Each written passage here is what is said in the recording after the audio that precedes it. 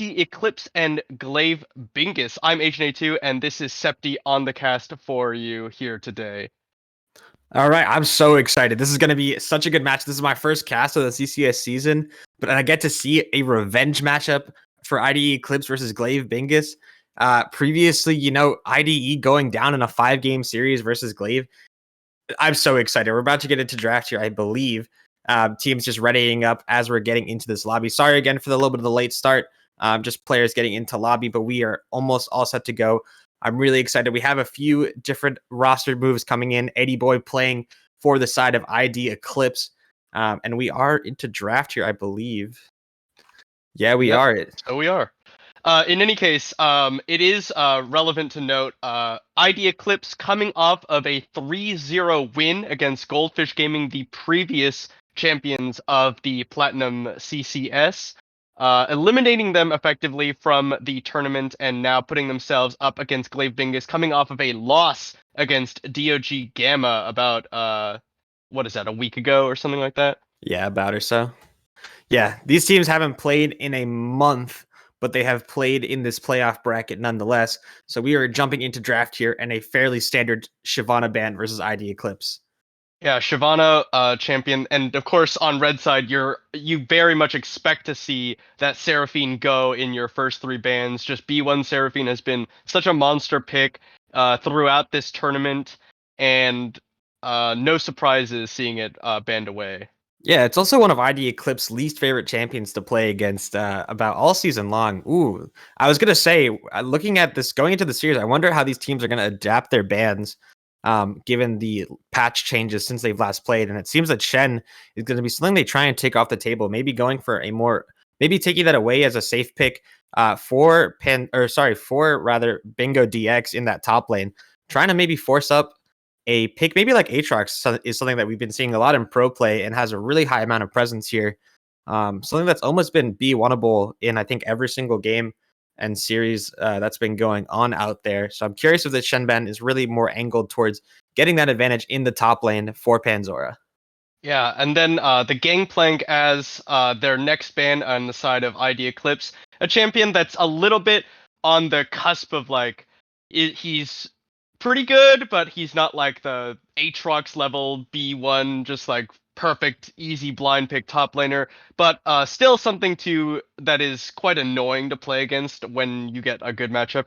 Cassiopeia and Rakan coming out as the last bans before we get into our B1. We'll see what they want to pick up for themselves on the side of Glaive Bingus. Yeah, and a lot of power picks still available. The Misfortune is up, the Aatrox is up, Senna is up as well.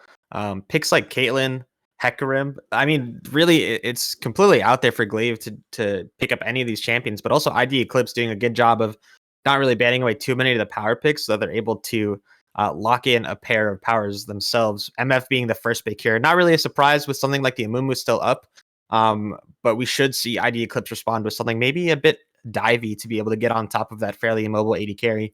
Something like a Hecarim would be a really good pickup for them here. Yeah, the Hecarim as the mouse over on the side of ID Eclipse, a champion that was quite out of line, I would say. It has been nerfed, but is still quite valuable as a pick. Can get onto the back line, has a lot of good sustained damage as well as AoE CC with that onslaught of shadows. And then maybe the Aphelios is going to be the pickup for the side of ID Eclipse. This would effectively be handing over the option to pick up the Curse of the Sad Bullet Time with the Amumu support on the side of Glaive Bingus. Yeah, it's definitely one of those AD carries where you're a little bit worried about getting run down. Misfortune plus any really aggressive support is going to be putting the Aphelios through his paces, keeping him trapped under turret as we do see it locked in.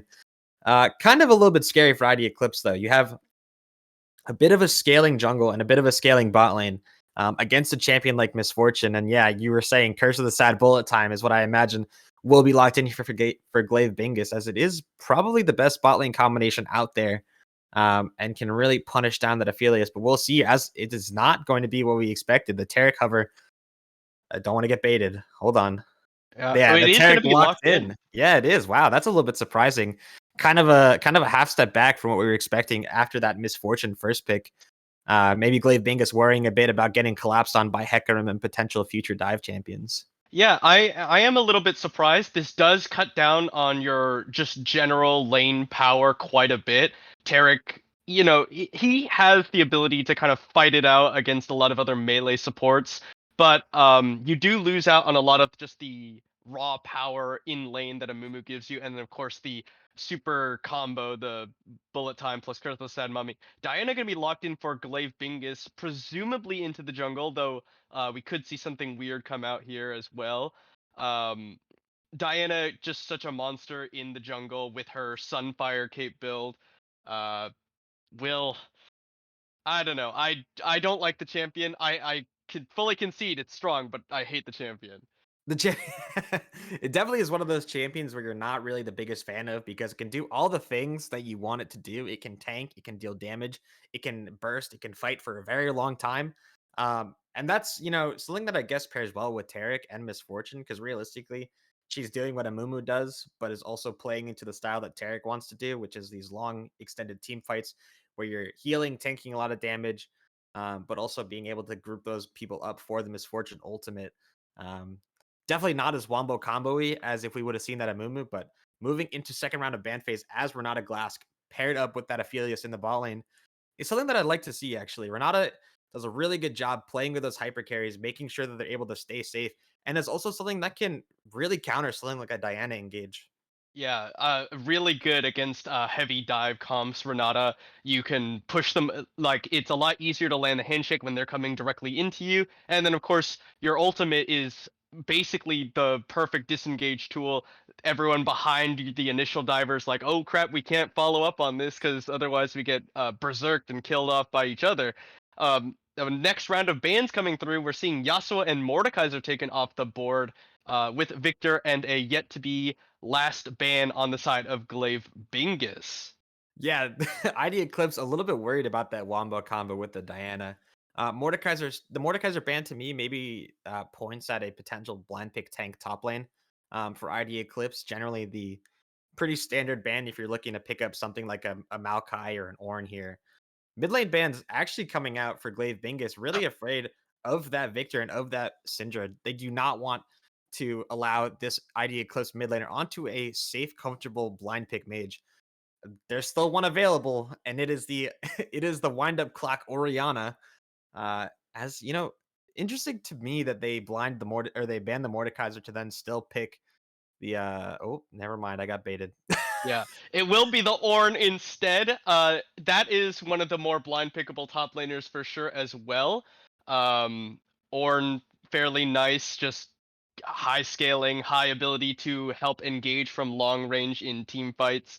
And then Glaive Bingus, we'll see what they have to pick up. It looks like it might be the Vex, a champion that a little bit on the cusp as far as the world's championship meta has come, but we've seen it a couple times, has done fairly well, and we'll be seeing it here in this game one between Glaive Bingus and ID Eclipse. Yeah, and something to note actually is that Glaive Bingus isn't using their normal mid laner, the Epi champion. They're actually going to be using Catasol in the mid lane. So if you're surprised about this Vex pick, that's what it is. And we talked about tank killers being banned away in that Mordekaiser. Darius, certainly one of those tank killers that can go along and really make that Ornn's Day a living hell if it is locked in. And when it is locked in, actually, for the side of Glaive Bingus, apologies, Panzora taking that Darius and being, I'm going to be the person who's going to run my lane and put this Ornn into the dirt. Yeah, Um, this is just like one of those uh, you pick it for lane, right? right. The champion can, if he gets ahead, it can become quite the menace in team fights. You're gonna be shredding the front line as someone who it's difficult to approach yourself, and then ID Eclipse will last pick up the Rise. That's a bit surprising, actually. Rise has not really been one of those staple picks that you see him as, in the past. Rise used to be one of those champions that was always in the meta, always around, because he was a really high skill cap champion where if you were able to play him at a high level, it didn't matter, what level of power Rise was at. He was always, in the meta. But, looking at these two different team comps, though, ID Eclipse is definitely going for a bit more of that late game scaling. They're going to have to really be solid in this early and mid game to not get run over by the powerful champions in that Misfortune and Diana. But if they're able to survive the storm that is these crazy engage and wombo combo champions, they should be able to pull out a pretty solid win. They have a pretty well-rounded composition with good engage, good frontline, good damage distribution. Um, I think the burden of execution is definitely on Glaive Bingus for this series coming up, or rather in this first game. Yeah, Um, the yeah. rise though is kind of a big well, how would you say, like, maybe a question mark for me. The champion is not like particularly strong at the moment, I would say. Well, looking at the team comps, actually, I know Rise isn't the strongest champion, but he's also not the weakest. I think there's definitely a place for him in this meta. He's not one of those stereotypical mid laners. Like maybe Orianna might have been okay here, but I don't really see Orianna doing too much against a champion like Diana because she collapses a little bit too quickly for the command attack and the shockwave to come in to really stop her. And so a champion like Rise who can build a bit more of that tanky build with potentially that Fimble Winter. Also denies Vex the bonus passive that she gets from dashing champions. And he also has a lot of wave clear to pair along in the side lanes. So if we look at these different team comps, I imagine we're going to see something pretty standard. Glaive Bingus is really going to be trying to make these early plays happen on the bot side with Taric and Misfortune and Diana. Because if they're not able to start snowballing this game, it's going to be very difficult for them later on. When this game breaks into side lanes, when the Ornn is giving ornaments to these different carries that he has, when the Hecarim is just charging and farming every camp on the map. Because, I mean, realistically, the only downside to this composition, I think, in my head, is that ID Eclipse has 3 champions in that Hecarim, Aphelios, and Rise that are really gold heavy. Gold reliant. Yeah, gold reliant, gold. They need gold to have their items, and if they don't have those items, they are not really as strong as they could be, and are very vulnerable to a champion like Misfortune with your bullet time. Yeah, I do like and they picked Glaive Bingus picked up the Taric fairly early, but it is actually quite effective here with ID Eclipse's team composition. They have these very telegraphed things like the Call of the Forge God, like the Onslaught of Shadows. You have quite a bit of time where you see them like approaching with the engage that you can like start throwing up the Cosmic Radiance as they're coming in, and you're like, okay, you're using your engage tools. We're gonna start this fight with a little bit of invulnerability if you can't burst us down during that like very brief window before the Cosmic Radiance invulnerability lands, and then they have the really good chance of turning that fight around. Yeah, I mean, if they're able to survive the initial engage and are able to actually find, honestly, there's not really much secret to it. Diana and Vex want to go in, they want to press their R buttons, and so does Misfortune. If they're able to survive the initial onslaught and bait ID Eclipse into a position to get wombo comboed, I think it's going to be really good for Glaive Bingus. They definitely have a chance to win this game. If this Vex gets ahead, I could see her easily one-shotting champions like the Rise, like the Aphelios, and even the Hecarim to a certain degree, because depending on what build he goes this game, Hecarim is definitely one-shottable. But I mean, I want to talk about this jungle matchup, Diana versus Hecarim, because those champions are both champions that would like to farm a whole lot. And in this game, that definitely favors ID Eclipse because, as we were saying before, their champions are scaling. And so, therefore, if Diana is not on the map applying pressure, it's going to be, much more. It's not going to be as good for Glaive Bingus if she's not able to apply her pressure on the map. And so, it's really going to be on these two junglers to make this game happen for their teams, I believe. And so, my prediction, at least for this game, is so goes the jungle, so goes the game. But that's I don't know if that's a hot take or not. I don't think it is. But yeah, I mean that's Yeah, I kind of see what you're saying. I do think you're right, for sure. Glaive Bingus, they're the ones who kind of need to get a lead early on and then possibly and then snowball into a win before ID Eclipse kind of get their scaling online and then just sort of win by virtue of champion picks. So in that sense, Rejected and You, he's kind of got a little bit less pressure on him. As long as he doesn't just like run it down and like kind of stops Diana from really making anything happen too much, it'll be okay for ID Eclipse, you have to imagine. yeah, I mean ID Eclipse again, the burden of execution being on Glaive Bingus means that ID Eclipse can just sit back, make sure that they don't, get gone on early, and the game should be smooth sailing for them. If you give up 1 or 2 dragons early, it's not the worst thing. Misfortune, there's no shame in giving up early pressure to a Misfortune. It's kind of what she does. Same with Vex to a certain degree, right? Because she's going to be able to get the push against Rise. before he really starts getting that mana. We've got about a minute and a half left on the spectator delay, so we'll take this opportunity to remind you of the CCS partner ProComps. ProComps is a first-of-its-kind drafting tool aimed for competitive and solo queue play. ProComps allows the user live feedback and analysis on drafting, giving them recommendations on picks, notes on matchups, and analysis on the enemy team's win cons. These features allow the user to gain an edge on their opponent and improve their drafting skills. You can use code CCS for 50% off the first 3 months. And with that, we're going to take a short break as we get into the game. We'll see you in just a little bit for game number 1 between Glaive, Bingus, and ID Eclipse.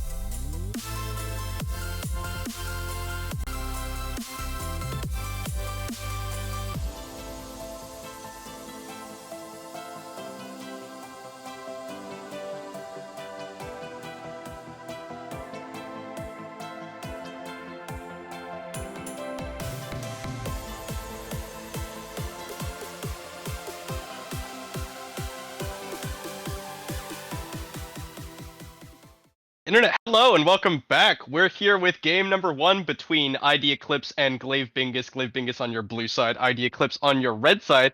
Looks like 5-point for the most part on both sides.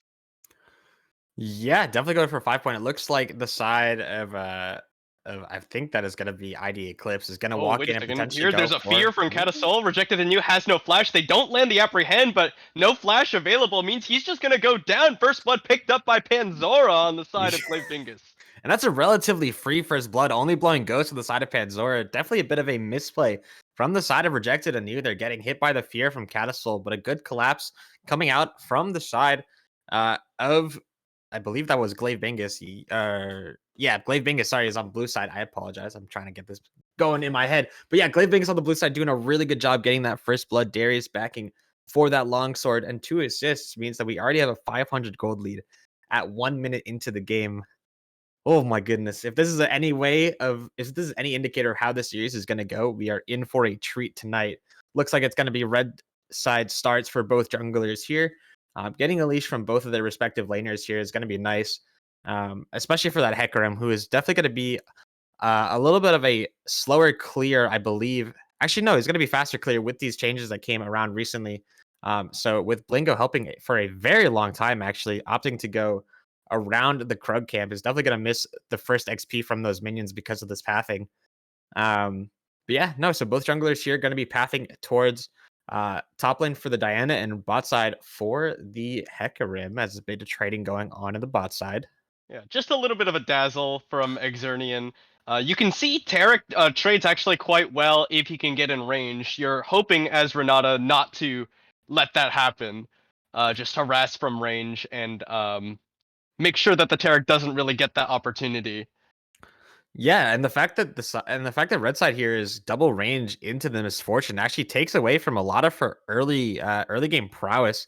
Considering she does have a Tarek support, they're going to be pushing a lot and going to get chunked down a bit under this tower here, as the bot lane already is going to get the crash and the bounce, and this is actually going to be really good with Rejected Anew pathing down towards the bot side here, being able to potentially go for a gank on the bounce here for this bot wave. Let's see if he will actually be able to recognize this going forward. And Catasol's lane, again, in a bit of trouble is XPKP getting a good trade down onto the Vex there. But I mean, just talking about these matchups is how they going. I expect, the Panzora to get a really good advantage on that top side, as Directed Camera really wants to stick on this bot side here and show us the matchup as it's unfolding. But yeah, nothing really evolving so far, but just talking about builds and summoner spells, there is going to be something interesting actually for high legacy. They decided to take lethal tempo on that misfortune, which is I think a little bit interesting, because I believe the normal rune choice is, I want to say, press the attack. You get a lot of value from press the attack. You can also potentially go fleet footwork, although I imagine that probably doesn't get you as much value as you'd hope on the side of misfortune. BKP actually doing a fairly good job here. He's got the shove in now, allows Rejected Anew to kind of sneak through the mid lane. All the camps have been taken, and they're actually going to find Epic Champion on a little bit of a mini invade. They're going to get rooted up by the Rune Prison. The Ghost pop by Rejected Anew. They're going to get chased down. Catasol down to below half HP. Now they're going to change targets. Conqueror's proc though. Rejected Anew taking a ton of damage. Epic Champion flashes away. Catasol will flash away as well, and he missed it. BKP takes a tower shot as he gets speared up, and it's going to be a 1-for-1. Both junglers going down.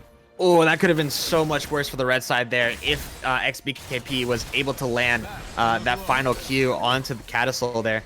But I mean, a really good turn from Epi Champion and Catasol together, being able to get that cross kill onto Rejected Anew, who I believe might have turned off of the Diana a little bit too quickly there, thinking that maybe that kill was in the bag, and as a result, getting a little overconfident and dying there. So a second death for Rejected Anew this early on into the game is a little bit maybe tilting for him. I wonder how this mental is going to unfold throughout this game, as both mid laners are staying on the map here at low HP. But with our first backs coming in, we are going to have the Ionian boots coming out for Rejected Anew, which normally does signify that they're going to be going for that tank build, for that, I want to say, yeah, for that tank build normally. But maybe just opting for the earlier CDR to get those ghosts and smites out a little bit faster. Yeah, you do like the Ionian Boots of Lucidity just generally on a lot of these junglers, especially the ones that need to hit earlier power spikes. It's just very efficient in terms of the move speed and the ability haste it gives you early on, as well as like not having to spend the extra gold on the tier 2 boots like Mercury's Shreds or the Plated Steel Caps. Blingo is feeling a little bit of the hurt up here as Panzora just kind of wanders past the minion wave and pushes him back under his tower. You stay over there, buddy. Yeah, I mean, and even so, and like to add insult to injury, we do see the jungler and support of Glaive Bingus up on that top side there, potentially looking to add that extra nail in the coffin of this Darius and Ornn matchup, but nothing to be found yet as we see their Vex and the Taric going on a little bit of a journey to get a ward here.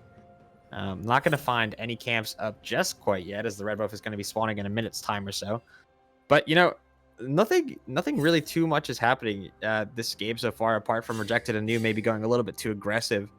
But besides that, I think this game is going a little bit slowly, which is definitely in favor of ID Eclipse here, because they're just getting the chill, they're just getting the farm. The bot lane has not really been anything too crazy, and so as a result, both AD carries are getting to be pretty good on farm, as High could get caught up here. There's the handshake. High Legacy is going to get rooted up by Eddie Boy as well. Does have both Flash and Ghost available, and now they're going to see a fight in the top lane. Blingo DX is going to Searing Charge. Nice flash away from the Dazzle. Yeah, well played by Blingo to get out of there. Able to use the Searing Charge to walk away, and then flashes away from the Dazzle, which was on top of the Diana there. I mean, really good. And High Legacy actually could gain a little bit of trouble here. Is half HP. If she gets rooted up, could go down, but nothing's really going to happen for the time being. Just going to be farming it out, getting some turret plates onto Eddie Boy on this Aphelios, who, as a sub, is stepping up in a really important time in the tournament here. Wait, we could see a bit of a trouble here. Blingo stuck in behind Blingo. He's going to get slowed up. Searing Charge is going to get him away. The Apprehend misses again. Panzora has been really having a difficult time. Hasn't really landed those Apprehends. Missed one at level 1, missed one there. That could have been very possibly kills. Yeah, I mean, definitely with the level advantage on Panzora there, Blingo could have definitely gone down, but even though he's not landing any of these kill shots onto Blingo, what he has landed himself is a 30 CS lead in this top lane. Granted, there is a good amount of CS in that wave he's building up, but the gold lead in that top lane has already ballooned to about 1,000 gold between the Darius and the Ornn. And as Darius goes back here, I imagine we're going to see a big item discrepancy in the top lane for the foreseeable future, which could spell disaster for these potential future Herald plays. So we're going to have to see if Rejected Anew, XBKP, and Wardbox can really get up there to help out their top laner and sort of ease off this pressure, which is really going to put them in a rough situation should it continue to, keep going like this. Yeah, I'm actually really surprised to see Panzora opt for the Mercury's treads quite that early. Ornn actually does a fair bit of physical damage, and then of course, oh, hold on a second, Epic Champion, good flash away, the handshake will keep Epic Champion away as well, so Wardbox will successfully evade death there. And ID Eclipse must have been in practice still, practicing those flash timings. Wardbox with a really good dodge of the Diana ultimate, as well as Blingo dodging that Dazzle earlier. As BKP gonna get caught. He's gonna get feared up as well. Catasol, he flashes back into the enemy jungle and just goes down to the second dash from Epic Champion. They've got Rejected Anew jumping in as his mid laner dies, and now he's got the Onslaught of Shadows going. Epic Champion going very low. Conqueror running, and Rejected Anew keeps going. Looking for Catasol, healing up a lot with that Spirit of Dread, and will force the flash away from Catasol. Exernian and High Legacy coming up to support their mid laner, but they've traded 1 for 1 there. And that's really good from Rejected Anew, knowing the limits of his champion, knowing that he's able to trade back onto Diana there. Looking a little bit scary as that fight was going, but having the confidence to keep going, keep using those rampage stacks, using the buffed, third charge on the rampage, being able to just do that extra bit of damage to trade back the kill. BKP flashing in a little bit of an interesting direction there, away from his jungler instead of towards him, but was maybe just trying to stall out time. But looking at this top lane again, Rejected Anew really needs to help out Blingo and get this wave in. But it could turn into an unwanted 2v2, as we do see Epi Champion as well in the area. I feel so bad for this Ornn. Oh my goodness. Yeah, he's gonna get some help here as BKP is looking for a Realm Warp up top lane as well with Rejected Anew. Blingo DX calls in the Forge God, does not get the knockup. Good apprehend there from Panzora to interrupt that one, but it's a 3v1. There's nothing you can do really about that one. BKP gonna pick up that kill on the top laner of IDE. That was one W and ultimate away from Panzora potentially creating a massive fight there. But with that kill going down in the top lane, oh, they are not going to go for the Herald. I was going to say, this could have been their only timing to go for this Herald here on the top side, because once Panzora comes back into that lane, it is going to be right back to the dungeon for Blingo. But, instead rejected anew, saying, all right, I have not enough health here to potentially fight this if we start this Herald here. So instead, going to go for that recall, and is going to be going for that Divine Sunder build. I was wrong earlier saying that they were going to go for the tank build, but Divine Sunder plus those boots is going to mean that rejected anew is going to be very squishy as we move forward in this game. Something that, could potentially be a problem when you're looking at that Diana, at that Vex, and at that Misfortune. So rejected anew going to have to play very cleanly later on as to not get one shot. Yeah. Legacy and Exernian, actually both bot lanes pretty quiet down here. All 4 of them 0-0-0. They just sort of been trading farm back and forth. Most of the action has been happening around top and mid as Eddie Boy takes a double up to the face and loses about 40% of his HP. You do see the 4-man potential as Catasol and Epi Champion are making their way downtown. Exernian doesn't land the stun with the Dazzle, and they're going to back away here to make it rain. Flashed away from, but Wardbucks gets hit. There's the fear, but interrupts the bullet time immediately, but Catasol is able to snipe the kill. Oh, that hostile takeover is almost so huge for Wardbox. Instantly stopping the Misfortune bullet time and getting themselves out of trouble, as Blingo is going to take another really unfortunate trade at the top side. But we come in as the Onslaught of Shadows bot lane. That's a big chunk of damage coming out from Eddie Boy. Makes it a 1-for-1 as BKP now makes his presence known. There's the root coming down. Epi Champion is going to be the target. He's the one farthest away. Everyone else has to just run for their lives. They get the shield as best they can. Epi Champion gets Eddie Boy, and now it's a 3v1 on BKP. Flashes into the brush, and that'll take them both down. 2 more kills for Glaive Bingus. That was so amazing from Epi and Exernian. They were able to 2 dazzles onto the carries for ID Eclipse, being able to secure that play as Wardbox.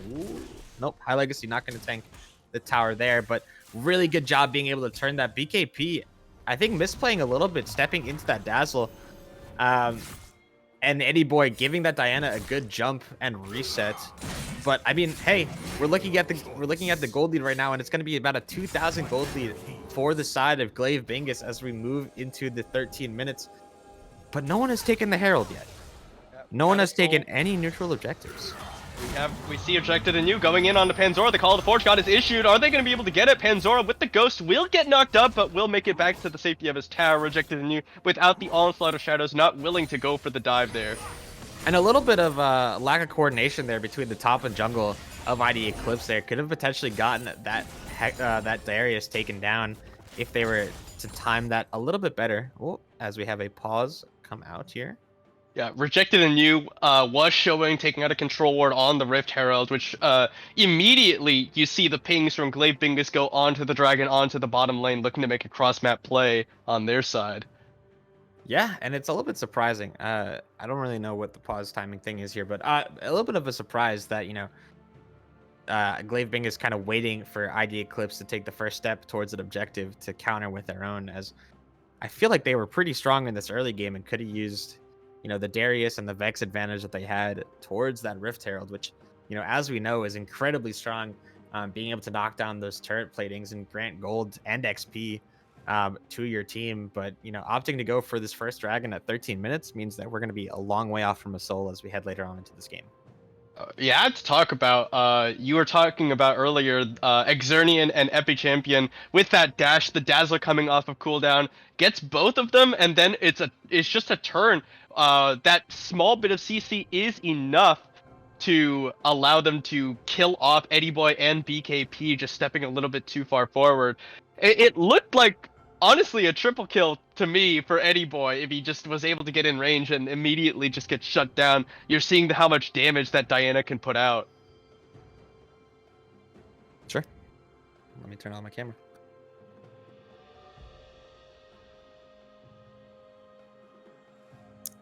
But yeah, no, you were saying, I mean, it definitely did look like it was going to be a very gold positive play for the side of ID Eclipse with BKP and Eddie Boy linking up.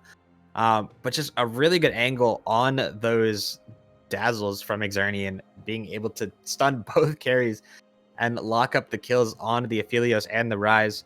Because had that fight gone differently, I think we could see I think we could see this game evolve very positively for the scaling side. But with Vex and Diana picking up those kills, in that fight, we could see a little bit of a snowball happen. Because we already see that Glaive Bingus has been angling towards those 4-man, 3-man, massively overloaded plays towards either side of the map, right? On that bot side, especially being the example that we saw.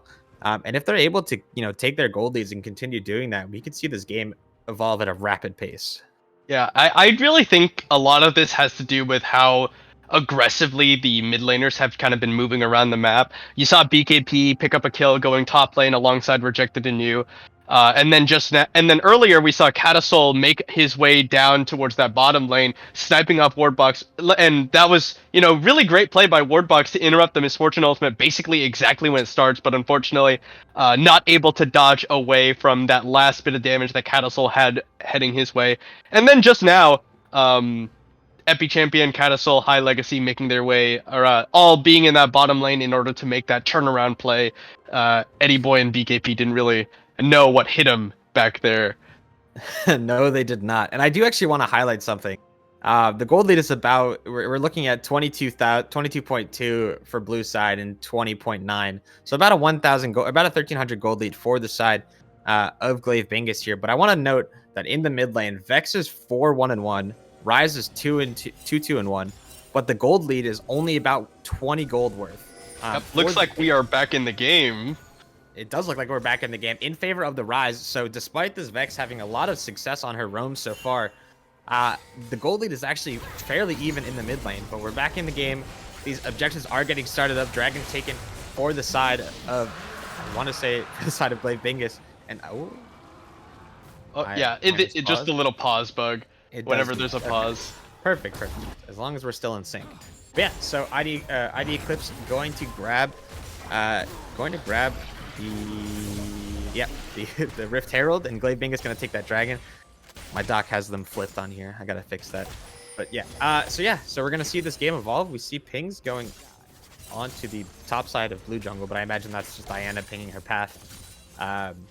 Question mark pings going on behind the bot lane of the red side, wondering where this Hecarim might be as he is hovering around the mid lane. But nothing really evolving so far. Panzora getting a good crash onto the top lane after getting pushed out of lane by the Hecarim and Ornn combination. As we see items coming out, the Ornn working towards that Sunfire, as we see the Everfrost coming out for the Rise and the Luden's Echo coming out for the Vex. So definitely angling towards more of that burst for the champion, which is kind of what we expected, right? We know the Vex is going to be looking to dive onto the backline, looking to one-shot the carries for ID Eclipse.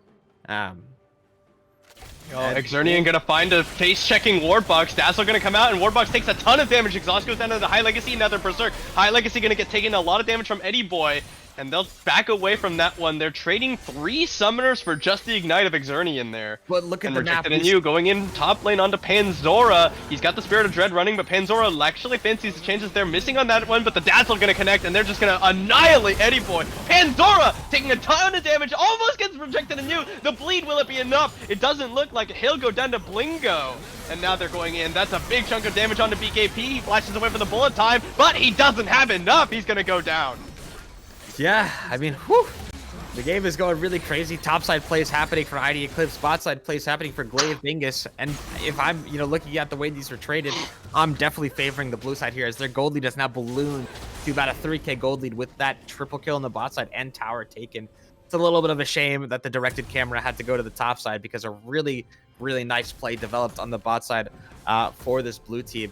As I do want to highlight something. If we look on this bot side here, look at all the vision around this bot side. I know a lot of it is, remnants from that dragon setup, but really kudos to Glaive Bingus for having the wit to have all of these pink wards and vision set up in the bot side river, and have full dominance to be able to make those bot side plays that we just saw, get them a triple kill and a tower.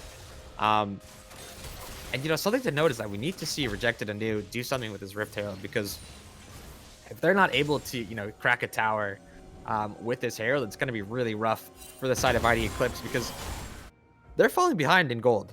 And I know we talked about the scaling, but if this team falls too far behind, scaling can only give you so much, right? If this team falls too far behind, they're still going to get blown up by the Misfortune, by the Diana, and by the Vex. Yeah, and there's not really much they can do. I don't know. Based on the timer, I think that BKP tried to teleport down there to help Eddie Boy and Wardbox off of that really unfortunate face check by Wardbox that resulted in them getting chunked down already, and then they get dove like that.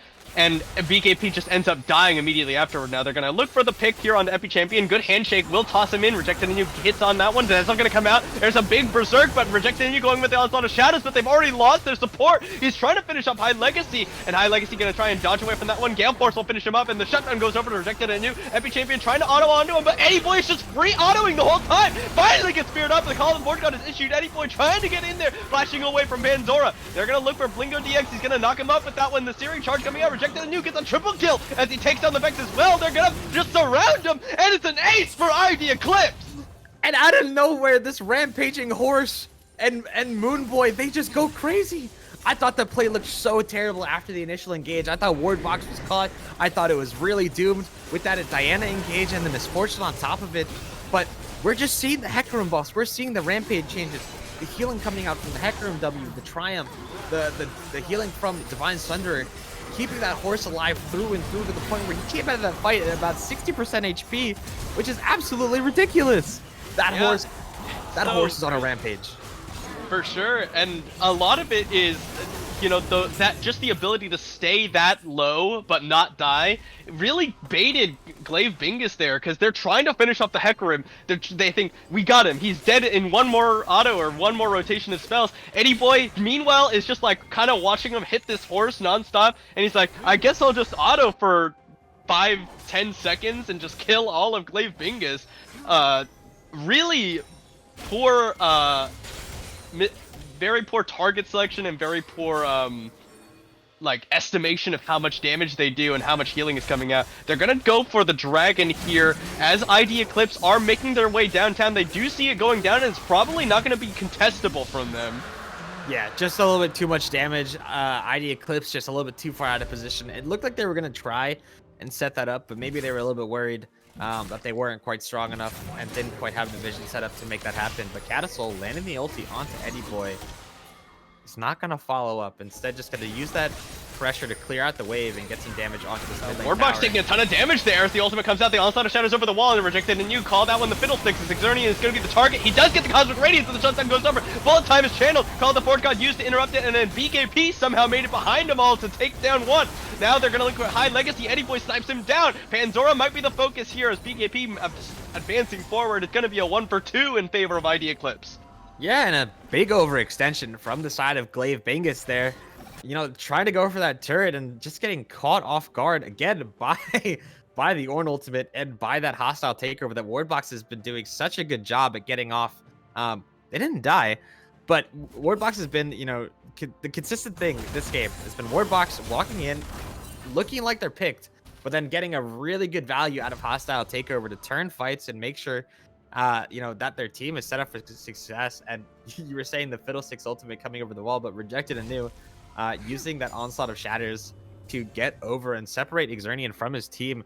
I mean, good usage of the Cosmic Radiance to immune a lot of the damage, but you know, with the TP coming in from XBKP in that fight, the flanking rise is the deadliest, is what I have to say. But yeah, I mean, the gold lead now is completely even, with the gold lead now swung to the side of ID Eclipse on this red side. And I was worried before. Oh, as Wardbox, Dazzle caught after the flash. They will finally take down the support. Rejected and you gonna get caught there by the ultimate as the Onslaught of Shadows is not gonna be enough to take him out of there. High Legacy gets one back in favor of Glaive Bingus off of the catch onto Wardbox. That's 2 down. Potentially a Baron angle if they feel comfortable about it. Blingo DX in the bottom lane with no teleport available.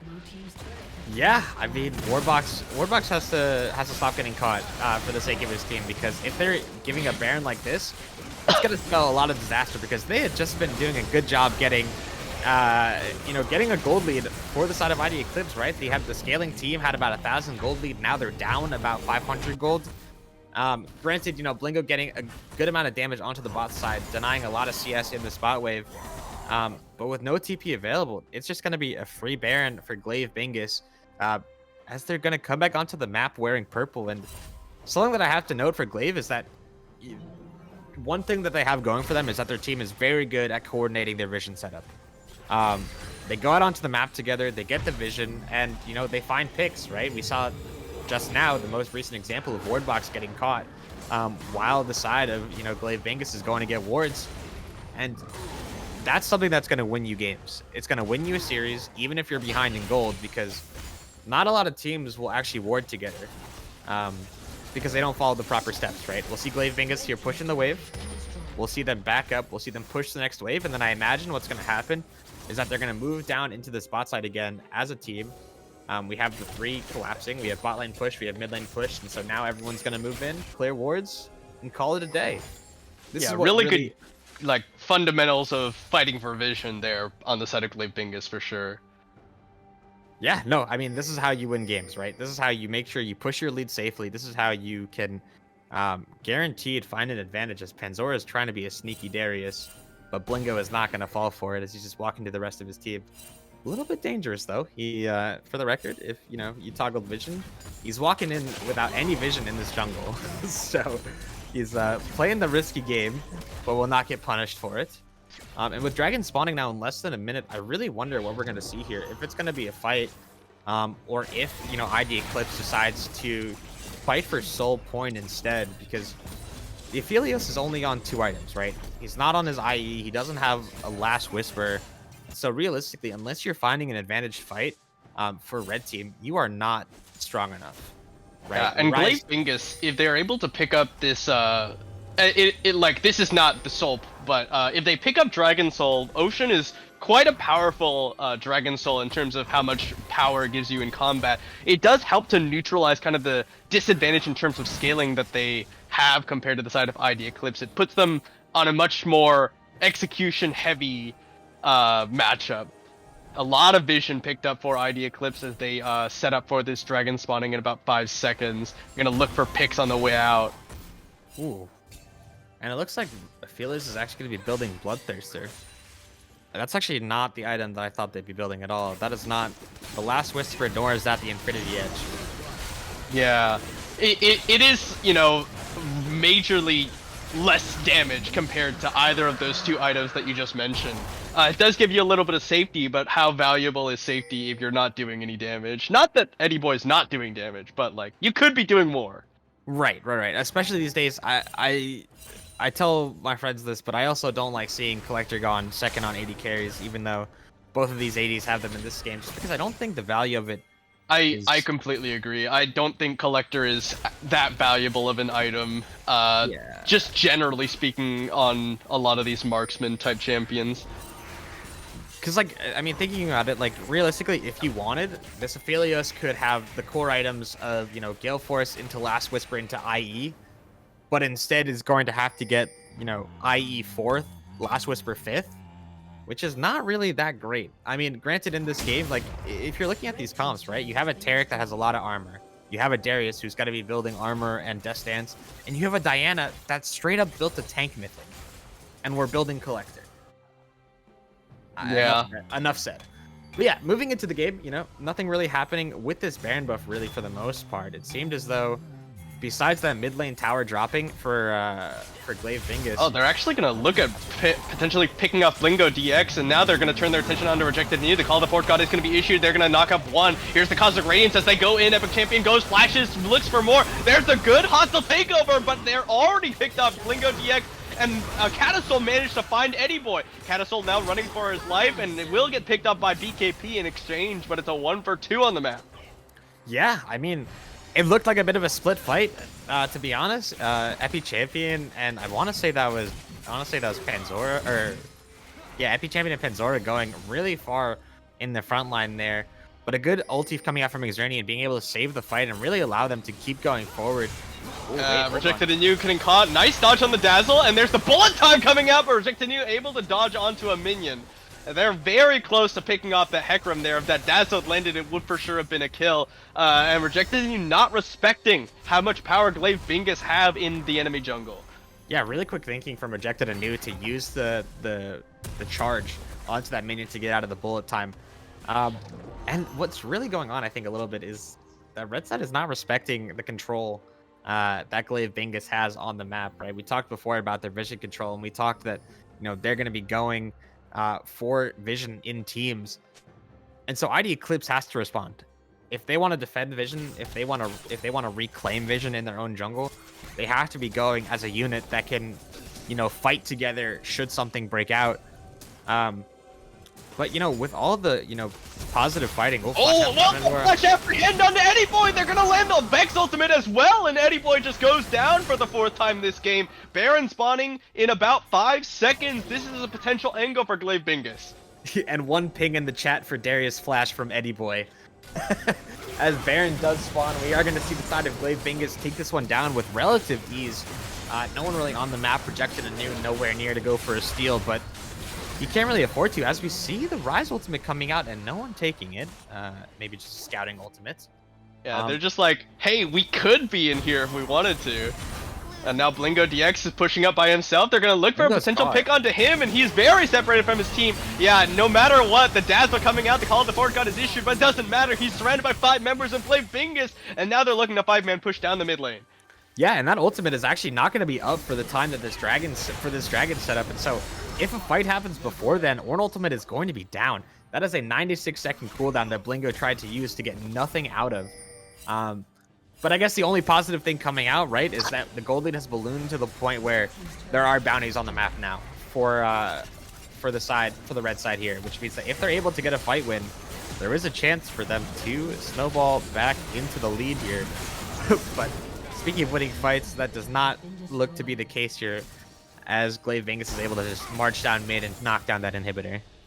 Yeah, and Dragon is coming up in about 40 seconds. Blingo will be alive for it, but like you said, that Call to Fort God will be up just ever so slightly before it. They're going to have to stall out this one as much as possible if they don't want the Ocean Soul to go over. Now Epi Champion skulking around in Fog of War. They're grouping up as 4. They kind of learned their lesson, but Epi Champion just barreling directly towards them. There's the Shurellius, pulls in 2! There's the hostile takeover, is really good from Warbugs, and there's but Catastol gets in the back line. They're trying to take down Epi Champion, but Epi Champion still had a little bit of constant radius. Reject and Yuka's getting guided out as High Legacy will survive. Blingo DX just looking for him. He'll be taken down by the Noxian Guillotine. They're gonna slowly... No! Epi Champion's still alive! The Sunfire Cape Diana and the Conqueror is just enough to survive. They're just gonna get a clean ace onto IDE. Yeah, and neither the carries in BKP or Eddie Boy doing nearly enough damage to knock down Epi Champion is just gonna result in them losing this fight and losing the first game of this series. Glaive Bingus came to play. They want that rematch versus Dog Gamma. Yeah, really nicely done by Glaive Bingus here to take game number 1 over ID Eclipse. That'll put them in a pretty good spot, but mentally is going into game number 2. They didn't even need the Ocean Soul. No, they didn't. But they did need the Ocean Dragon to set up that fight, which honestly went really well for them, I have to say. Yeah. I don't know. I have to say, like you saw how much Epi Champion was just like face tanking them. Eddie Boy with this kind of weird itemization that we kind of criticized earlier on the cast, just not able to do enough damage to take down this tank Diana. So we'll have to think about that one going into game number 2. Yeah, watching that last fight with my eyes split, trying to watch the Diana 1v2, the Rise and the Aphelios, while the other side of the fight, the Darius was just popping off and going crazy. But with that said, I mean, it was a really good game 1. I thought, what happened in draft, what we talked about, where the blue side had to make sure that they were, really snowballing the game, and they were able to find a bunch of favorable fights with that superior vision control that they had. Really was what was able to, or really what made them able to win that game. Just controlling it a little bit better and, just playing the game more correctly, I think is the best way to put it. Well, it was a really good game number 1, and of course, the last time these two teams met up, it went to game 5. We're gonna see if they can keep up the excitement here. We're gonna take a short break as we get ready for game number 2. Thanks for everyone, and we'll see you in just a few minutes.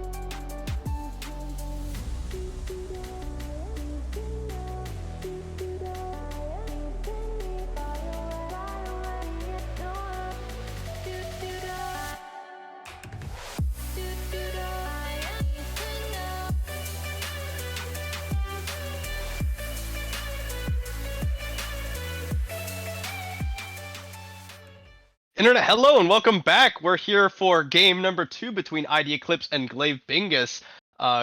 In game number 1, Glaive Bingus did take the victory. It was a little bit of a back and forth there, but Glaive Bingus ultimately just got a one team fight and then kind of snowballed the map from there with superior vision control. Yeah, I mean, Glaive Bingus showing really good understanding of the map and how to play it. Just using their fundamentals, being able to lock up the first win of the series. Just a note, looking back on the last time they played it in playoffs, ID Eclipse was able to take the first blood in the map score. So Glaive Bingus taking this first game is kind of them saying that, hey, we improved since last time we played you guys. We want to make sure that this game is a quick 3-0. Yeah, for the record again, Glaive Bingus did take the victory the last time these two teams met up. It was a hard-fought 3-2 all the way to Game 5 series. Um, would be quite a bit different were they to take it 3-0 this time around. With that, ID Eclipse do have side selection. They have opted to swap over onto the blue side, so we'll see how that affects um their draft strategies here. We're just Yeah. waiting on a few more members to be ready to begin this draft phase, and we'll bring that one to you. What do is there anything you anticipate as far as early picks and bans go? Well, knowing these two teams, looking at their last series, they were pretty stubborn when it came to bans. This Shen ban is a new addition for Glaive Bingus. For the record, the last ban phase, Glaive banned Shyvana, Shen, and Cassio, and Eclipse banned Seraphine, GP, and Rakan. Seraphine is a pretty stable ban for ID Eclipse, and most people ban the GP against Panzora as well as the Rakan against Xernean. But the Shen pick is something that is quite interesting. I actually don't know. I haven't looked, I haven't done enough research to know if that Shen is a staple for Blingo. But the Casio being a pretty stable ban um, against, XBKP is something that, I think will be staples. I'm curious. I don't think we'll see any changes in bans for the most part. Maybe that Shen will go back to the bench and we'll see maybe a Misfortune ban on the red side for Glaive Bingus because that champion is incredibly strong and doesn't really require that many resources to go towards her. And she can make her own advantages. Looks like we're pretty close to starting up this draft here. ID Eclipse on the blue side. Are they readying up? I don't know. Um, yeah, you expect though ID Eclipse they on the red side banned away the Seraphine. Maybe that's something that Glaive Bingus now had to consider banning away. ID Eclipse probably are willing to B1 that champion, and it's just been such a powerful early pickup in this tournament. Yeah, I feel like unless they have a read on something else that they want instead of it, maybe like a Hecarim, maybe a Misfortune. I can imagine that Seraphine falling through for the side of ID Eclipse, but I think if we look at their stats, Seraphine is the most banned champion by their team with 23 bans across the season. Oh Yeah, yeah. it seems that both teams have readied up here. We're just waiting for them to press the buttons and draft. Um,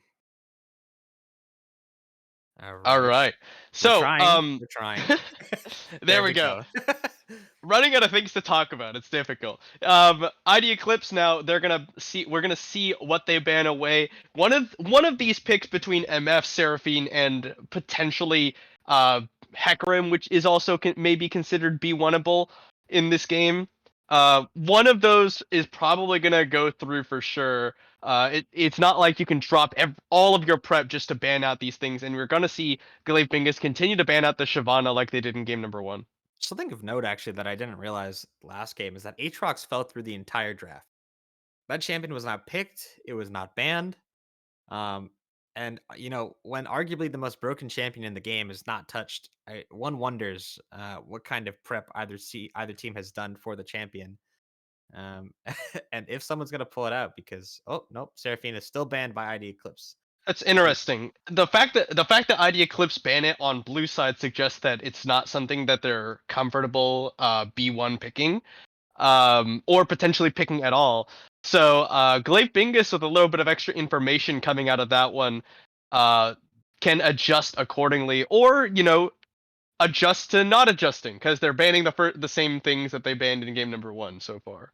Stay the course. Stay the course. Nothing was wrong with game one. Stay the course.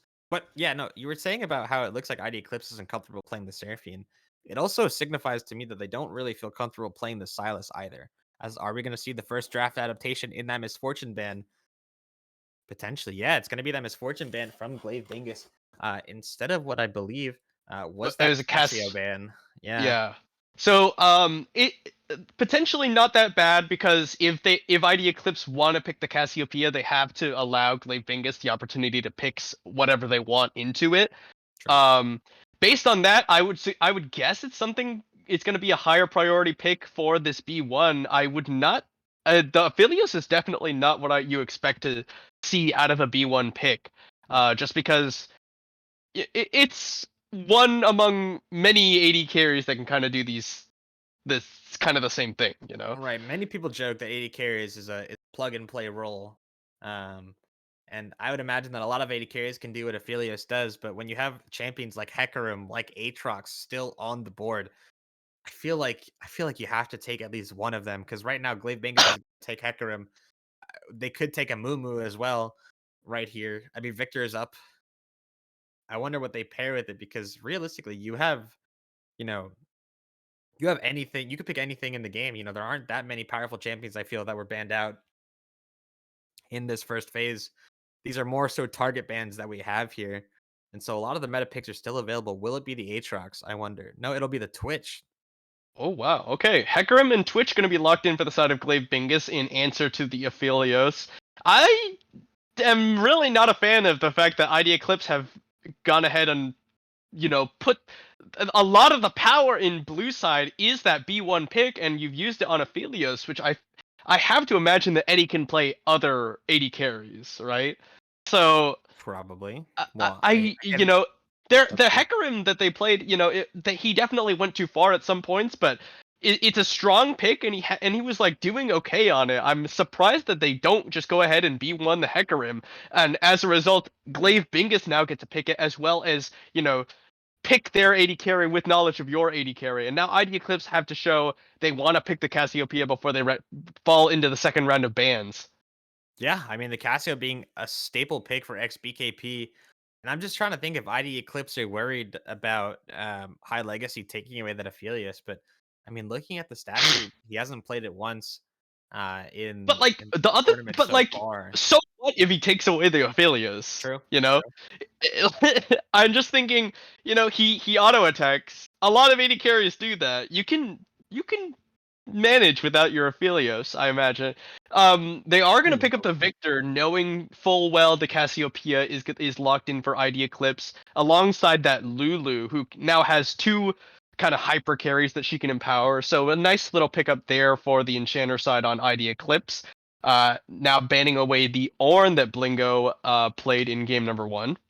all right, so I think what I'll say is after I hadn't done my research on Eddie Boy before, but I believe Eddie Boy is a top lane main playing AD carry today.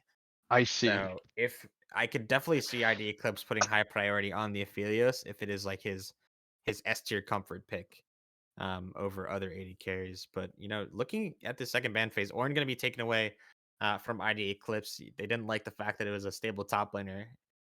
Maybe they weren't quite watching what was happening because that Ornn was definitely uh getting taking Bodied. to the gulag. Taking to the Yeah. gulag. And it was a Uh, really nice counter pick on the side of Glaive Bingus' top laner, the Darius. It was doing quite well. They're going to ban away the Rek'Sai, and now Yumi and Renata pinching away that support pool. ooh, Rather, the Taric, they will swap over at the last second to mess with me. yeah. They'll ban that away, try and pinch away Glaive Bingus' support pool, which does in fact mean that the Renata is available as an option if Glaive Bingus want it. Which again is probably fine if they wanted to pair it with the Twitch. It is, as we said in last game, Renata is a good pairing for hyperscaling 80 carries. As ooh no, it is going to be the Blitzcrank locked in and ready to go. That's exciting. Blitzcrank Yeah. going to be putting the Aphelios and the Lulu through their paces in this game. I just hope they don't pick I Blitzcrank because then we'd have to remake. All right. Well, ID Eclipse now getting their option. They're gonna look at the Belveth potentially, one of these very high scaling jungle champions. Has seen some play, in fact, at the World Championship, mostly by El Yoya of the Mad Lions, and it will be locked in. This is a rather nice, actually, pick into the Hecarim. You kind of just like beat him up, and he kind of stands there and is sad because you're hyper mobile. You also have very high sustained damage as Belveth. I kind of like it here for ID Eclipse, and they will pick up that There it Aatrox as is. B5 for a little bit of frontline and a fair bit of threat as well. Yeah, the Belveth Aatrox frontline duo. The drain tanking combination. I mean, it's gonna be interesting because neither of those champions are really that tanky if they're grabbed by a Blitzcrank. So we could see them still blown up. Should they find themselves in a bad situation, what will the counterpick to that Aatrox be? Oh, it'll be the Panzora Singed. Okay, I'm excited. I really love Singed just as a champion. It's a lot of fun to watch and play. Not so much fun to play against when he gets strong, but uh will be interesting. I hope that directed camera will let us see what's going on top lane in this game. Yeah, just gonna be panning up to see Panzora flipping the Aatrox on repeat, flipping him like a pancake. Oh, okay, perfect, perfect. Um, but yeah, looking at these compositions, I really don't have a good read on how this game is going to go because both junglers again are going to be a bit more farming. Belveth definitely slightly more gank heavy than this Hecarim. Uh, but I don't know. I haven't seen. I don't know a lot of these matchups. Probably the matchup I know the best would be Victor Cassio.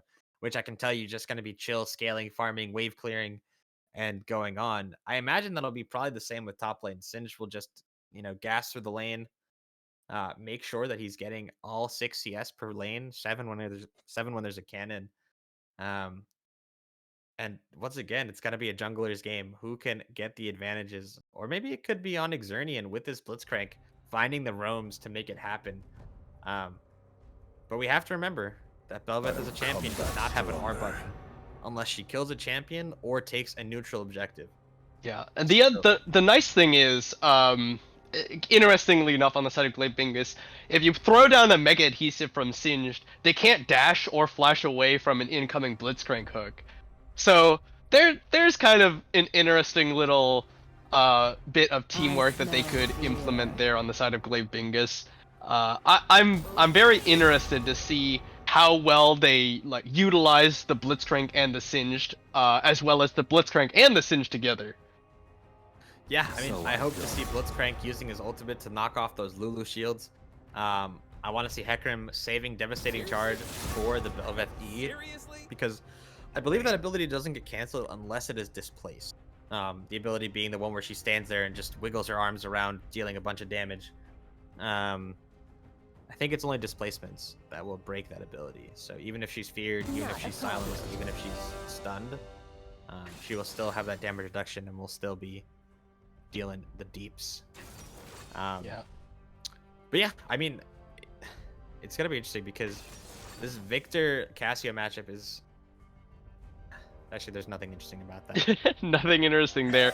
If you just look at these the two team comps, in general, just by champion alone, nameplates off, which of these two sides of champions like would you rather be playing? I honestly think I'd rather be playing the side of the red side. Just Oh because yeah. you have a lot more pick tools, you have a lot more ability to start fights. You have zone control with the Blitzcrank hook, with the super adhesive from the Singed. Victor lasers outrange, I believe, the entirety of ID Eclipse. And then Twitch stealth will basically hide you from the Cassio, from the Lulu, from the Aatrox, until it's already too late. And then it's doomed. Yeah, I was thinking kind of the same. Just because you mentioned it earlier, Bel'Veth and Aatrox are not particularly tanky champions, whereas on the side of Glaive Bingus you have Hecarim, who could be, or who will, regardless of what build he goes, eventually become fairly tanky. Could be tanky earlier, depending on if he goes for the tankier build. And then Singed, of course, is a very difficult champion to take down, just because he's very mobile, has a lot of hidden defensive stats from the Insanity Potion. So you have a lot of frontline that you also have to like kind of play around, because Hecarim and Singe can just kill you if you get too close to them, and that means that you have less resources to devote to killing the Twitch as soon as he pops out of Invis. You gotta keep track of all of these different things, and it's just, I think Glaive Bingus have a lot better of a team fighting power on their side. Yeah. So just thinking about the way these compositions work, right? There is no clear and easy way for ID Eclipse to get on top of Glaive Bingus, right? You can chase them all you want. Lulu might have to build it's not Righteous Glory anymore. What's the goddamn called? Shirelius? Aurelius. Yep. There we go. Uh yeah, Lulu will probably be having to build Shirelius this game for them to even have a chance of sticking and getting on top of Glaive Bingus here, because nothing is worse for an Aatrox or a Bel'Veth if you then having to blow all of your dashes and then still not be on top of the target that you're trying to reach. Also, is Singed Ultimate really called Insanity Potion? Because that's a great name for an I ability. think that's what it is. I could be wrong. It's been a while, but yeah, like you said, there's the potential that I think that Aatrox could potentially go for a flank. Is like that could be an angle for ID Eclipse to go for, right? If you can find a good flank and just like start the fight with a knockup or a chain onto either the Victor or the Twitch, and you can kind of just collapse the rest of your team with like a Shirelius, for example. Um, then that could be a win team fight for ID Eclipse. And the problem is, I'm not sure if they win a split push either, just because Singed and Aatrox, they like How does like Aatrox can never kill a Singed? They clear Um, waves very easily, yeah. unless it's a So Baron. But so I don't know. I think it's just a lot easier for Glaive Bingus to like see the path to victory as compared to ID Eclipse in this game. yeah, it's another one of those games where the burden of execution is on blue side here. But Oh gosh. All right. So we've got about a minute and 40 seconds left on the spectator delay. So we're going to take a short break as we prepare for game number 2 between ID Eclipse and Glaive Bingus. Thanks for watching, everyone. We'll see you in just a little bit for game number 2.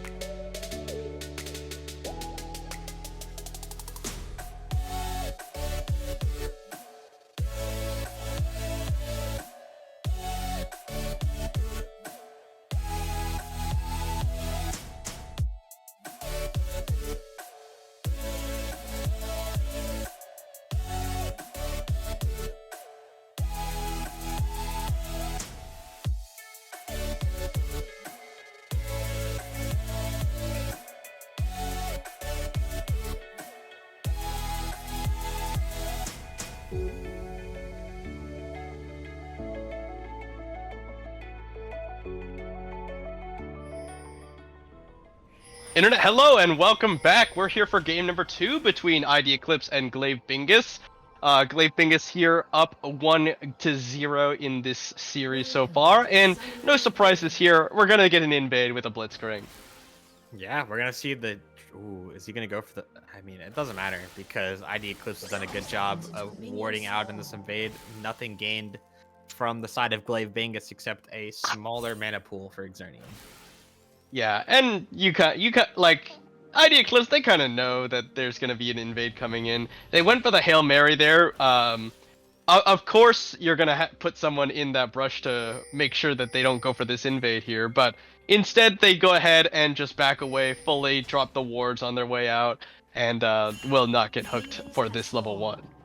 Yeah, I mean they did a good job. No advantage gained though for the side of ID Eclipse though.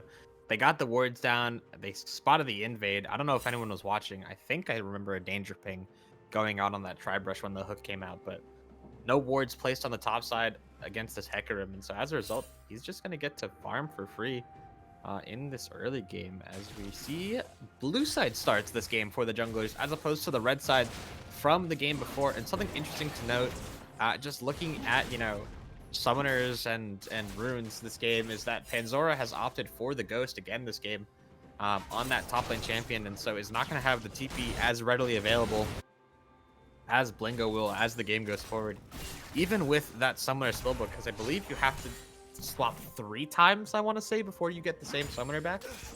So it's going to be relying on that Ghost for a lot of this game, and the priority that Singe will give you as hook lands. Yeah, will land the first rocket grab, but without that knockup from the Power Fist on Exernian, it's not actually that meaningful. They kind of just walk away and trade back on their way out. Panzora actually going to hit the level 2 first. We'll try and zone Blingo away a little bit. And an interaction now that I realize is not that favorable with Blitzcrank and Glacial Augment. As you hook them, and you actually pull them off of the Glacial Slow. Yeah, the slow like comes out from where they are.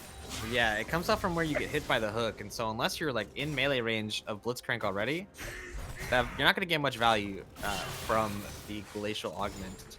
But clear's coming out. It does seem that Velvet is going to have a bit of the faster clear for the time being, as Hecarim's clear does ramp up as he hits level 3.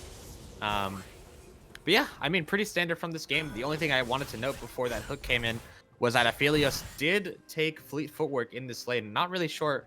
I'm not an 80 carry main, but I do believe that that is not the most optimal, summoner spell to take, as, generally you want to be taking that in a lane where you're a little bit more worried about getting poked out. And against Twitch and Blitzcrank, I don't think that's really the case. I think a rune like maybe Conqueror or even Lethal Tempo would have been a little bit better for the Aphelios this game. But I could imagine that if he's worried about, wanting to heal up in lane, use... actually, let me check his runes right now. Because if the Aphelios has what I believe he has, which would be... Nope, he does not have the overheal shield.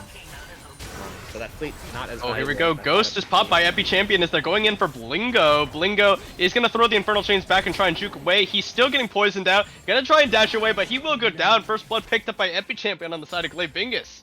Yeah, Epi Champion getting a little bit of revenge onto Blingo, saying, how dare you take that Aatrox from us. But yeah, I mean, doing a good job finding the first blood onto the top side there. Panzora going to be able to get this wave in as well with the gas ability. I'm forgetting what it's called currently. Can you really complain that they kind of like quote unquote took a champion from you when it went all the way to B5? No, you cannot. No, you cannot. I was just looking for a transition into that little statement there. But yeah, no, it's fine. We do what we have to here. Is BKP actually is going very low as Catasol just continues to randomly hit him with those death rays. Well, Catasol did actually take the back, right? Is gonna be down you're right. Teleport first, so does have that item advantage in the mid lane there. As you see, rejected anew, actually getting a good read on the spot side here. Yeah, trying to sneak his way into those side brushes there, but the wave is like completely pushed in. He's not gonna be pushing it back out anytime soon, so he'll just go for the recall. Well, definitely knew, or was definitely gonna try and protect his bot lane, knowing that Epi Champion was gonna be on that bot side correctly. So, but as the backs come in, we see rejected anew going for that Vampiric Scepter as opposed to something like a pickaxe. Is definitely something that is a little bit more maybe. It's just a Bork. It's a Bork. Probably gonna be going for Bork Sunfire for this Belveth, I imagine. Yeah, definitely Bork to begin with. Yeah, and probably a tank mythic is alongside it. But Panzora definitely opting. I mean, seeing his jungler pathing towards topside is definitely going to opt to let this wave come into him. And with rejected anew pathing away, I could see this being a little bit risky for Blingo again. As Poison Trail is going to thin this wave, Panzora going to pull it as well. Doing a really good job controlling the wave, keeping it where it is. Blingo trying to go for a bit of a trade.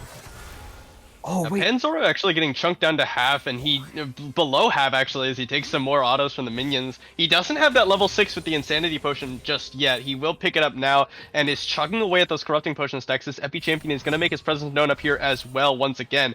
Panzora ready to pop the Insanity Potion, kind of run at him as Exernian going to clear out a control ward here as BKP backing away. That was about to be so huge. The vision cone that was popped by XBKP on that top side there actually did not spot Epi Champion on the Krugs, and so I thought that we were going to see a repeat of that early gank onto the top side there, because Blingo, even though yes he does have ultimate, could still very easily go down to the combined damage of the Sin of the tower as well, probably, if Panzora is able to start that bite correctly. As we see Flash coming out. Oh, good Flash Miasma. There's no Flash available for Catasol until he gets off of that one. He's going very low. The poison is ticking. Does he have it? Catasol does go down. Great job from BKP. Whew.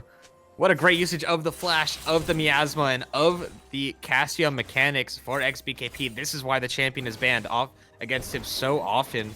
And Catasol, you know, using that early advantage, that early TP to get the advantage in mid, loses it out to that gank from Rejected Anew, and High Legacy is taking the brunt of this in the bot side, being zoned away from the wave, being zoned from that CS. But with no wards in the tri-bush, we see Epi Champion going for a little bit of a flank on the bot lane. Yeah, they see Exernian show in the mid lane to try and help push that one back out with Epi Champion. They immediately play aggressive, zone out Eddie Boy. And now Catasol has returned back in here as looking to try and push the wave back out. Epi Champion's gank in the bottom side does not appear to mean anything. It does actually get the ghost out of Eddie Boy. Yeah, just the ghost from Eddie Boy. But with that said, I mean, does have a full jungle to go back to. Nothing really lost from Epi Champion apart from a few seconds on his time on the map. Could have potentially gone a little bit earlier and gotten maybe a flash out. Would have had to trade probably the Onslaught of Shadows for it, but definitely worth it if you're that Hecarim, because your ultimate comes up much sooner than the flash cooldown does.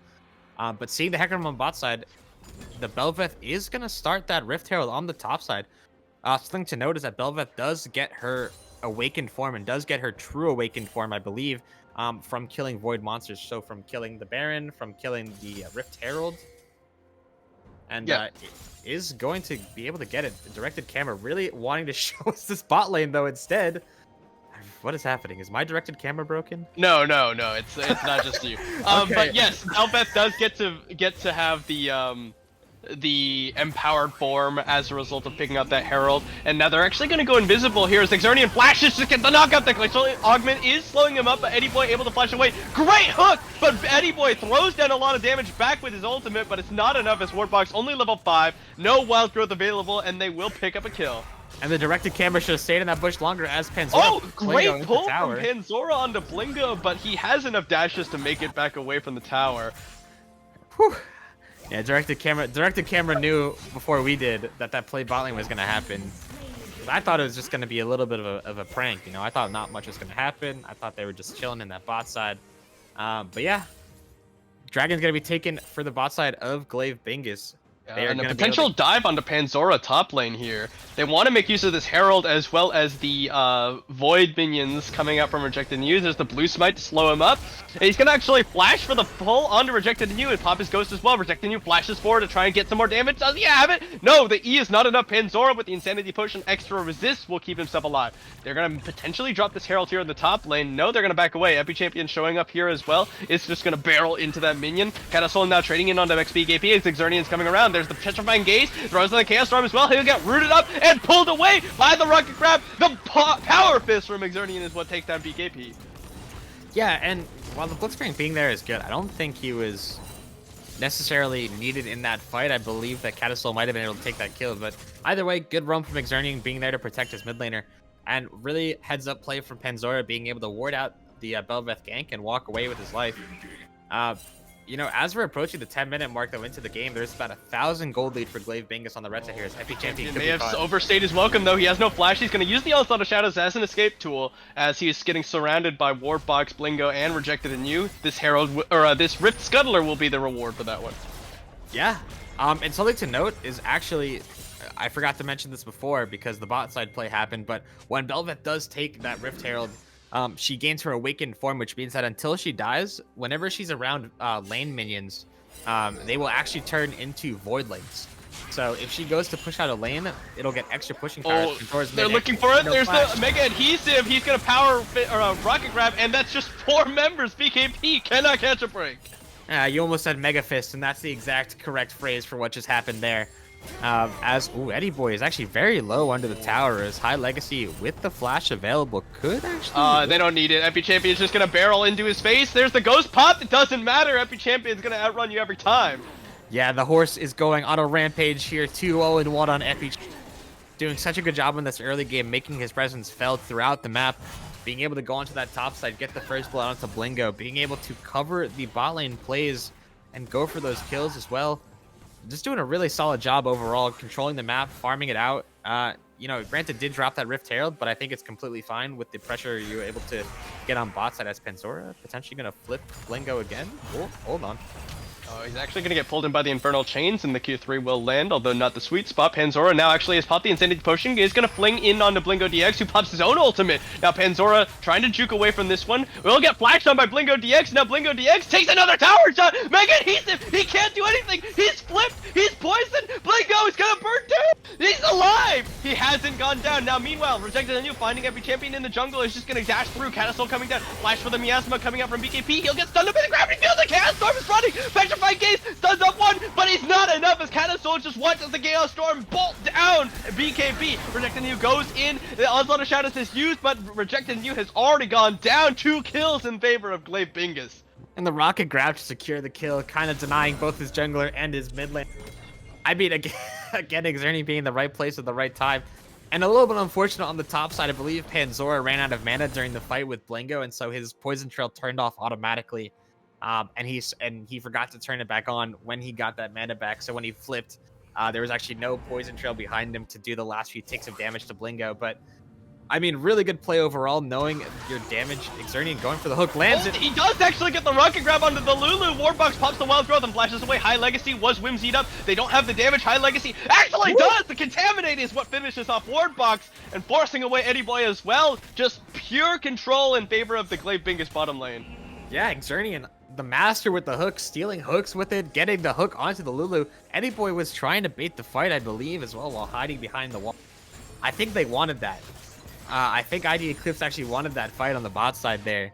Just not having quite enough damage to actually survive it. As High Legacy goes to 2-0-1 now, it has a big gold lead, I believe, on this bot side, if my XQ would like to work. Hello? There we go.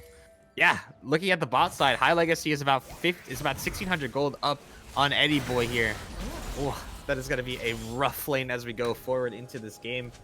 Oh yeah, Rejected Anew might be the next target. Oh, Splash Rocket Grab knocked up, taken down. It's a bounce house, and Rejected Anew is the one party member. Panzora looking for Blingo DX as will get slowed up by the Infernal Chains. The Rylai's Crystal Scepter finished off means that Panzora is in a very powerful spot for this Singed. I mean, Xernean MVP this game so far. I know I praised Epi Champion before, but these hooks have been on point. They've been very flashy. They've been getting a lot of kills, and he did a really good job actually covering the angle with that rocket grab after flashing the wall there. But XPKP taking a very aggressive angle back. Yeah, actually stunned up by the gravity field. Will take a ton of damage as the Siphon Power comes out from Catasol. It's a 2-level discrepancy in this mid lane right now. And I actually think that was a kill that Catasol had there. I don't think he quite saw it, but I think if he pops the ultimate there and throws one more Death Ray, it does enough there. Xernean popping the W, trying to get that angle onto another kill, potentially. Eddie Boy walking forward. Must have the jungler nearby. Yeah, I'm surprised they didn't go for that one because now Rejected Anew's down here. Xernean is a little bit slow here. He's going to get slowed up by the Blue Smite, and now a ton of damage. The root comes out, the Wild Growth just chain CC him down. But meanwhile, High Legacy is just ripping apart. They do a lot of damage, but Rejected Anew will survive, and now High Legacy chase back towards his tower. Xernean is going to go down, barely keeping Rejected Anew alive. And that's the power of Royal Maelstrom, Belvest E, which gives her damage reduction and healing when she presses it. Being able to survive, I know the ability as Expunge, but what is Twitch's E called nowadays? Contaminate. It's Contaminate. Right. Which is a worse name than Expunge for sure, but it means something different. It's what it's called. It's what it's called.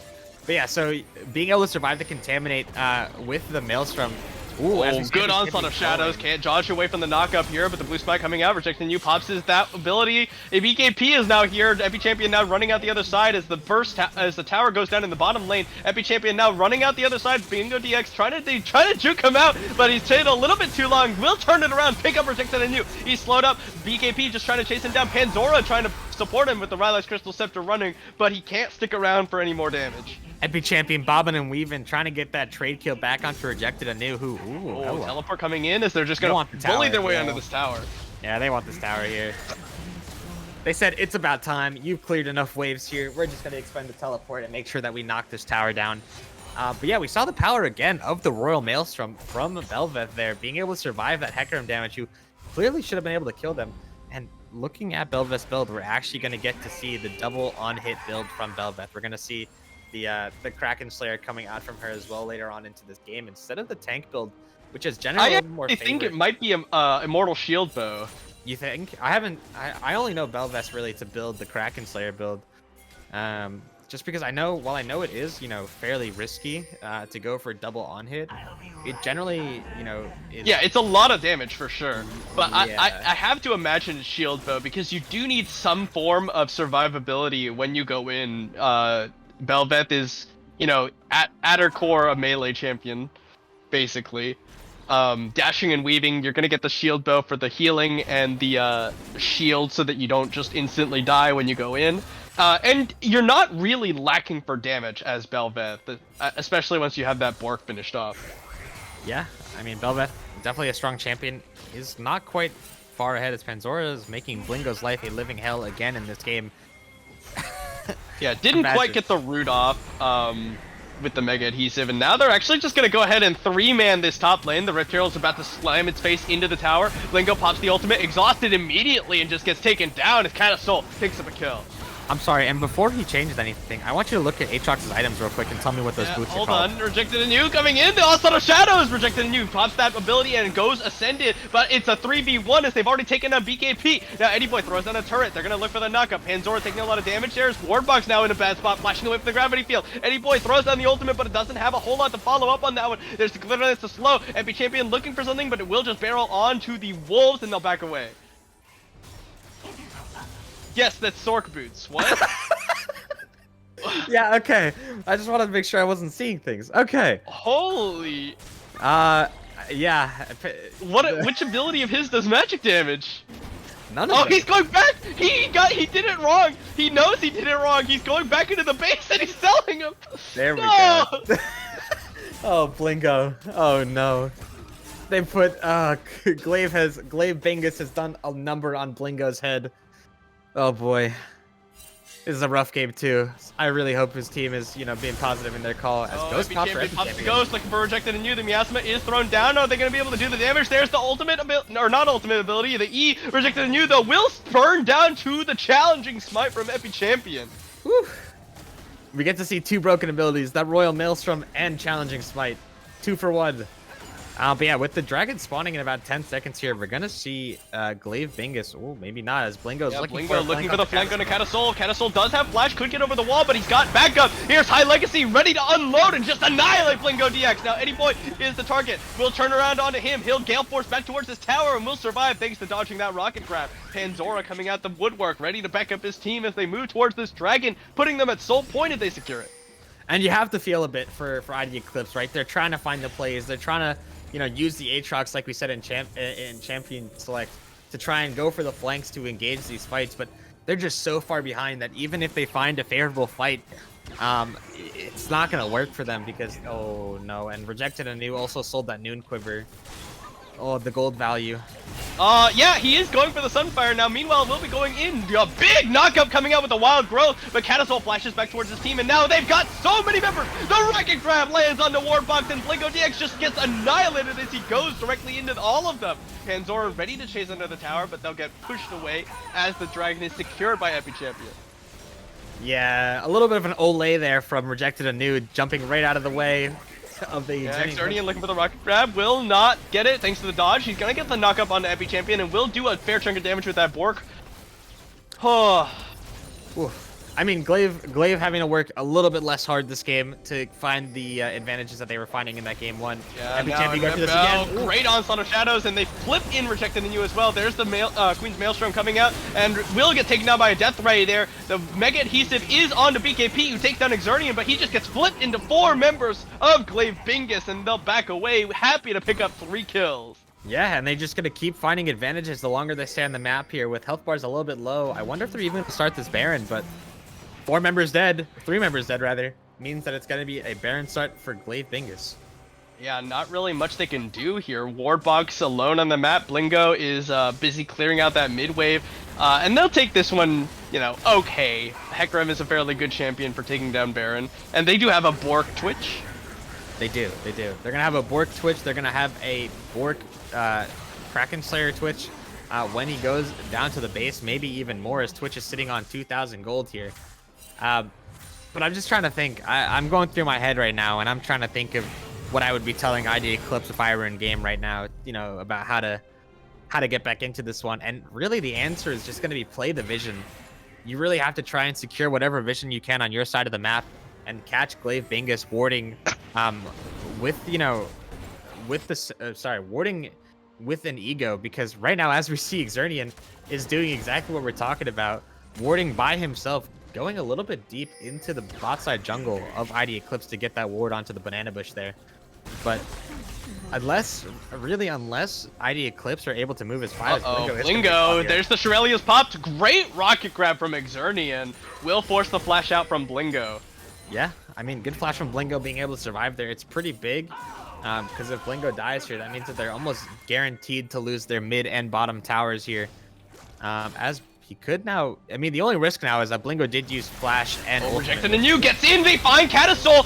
Gravity Field is thrown down, and Catasol drops the Chaos Storm. It will survive quite a bit longer than you'd expect. There's the ultimate Onslaught of Shadows comes in. They're looking to find Rejected and you, but he's still alive. He's life-stealing too much. The Epic Champion can't finish him up, but High Legacy goes godlike as he's just unloading, but will finally go down. Yeah, Penzora. Yeah, Penzora, you know, ooh, actually, never mind. I was thinking of Cassio, the other poison champion, doing a lot of damage to High Legacy there, being able to find the tick damage and knock him down. But yeah, no, this is kind of what I was going to say, is that, you know, while you are losing in terms of champions right now, you know, you go down 3 for 2, that's still good for ID Eclipse, right? You want to catch Glaive Bingus being complacent. You want to catch them taking fights that are a little bit too overzealous for themselves, because if you're able to trade kills, any kill trade is positive for ID Eclipse at this point. You're already down in gold. Any chance you can get to put more gold in your pocket is good for you, unless of course, you know, you're trading things like towers, like objectives. Or your Nexus. That's pretty bad. Or your Nexus. Yeah, no one wants to pull a TSM and trade a Baron for Nexus. But yeah, no, I mean, finding any gold you can on the map here, no matter how it happens, is really good for you. But so I mean, the gold lead is about what, almost close to 12,000 here. Yeah, it's a little rough. It's a little rough if you're ID Eclipse, right? Your whole jungle's being taken away. You're not getting any objectives, but with a minute coming up on this soul, you have to wonder if they're even gonna opt to fight it, because while it is Cloud Soul, and while, you know, Cloud Soul is not what it used to be in terms of, you know, power level, it's definitely stronger now given the fact that it gives movement speed bonus. You have to wonder if they're just gonna try and take the next 6 minutes to power farm up. Yeah, ultimately, when how you look at it is like, hey, it's only Cloud Soul, it's not Mountain or Ocean or Infernal. And now BKB, that's a great Petrifying Gaze, but they don't have the damage. Onslaught of Shadows into the backside. Rejected and you is just getting annihilated by High Legacy. There's the Royal Maelstrom as Blingo now is the focus. They'll turn around and just kill him under tower. He's separated from the herd. And that's what you wanted to do. It's really unfortunate they just don't have quite amount of damage to actually make it happen. You know, you wanted to catch them, but really good laser coming out from Catasol to check that bush and do a good amount of trade damage back before they really got caught out by the Cassio ultimate. But yeah, we're right now just seeing Glaive Bingus smack ID Eclipse down with their wallet as Panzora's just Panzora's gonna find a flip onto Rejected and You. They're gonna barrel into him. He's got the Royal Maelstrom, a lot of lifesteal, but Wardbox is going very low now. The Chaos Storm is just doing so much damage. Wardbox takes the shield, but will taken down by the Siphon Power. Catasol goes golden under the towers. BKP now is the focus. Good pull from Exernian. Will get that kill. Catasol burning through the poison will go down, but Eddie Boy is gonna be the ace for Glaive Bingus. Yeah, and this should be game 2 going over to Glaive Bingus unless Bingo is able to go crazy here. Panzora should be able to just throw the Mega Adhesive, but let's see what they do. They could just play it safe. Yeah, they're gonna take the inhib and walk back towards that Dragon Soul. With Belva spawning, I guess it's fair. I guess it's fair to let that one go out. But yeah, really good fight from Glaive Bingus. A little bit unfortunate that they were. Actually, no. Just thinking about it, ID Eclipse is lucky there because that fight could have ended so much more poorly for them with the way it went. Ooh, hold on. Onslaught of Shadows, they're actually just gonna, Epi Champion's just gonna go for the 1v1 against Blingo as the Cloud Soul is secured by the rest of his team. Now he's backing away. He's gonna pop the Ghost as well, actually. Maybe, I'm surprised that he doesn't think he wins that one, or maybe he just knows that he's gonna collapse on by the enemy team. Will pop the Ghost to back away there. Yeah, I think he thought he might have been collapsed on by someone maybe closer by those Krugs. Because normally Devastating Charge should be enough movement speed to get him out of anything, but just being safe, going for the Ghost. And, you know, it's a relatively low cooldown at this point in the game. Also has the Ionian boots, so not really too worried there. But with the Cloud Soul being picked up by the side of Glaive Bingus, we're just kind of moving into the final phases of this game. The Baron will spawn in 30 seconds. And we should see resets coming out. Yep, Panzora. I mean, okay, looking at the map right now, this is the perfect time for ID Eclipse to start a fight. The numbers are super mismatched. This looks really bad for Eddie Boy as he's just gonna get unloaded from Invis on High Legacy. He'll pop the ultimate, he'll flash away. Wardbox will survive with the help of the Wild Growth. So trading High Legacy's ultimate for flashes on the side of Eddie Boy. Well, it's definitely worth for Glaive here. For High Legacy being able to get the flash out means that the next Onslaught of Shadows that comes out from Epi Champion is going to land for sure on Eddie Boy. But yeah, this Baron is going to get picked up. I wonder if Rejected Anew is just going to go for the steal. Oh, flow! Flash pull! Will come in. Panzora, they just take down Rejected Anew, the Onslaught of Shadows into his own team. Epi Champion now going in. Eddie Boy is just taking a ton of damage as he gets flipped as well. The Deathray coming up. Flash Power Fist off to BKP means he can't follow up on his own Petrifying Gate. The Gravity Field's right on top of him. He'll get taken down. Panzora on a killing spree as Epi Champion chasing down Wardbox. He's got the Whimsy. He doesn't have the movement speed necessary as Panzora just drifting through them all, slowing up with their allies, and Wardbox will go down. Epi Champion steals away the Quadra. Yeah, and this should be game 2. I know I said it before, but this time I really mean it. With 4 champions down, Panzora's going to go on. Yep, there's the Mega Adhesive and the slow. Perma-slowed by Rylai's. He's actually healing a fair bit up. Panzora tanking the tower a little bit longer than he would have liked, but finally the ace will come through. The second Nexus tower goes down about the same time. Rejected Anew gonna run in, look for something. He's gonna go for Panzora, but he gets knocked up and he's gonna get taken down before the Singe falls, and they're gonna end the game with the Nexus. Game 2 going the way of Glaive Bingus. Yeah, Glaive 2 going to Game Bingus. I mean, Glaive Bingus? Glaive Bingus. Glaive Bingus doing a really good job in that game. Their champion strength Panzora showing us a really good counter to that Aatrox. Actually was getting a little bit bullied in lane, but once Epi Champion came by with the Hecker and was able to start snowballing that lane a little bit more toward the Gasman's favor, it seemed as though it wouldn't stop. The train started rolling. Panzora started playing really well. Just, you know, showing that a champion like Aatrox, while he is incredibly strong, does still have answers that can be played around and that can really be used to not necessarily win, because, you know, Singe wasn't really doing that by himself, but definitely snowball or stonewall the matchup and play for scaling and play for team fights later on. Because, I mean, Panzora did a good job. Epi Champion did a good job. Exernian was on point with those hooks. Catasol had really good gravity wells that were able to lock up a bunch of fights. And High Legacy on that Twitch bursted down everyone. Yeah, and I don't want to like speculate too much about it, but there seemed to be a little bit of what's the word? Tilt? Yeah, tilt. I was going for like mental difficulty. So, but yeah, mental because fatigue. Mental fatigue. yeah, for sure. Because you know, we saw some misbuys. Rejected and you picked up the parts of a crit mythic, and then was like, oh wait, I don't want this. I wanted a ice or a frostfire gauntlet, or perhaps sunfire cape. And then And my then favorite Blingo, of thing. course, with the Sork boots, Yeah. definitely a misbuy. We saw him all basically immediately run back into the base, but unfortunately couldn't. You can't hit the undo button there.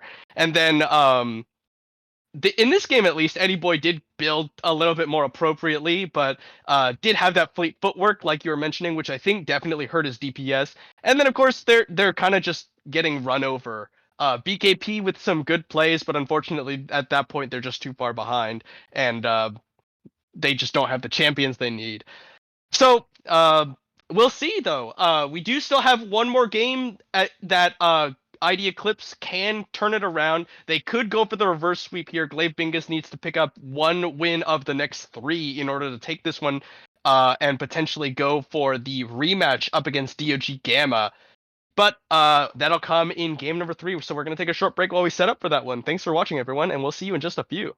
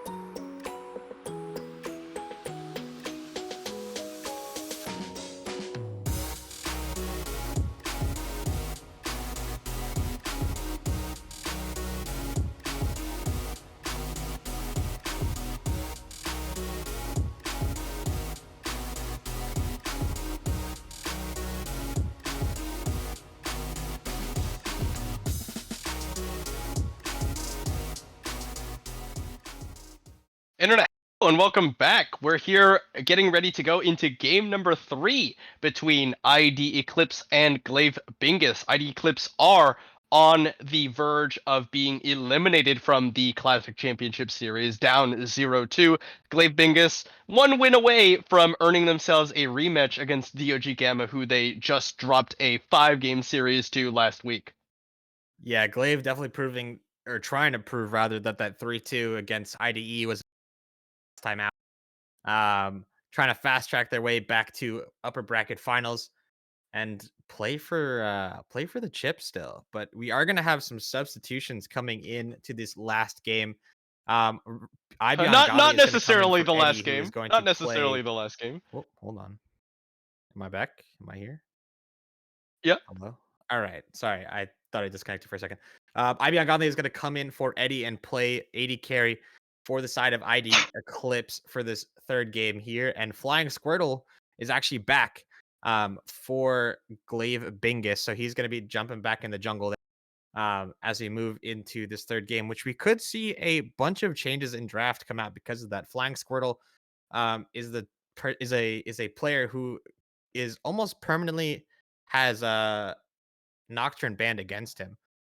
So we'll see if IDE would like to adapt to that draft, uh, adapt their draft going into this third game, as it looks like we have teams readying up and we are in game 3 draft.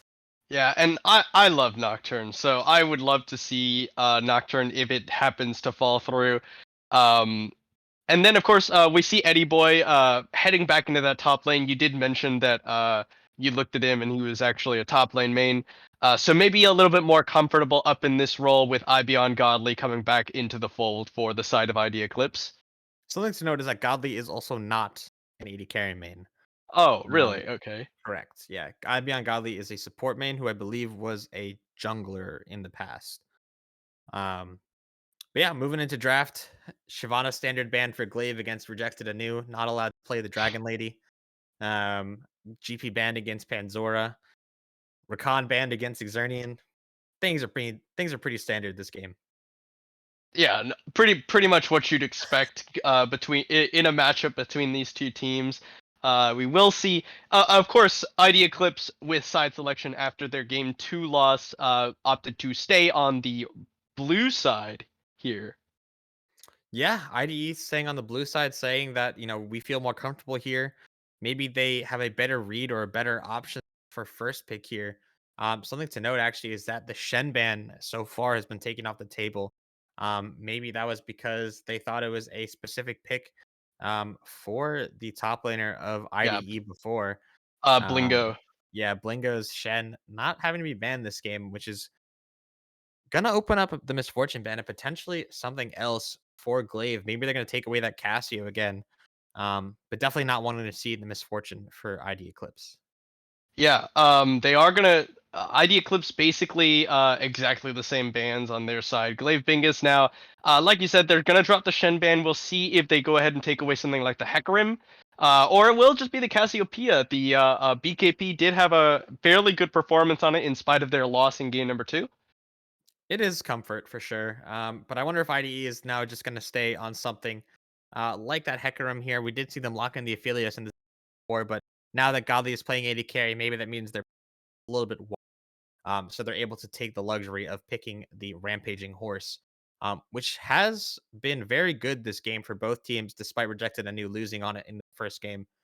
Yeah, Um, I much rather see this Hecarim B1 pick than something like the Aphelios. Um, and I don't need to say any more on that. I'll we get have too we into it. have yeah we have done this dance before. But Uh, Glaive Bingus now with their choice of picking up 2 power picks for themselves, they'll lock in Nocturne. Yep, basically exactly what you expect for Flying Squirtle. I'm really excited to see this. I love Nocturne and I love watching good Nocturne players play it. yeah, Nocturne definitely does change the way they play this game. It makes it a lot more harder. It makes it a lot harder for these teams to play coordinated. And something that's a little bit interesting. I don't know. I don't think Tarek Nocturne is that great because Nocturne generally is engaging beyond Tarek pairing range.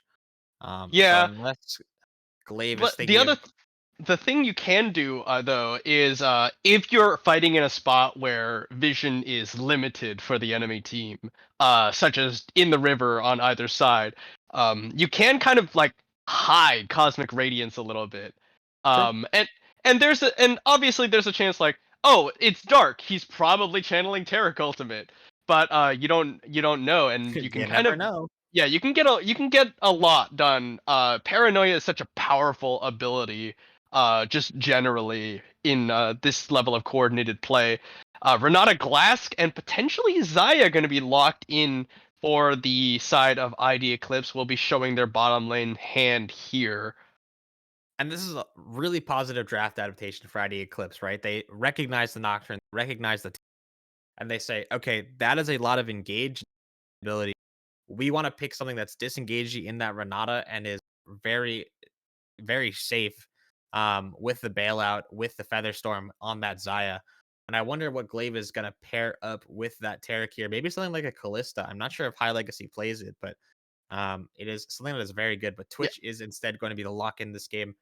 Played very well in the previous game, and it's going to be looking to play off of that stealth and visibility pairing, which is going to be so annoying for ID Eclipse as this game goes forward. yeah, I was gonna say, I imagine they just go back to Twitch. It seems perfectly fine to pick here. It's really difficult, even with the Hecarim on the side of ID Eclipse, to take out the Twitch just because Taric is going to be his bodyguard, and then combine that with the Paranoia, you kind of just like get a lot of free time to set up for the perfect spray and pray, and kind of just run over ID Eclipse with that. We're getting into the second round of bans. We're going to see Ari Galio taken off the board, so we're going to see mid lane pinched a little bit here. Yeah, the Galio ban actually interesting. I guess that's what we get when we see champion out of the jungle back into uh, playing more of that roaming supportive pick as the Jax ban against Eddie Boy is going to come out, which could suggest maybe something like an Aatrox, like a I don't really know. Panzora is probably going to take the uh the R5 here, considering that mid matchups are generally a little bit more favorable with champions More like forgiving, I think, more when you get a forgiving, bad I matchup suppose. for sure. Yeah. Um, yeah, if you fall behind top lane, it's just like feels so bad. But Same. yeah, the Jax and the Shen will be taken off the table. Shen Nocturne, very classic combo, and if Panzora is willing to play it, something you could put value taking off the board. Just don't let these engage protection tools go in onto the Nocturne. They're gonna see pick up the Mordekaiser on the side of Glaive Bingus. Yeah, I was trying to think in my head. My next question was going to be if Panzora is a Kennen player, but I don't really think he is.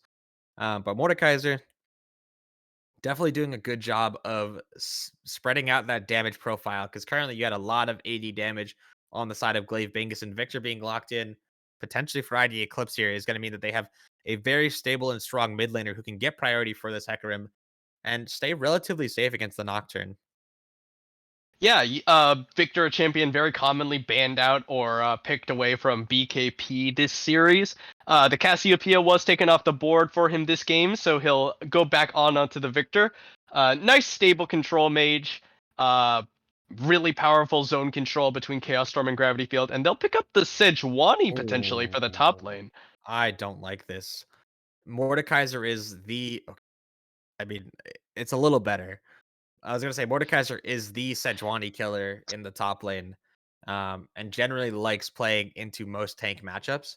But I was gonna say the Victor Nocturne matchup is actually very nice because if Nocturne ever uses Paranoia onto the Victor in that mid lane, all he has to do is drop the Gravity Well at its feet and just make sure to press Q or E onto the Nocturne before that spell shield, um, or to knock off the spell shield before the stun comes, and then he's totally fine.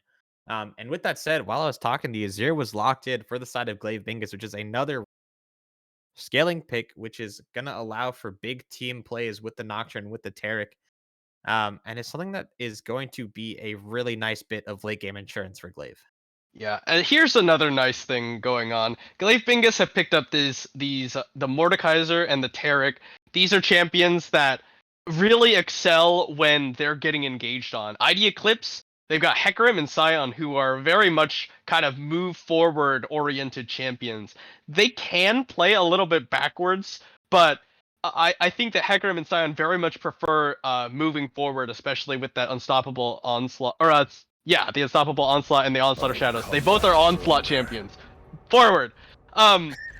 Nocturne, and then Zaya and Renata though are a lot more adept at when they're getting engaged on as well. So there's a little bit of a disconnect there in terms of ID Eclipse's team composition. Hecarim and Sion are very move forward. Zaya and Renata are very move backwards style champions.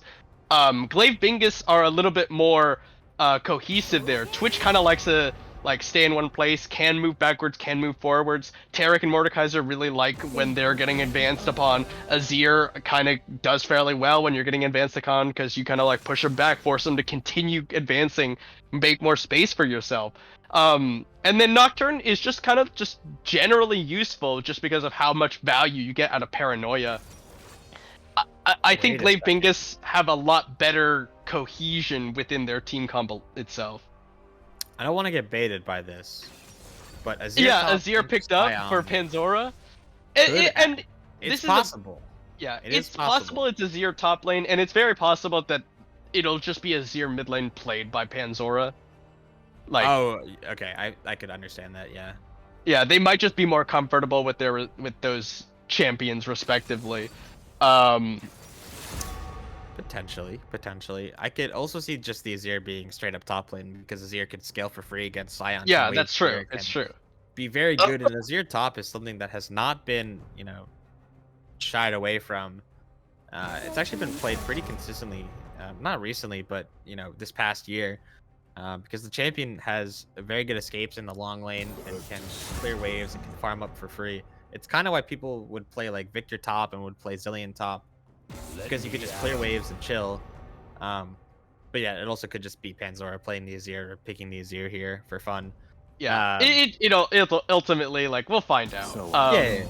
They can both go anywhere, or both go to either of the solo lanes, and then eventually it'll devolve into team fighting like it always does, and we'll kind of just see them play out basically exactly the same way. Yeah, I mean, something that I like to see though is IDE. What their strategy had to be was they needed for themselves. The last 2 games they've been playing a lot of drafts that just rely on Glaive Bingus to go into them. And so, actually that's not true. The first game they played Ornn Hecarim, but in order to play a series that you're down 0-2 in, you want to be able to pick champions like Hecarim, like Sion, where you have the ball. You're able to go in for yourself. You're able to make the plays that you would like to make and not have to rely on other people misplaying into you. And so I really want to see Rejected anew going around the game and providing a lot of assistance to his laners, as I think we're about to lock in to this Azir and Mordekaiser being played by Panzora and Epi. Yeah, I have to say, I'll ask you first actually, but which of these 2 teams would you rather be playing, just champion wise? Disregard who the players. I think I'd rather be playing blue side personally. I think it's, I mean, at least for me, looking at those champions, I think they're a lot more comfortable for me. The Nocturne is a little bit homeless, because he kind of can only go one direction, which is totally fine with the champions that ID Eclipse has picked this game. Granted, I know Nocturne doesn't always have to press R2 when he presses the button, but generally, unless he's very far ahead, is too much. Because while you do have Tarek to pair with the Nocturne, you do have the Azir to be able to move forward. Nocturne is really solo frontlining this game, unless Tarek is right next to him. But Mordekaiser's always going to be in his ultimate with either probably the Hecarim, the Victor, or the Zaya. And so Nocturne is really just going to be face tanking the brunt of the damage coming from blue side. So I also just think blue side has a little bit more of a well-rounded, is just how I look at these comps. Yeah, they have a lot more frontline between Sion and Hecarim as compared to Nocturne, Mordekaiser, neither of which are really true tanks. They can build kind of tankier builds, but ultimately they are going to be, more bruisery, less tanky. Compared to Sion, Hecarim, who are very good scaling tanks. They just eat damage. On the other hand, you do have a lot better tank busting between Azir and Twitch, I would say, on the side of the red side. So maybe that evens it out a little bit. Twitch not really necessarily a tank buster, but he kind of just like kills your backline through your front line. Just He'll be building Bork Kraken, so yeah. should be fine. So like it kind of works out for Glaive Bingus, I think. I think that this is the game where I think that drafting is a lot more even between these two teams. Yeah. Both of the last two games, I think I would rather have been playing Glaive Bingus's comp than IDE. This game I feel a lot more comfortable with either of them. Although I kind of agree with you, ID Eclipse I think would be it looks a little bit easier to execute on. Mm-hmm. All right, so we're going to take a short break while we wait out the spectator delay and prep for game number 3. Thanks for watching, everyone. We'll see you in just a few minutes for what is potentially IDE's last game in the Classic Championship Series.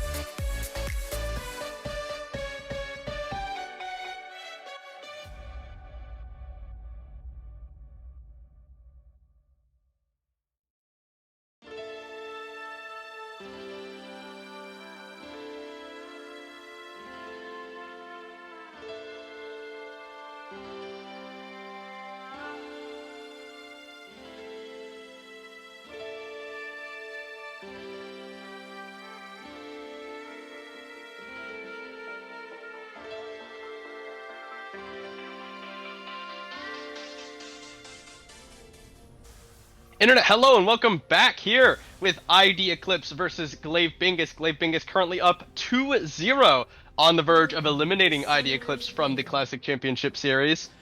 We'll see how this one plays out. It looks like it will in fact be the Azir top lane. Mordekaiser played in the mid lane here by Epic Champion. And it's a little interesting he went for the Conqueror into Eddie Boy. Imagine it a little bit more favorable for Panzora, or maybe a little bit more loop. Say it. If he went for something like that first strike. Which rejected anew, trying to get that ward, is not going to get it down. Instead, going to opt to trade the ward in the middle, in the top lane Pixel Bush. But yeah, no, Azir top is going to be interesting because, like we were saying in Champ Select, it's going to be a lane that is fairly safe and really just allows the Emperor of Shurima to scale up for free in this game, which is something that, you know, is pretty needed for him. But something that I don't really know is this matchup mid and where the thought process behind Mordekaiser into Victor came from. Because in my head, that is nothing but bad news for Epi Champion. Yeah, if I had to guess, it's probably not as bad as we're thinking it's going to be. Just because Epi Champion can probably, as long as he's not eating literally every death ray, right? He can probably shrug off a lot of damage that, you know, most mages can't, because he's naturally tankier. He's got melee champion stats, and he's got the shield coming up for himself. Panzora just making sure not to stand near the brushes before he sees Eddie Boy charging up that decimating smash. Yeah, just playing safe. The chicken man, making sure not to take too much damage. But we have something in the first time this series. We have junglers starting on the same side of the map. Flying Squirtle and Rejected Anew going to be meeting up at that top crab for the first time this series. I know Flying Squirtle, this is the first game, but this is the first time these junglers are really going to scrap it out level 3. But knowing how these lanes are going to go, it looks like Panzora is actually going to let him, is actually going to push in against Eddie Boy. And so we are going to have mismatch pushes in the mid and top side here, which means that the fight for Scuttle Crab could be pretty interesting. If these junglers finish their clears at around the same time, which it looks like they're on pace to do, because Nocturne is going to take a long time, even though it looks like he's a bit ahead right now, to do that red and those Krugs, because Hecarim can do both camps at the same time. Epi Champion getting a good trade onto BKP. Yeah, and BKP, if he gets into those extended trades, he definitely doesn't win out on those. Nice sidestep on the handshake there as High Legacy trading back nicely in onto Beyond Godly and Ward Box. Yeah, and it looks like, I mean, Epi Champion doing a good job, proving me wrong so far in this matchup. Panzora is going to play to crash this wave and move to the crab, potentially. Yeah, but Rejected Anew's already on it, and it goes down fairly quickly if you're a champion that can break the shield. As Epi Champion looking for BKP. Neither jungler has smite, and it looks like with the mid lane going in, it looks like Rejected Anew is going to get pushed off that first crab, which is actually very nice if you're Flying Squirtle to come in this game 3. Your team is already up 2-0, and it seems like they have not missed a beat so far. Yeah, Exernian is going to land the Dazzle. The Handshake will land about the same time. The Guardians procced away. Exernian now taking a ton of damage here as Beyond Godly now turns his attention on the High Legacy. A little bit of damage going back his way as Exernian going very low. And thanks to that Guardian Shield, Warbucks and Beyond Godly fairly nicely done for their health bars. Now you've got Rejected Anew coming in for the potential bot gank. Flying Squirtle just a little bit behind him, and he's actually going to secure the second crab for himself. So a fair bit ahead over the Hecarim. Yeah, Flying Squirtle getting both crabs, going to get the base off. Has about, I mean, only about 100 gold advantage overall with those two crabs, but is going to have 1,000 gold, going to come back onto the map and start his second clear. It's going to be nice, but Hecarim, you know, already on those Krugs, is going to start the second clear a bit faster, and so he is going to have a bit more of that tempo on the map. Not really able to do anything with his lanes currently, as we just see farming out happening for the most part. But, you know, being able to go into that second clear is going to be nice for the Hecarim, being able to get towards that level 6 a little bit faster. But with the bot lane going out for the side of ID Eclipse, I wonder if anything happen Flying Squirtle, because that wave is pretty doomed if Xernean and High Legacy can hold it. Yeah, Flying Squirtle is starting up on his wolves and potentially going to Grump, which implies that he wants to look at bot lane here. Panzora just continuing to push in here as Rejected Anew looking here at Epic Champion. He's gonna flash away as Rejected Anew does pop the Ghost, and he'll be able to back away, trading his summoner for that of Rejected Anew, but definitely a little bit of a win for ID Eclipse, the Ghost lower cooldown. Yeah, and he's gonna do a good job. He's gonna help out push this wave in and get the base, because Epi Champion, even though, you know, its range into melee is resourceless, which means he is going to be able to stay in the lane a lot longer than a champion like Flying Victor. Squirtle actually going to flash to get the Unspeakable Horror onto Beyond Godly. He does, however, use the flash, but the handshake pulls Flying Squirtle back into the tower, and its first blood actually picked up by Epi Champion as he takes down Rejected Anew, but they're trading back as Beyond Godly does go down. Yeah, and Epi Champion goes down to the mid lane as well. The Hecarim, but gets traded back by BKP, who just barely had enough mana to use that Chaos Storm and trade the Mordekaiser for his Hecarim. So, I mean, overall 2 for 2 on the map, which means, or not 2 for 2, but a 1 for 1 in mid and bottom, means that this gold lead is still going to be about the same, only 200 gold or so separating. And Flying Squirtle, maybe, you know, a little bit cold in the game, trying to warm up, and so in the end does not quite have the spell shield for that Renata route. And so as a result, dives under the tower, but is able to, I think they got the trade onto Godly as well, right? Because the bailout both junglers end up dying in the lane that they attempted to help. So, both of them went down as a kill before the person who got them ends up dying to the laner. So that's interesting little thing happening there. That's not what you really want to happen as either jungler. You know, it definitely sets your tempo behind a little bit. But with Flying Squirtle heading down to the spot side, there is a pink ward on his wolves, which I think he put there himself by accident.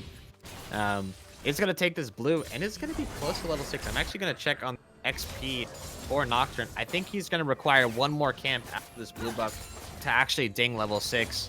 But once that happens, he will have the Paranoia available and is gonna probably be looking towards his bot side again with no flashes available on the Renata or the Xayah. And yeah, I'm right. He's going to go for this crab and should be able to hit level 6 off of it. But we will see what he decides to do. But as we move towards, 7 minutes, 8 minutes into the game, we have to talk about the importance of Paranoid. The cooldown on that ultimate ability, for people who don't know, is 100 seconds, which means it's 115 seconds, which means it's almost 2 minutes long. And so if you are unable to do something with that ultimate ability on Nocturne, it is not going to be up for another 2 minutes. Yeah, and I think this is a good read by Rejected Anew. I think he knows that Flying Squirtle wants to Paranoia bot, so he's kind of snuck his way into that side brush to be there for the 3v3. Flying Squirtle clearing out the Gromp will probably look for the Paranoia here. Xernean is on a ward. They're actually just going to go for Onslaught of Shadows. He's going to be used. They're going to push him back in. The Paranoia coming in. Xernean gets a good dazzle off, but they don't have the damage necessary, as that's a big ultimate coming out of Wardbox. A double kill over to Beyond Godly so far, and High Legacy is back into his tower. Epi Champion, meanwhile, is going to pop the BKP into the Death Realm. He's going to get stunned up by the Gravity Field. As they're about to exit the Death Realm, Epi Champion looking for him. BKP flashes away. Panzora going forward in onto Eddie Boy, and who now pops the Ignite onto him. Decimating Smash going to be sidestepped away from by Panzora. Unstoppable Onslaught is available, but they're not going to go for it. And it will be ID Eclipse with a lead there and picking up the Dragon as well. Everyone is ready to fight this game. It is game 3 in the series. Everyone is... honestly, I was a little worried when I saw Rejected Anew go in for that play there, because I thought Flying Squirtle was going to be right on top of it, but they were really able to burst Xernean down and get that Taric down before Nocturne was even able to join the fight. So really well played, good coordination from ID Eclipse is going to land them that kill, and unfortunately Epi Champion was unable to find that solo kill onto BKP, but as a result did get the flash, which means that Nocturne does have another angle to go, or another lane to go in on. Yeah, and I think Glaive definitely...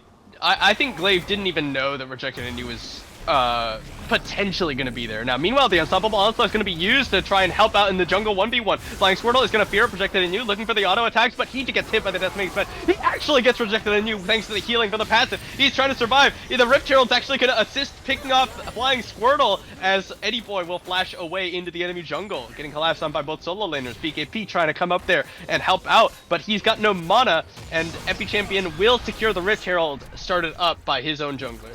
Junglers traded. Epi Champion is going to walk into the Decimating Smash, though. No smite, or no flash on. Doesn't have the shield back up. Eddie Boy looking to finish him off. He will finally get him with that one. Panzora going to use the ultimate to push Eddie Boy out, but there's the passive coming out. He flashes away from the gravity field, but into the enemy territory. He's just going to go down, unless he can take out BKP. No, it cannot. BKP gets one back.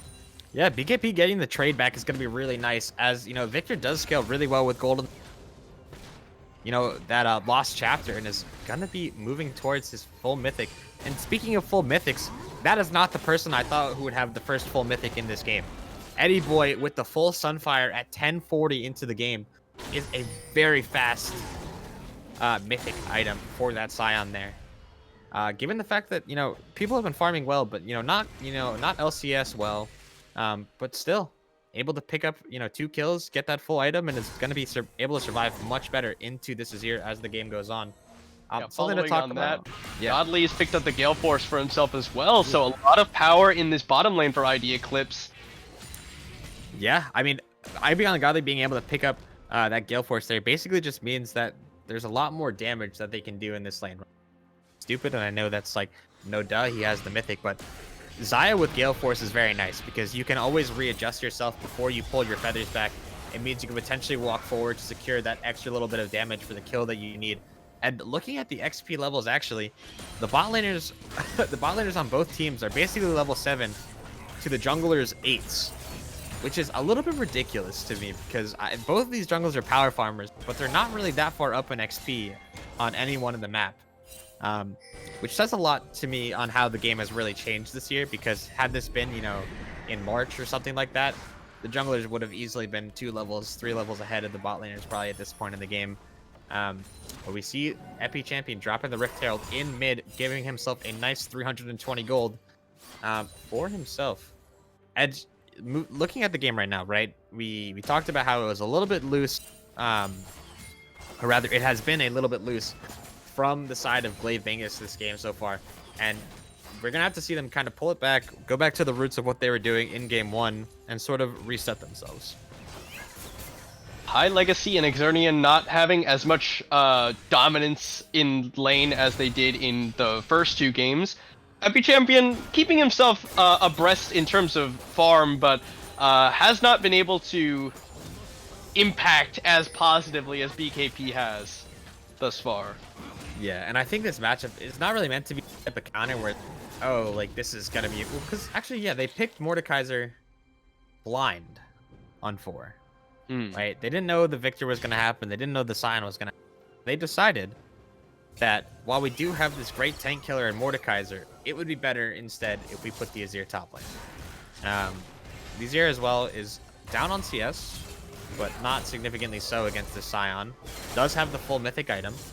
And hasn't really been pressured too much, but nor has, the Emperor's Divide been used very well to kills for, Panzora and Flying Squirtle. Because, I mean, as we move into this game, yes, Epi Champion will be able to move into a side lane and be strong versus the likes of Eddie Boy and XBKP, but for the time being, he's kind of just, a wave clear bot, right? XBKP gets the full priority, is able to push in the wave and have full priority on the map to do what he pleases. Yeah.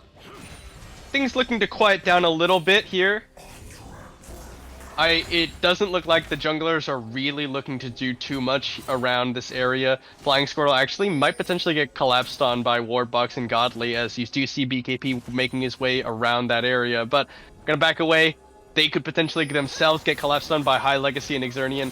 Rejected and you sneaking his way into a brush here, and potentially looking to go for the counter gank, expecting the Paranoia to come out into the bottom side. Epi Champion looking for the collapse. Now they're going to use the Paranoia. BKP is the target. He's going to flash to keep the Unspeakable Horror on, but the Unstoppable Onslaught is coming out. BKP stuns up Flying Squirtle on the Gravity Field, and Flying Squirtle's the first kill of the fight. Epi Champion has pulled one into the Death Realm, and they'll pop out now. Here's the shield coming out. Cosmic Radiance is going to be used. The Onslaught of Shadows goes in. That's a really good ultimate coming out, but they just shield off all the damage with the Cosmic Radiance. Exernian now backing away. They do get a knockup on the High Legacy with the Decimating Smash. There's just so low health bars on the side of ID Eclipse, but nobody's gone down. Just 1 for 0. And with the Taric ulti being used, that was, let me just say, Exernian had a great Cosmic. That was that the health of his team did not go down when that Renata ulti came out. So as a result, they have the HP lead, which means that realistically, Glaive Bingus has the start for this dragon if they want it. Yeah, and with that happening, it looks like that's what's going to be the case, even though Ward Box is the one to start the dragon.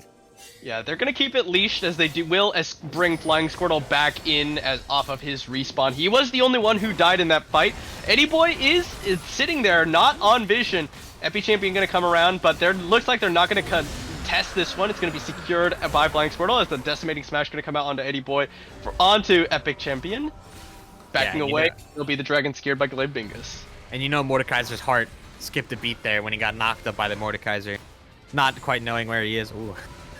Flying Squirrel getting a cheeky, ooh, hold on, wait a second. Yeah, this is a potential collapse here as the Shroud of Darkness is going to be used. BKP is going to throw down the Chaos Storm onto Flying Squirtle, the Unstoppable Onslaught as well. And Flying Squirtle just playing a little bit too free there. Yeah, I mean, that's what's gonna happen when you haven't really, you know, I imagine that Squirrel probably just ran inside, like came inside from whatever they were doing before they came here and jumped right into this match. Probably no time to warm up, not even a practice tool.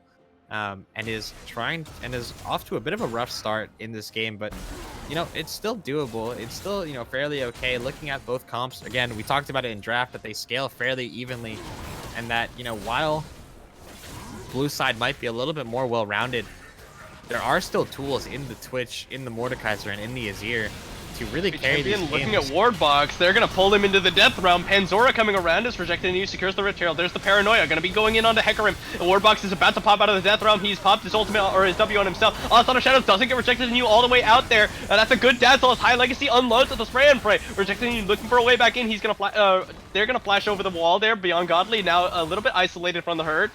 You're going to look for him. He's going to blast cone himself back towards his own tower, and they're going to back away from this one. BKP trying to contest this one onto the Scuttle Crab on Flying Squirtle. There's the Gravity Field going to be thrown down. Shroud is going to be used by Spell Shield, but that means he doesn't have it for the Death Ray. Exernian actually about to die to the Chaos Storm. A double kill for BKP so far. Now Eddie Boy coming around the backside, getting a knockup. High Legacy trying to cut it out, but it's not going to be enough. It's rejecting you. Does survive, gets the heal for the Triumph, and now Beyond Godly goes into the air. Pandora going very low, jumps in, triple kill for Victor, and it's an ace for ID Eclipse.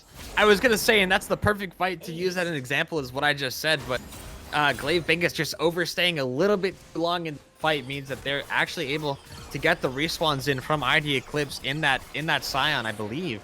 Or no, it was from the Hecarim or the Renata, one of the three of those champions. I forget. But either way, they overstayed a little bit too long, and as a result, you know, XBKP using the advantage he's gotten in this game so far to single-handedly take 2 champions out in that fight and really secure the bag for ID Eclipse here so far with a massive 5k gold lead at 18 minutes. Yeah, this is looking quite good so far for ID Eclipse going into the 18-minute mark or so. Flying Squirtle really struggling in his first game back in this series here. Has died almost half of his team's deaths at this point. At one point he was more than half of his team's deaths. And yeah, they're just playing it really well. I think a lot of it has to do with how much more well-rounded their team comp is, like you've been saying this whole time. Well, I mean, yeah, we almost saw. Ooh, hold on. Nope, not sneaky enough, Eddie Boy.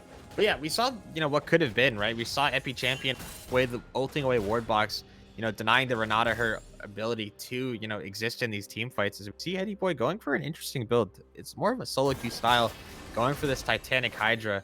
Something I don't think I've ever seen comp, but it's going to give him a lot of health. It's going to give him a good amount of wave clear in this side lane here, as Panzora is barely able to break the shield on Eddie Boy. It's basically it's gonna basically allow him to have full priority in the side lane once it. we're at the point where Panzora is definitely power dropping. Eddie Boy with one tank item building towards the Titanic Hydra is going to be able to shrug off basically any damage he does, and Panzora needs probably like 2-3 items before he's actually able to do any meaningful damage onto Eddie Boy. Yeah, I mean, we're seeing him just knocking him for free. Well, BKP going to be pulled into the Shadow Realm. Epi Champion is just going to stick on him, doing a ton of damage. The Chaos Storm is going to be dropped, and they're about to exit the Death Realm. BKP flashes back towards the tower. Epi Champion flashes to follow. They don't land it. The Siphon Power Shield is enough, and Epi Champion actually almost dies to the tower shot. Yeah, almost dies to the tower shot, plus that Leandri's difference. It seemed as though Epi Champion maybe canceled 1 or 2 autos and quite have enough damage. Definitely could have killed Victor had he landed that E at the end of the fight there, but as a result, neither of them die, and everything is burned before this dragon coming. Yeah, 15 seconds about just for the dragon to spawn. It will be the second for whoever secures it. Beyond Godly might be getting caught out here, but he's got Ward Box in his back pocket. Exernian looking for the Dazzle, nicely sidestepped by Beyond Godly. Now the Cosmic Radiance is going to come in. The Onslaught of Shadows is ready. They do have the Paranoia into the back line. They're going to use the ultimates to disengage. Flying Swirl trying to run away, and here comes the Unstoppable Onslaught. There's a scoop on the 2, but Panzora's put himself in the bad spot. He's taken down. Projected new very low, and he's still alive. Going to go in for Exernian, and will get the kill for himself. The Triumph is going to heal him back up. Epi Champion doing what he can, but he's in a 1v5 situation. He's going to go down. It's an ace for ID Eclipse. Yeah, I mean, a really clean fight overall. Panzora doing a little bit of with that shuffle. I know trying to get the big hype play and shuffle the carries, but as the Azir in this game, you really had to be DPSing and doing as much damage as you can from the backline. I mean, I thought it was a great start for Glaive there, as Flying Squirtle was able to split the fight, but in the end, it was really just too much gold in the pockets of ID Eclipse as Eddie Boy. I don't know what he's doing there. Maybe he lagged out for a second. I'm not sure what he was. What it looked like is he's trying to tank up for the Herald. Yeah. But then like it's just gonna target the Herald once the minions get there anyway. That's just how towers are programmed. So definitely a little bit of a waste. But I don't know. He got the tower anyway. Yeah. Ultimately doesn't matter, and maybe he was trying to escort it in for a second charge. Baron was not taken, thankfully, for the side of Glaive Bingus, but yeah, that dragon going their way, really good fight on their part as well. Glaive Bingus at this point are just a little bit too far behind, even if they make these hypey plays like the shuffle, which ultimately wasn't that good. But even if you make a good play like that, you probably don't have the damage necessary to win a lot of these team fights. The good thing for Glaive though is that we were saying before, right? They have champions that make it possible for them to fight in these games, right? They have the ability, if they control vision correctly, to find advantage fights. They have Twitch, they have Nocturne, they have Mordekaiser. If it's a fight where it's a 3v3, they can make it a 2v2 with the Mordekaiser ulti. Mordekaiser gets a free kill on whoever's in the Death Realm, and then the fight suddenly becomes a 3v2, right? Twitch is stealthing somewhere in a side lane. Whoever Azir is matching, it becomes a 1v2. They get a pick, they use the Emperor's Divide, and they get a shutdown. Because looking at the carries, everyone but Renata has a really down for the side of ID Eclipse. And if, champions like the Twitch, honestly, I'm going to put this game on high legacy. If they're able to start getting some of these shutdowns, a champion like Twitch can really 1v9 this, where I know Mordekaiser will be a bit of an issue for him to kill, but champions like Xayah, champions like Renata and Victor are going to be able to be burst so easily by the Toxic Rat that if he's able to get gold, it could still be scary because, I just want to look at the gold differences right now, because the biggest one right now is definitely in this bot lane. No, it's not. It's in the top lane. Sion is up 2,000 gold on the Azir, which is a little bit scary when you think about how a Sion could be that far ahead. But Panzora, I think he knows. He has like an inkling, but he's gonna get caught by the gravity field anyway, and BKP just I don't even know why you bother flash ulting there. You're for sure 100% dead. BKP kind of just gets that one for free. I'm pretty sure looking back on that play, you can just use one word for every decision that Panzora made, and that is why. Why did you face Chicken Bush? Why? Well, as a result of that, they're gonna go ahead and start up the Baron. I don't think they're fearing anything coming in here. Even if they go for the fight, it's gonna be a one fight for ID Eclipse based on this nearly 10,000 gold lead. Exernian just taking the opportunity where he knows where they are to go for some deep wards, but not really going to be making any plays on that side of the map or Glaive Bingus. Yeah, Glaive is in a bit of a rough spot. They just need to chill out, relax. It was game 3 for them.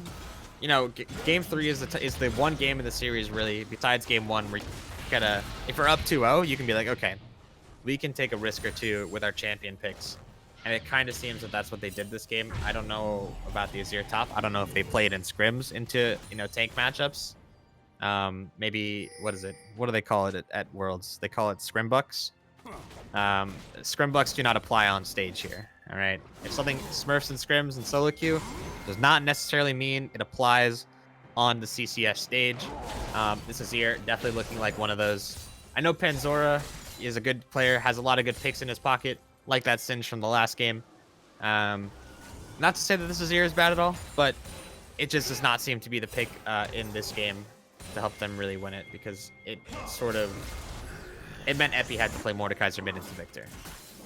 Is more so what I honestly, I don't even think and I don't think any of the the Glaive Bingus picks is necessarily the issue. I think it's just like part of it is execution for sure, and then part of it is I think that the Hecarim coming through is really big for them. Dazzle gonna come out. Oh, flash to stop the unstoppable onslaught. There'll be a flash away from Eddie Boy to break the unspeakable horror, and now they're gonna back away. He doesn't have any teammates coming to help him just yet, and they're gonna try and take down Eddie Boy. The stone plate is popped, and now Rejected Anew is in the area, and Flying Squirtle just takes a ton of damage to his face. They're gonna back away. Meanwhile, the 3-member squad of ID Eclipse has just been pushing the mid lane the whole time. Yeah, it was definitely a desperate play. Uh-oh. Yeah, I don't know. Flying Squirtle, he's gonna get the Dazzle off in there. There's the Unspeakable Horror to fear up Eddie Boy. He's gonna try and take down Flying Squirtle. The Dazzle gonna come out. Flying Squirtle going very low, but the Triumph will heal him up. Oh! BKP from downtown just comes in, walks up Death Ray, thank you very much. And it'll be a double kill, and maybe a triple kill, as he's just gonna take down Panzora as well. The Chaos Storm takes out Exernian, and it's a triple kill for BKP. That's when, if we were on a stage, Eddie Boy would say, send more people, come on. He's got his boys in the back. BKP with a nice TP, being able to get the 3-for-1 there. Very well played for the side of ID Eclipse, showing some life in this series after a honestly pretty rough first 2 games. Just coming back in this game 3 with a bit of a vengeance, with that Godly moving into 80 carry and Eddie Boy back to his maiden top lane.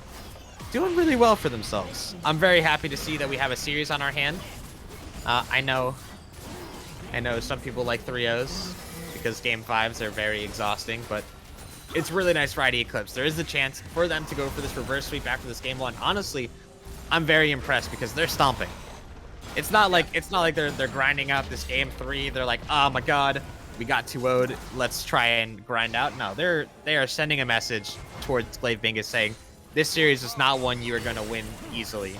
We're gonna make you work. Focusing a lot onto Eddie Boy here, but meanwhile BKP just kills Panzora on his way in. There's the Paranoia looking for BKP, but they don't have any damage to follow up on this one. Every champion flashes in. Flying Squirtle's already gone down. Now a High Legacy is just unloading, but going golden is BKP. The Death Ray gonna come over the side. A lot of shadows in the back line. High Legacy, they do finally shut down BKP, but they're gonna lose so much for it. Well, High Legacy has snuck his way out, and he'll be able to make it away. Rejected Anew trying to find him, but he will not get him.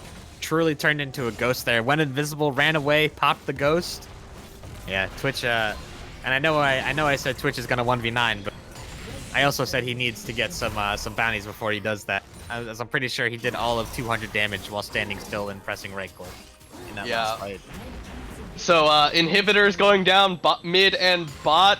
Top lane is he's gonna be fairly quick to follow here. Yeah, I mean, the inhib dropping in mid is the entire map for this Baron spawning in about 90 seconds time. And ID Eclipse doing a good job here, being able to clear out the topside vision. Are going to get a good amount of control there before this Baron spawns. Let's see what Glaive can do, walking in here using blue trinkets very effectively to check these bushes. But they're doing what they were doing in game 1, right? They're trying to clear out vision as a squad. They got a lot of people there. They're making sure that if they do come across an individual from ID Eclipse, that they would be able to fight them. But I don't know what you can do against this ex-BKP guy. 11, 1, and 8 on the Victor, missing only a Dark Seal and a Medjayas as Panzora is in the Gulag. Yeah, Eddie Boy is standing on top of him so that he can't use the shifting sands as an escape tool, and now the unstoppable onslaught is going to be used. He's going to jump over the wall there. Where did he go? I think he clipped the Emperor's Divide by accident. Oh, that's very unfortunate. Uh, In any case, Panzora will survive. Yeah, Panzora's gonna survive, but for what purpose at this point? As Baron should be a formality for ID Eclipse. I don't really.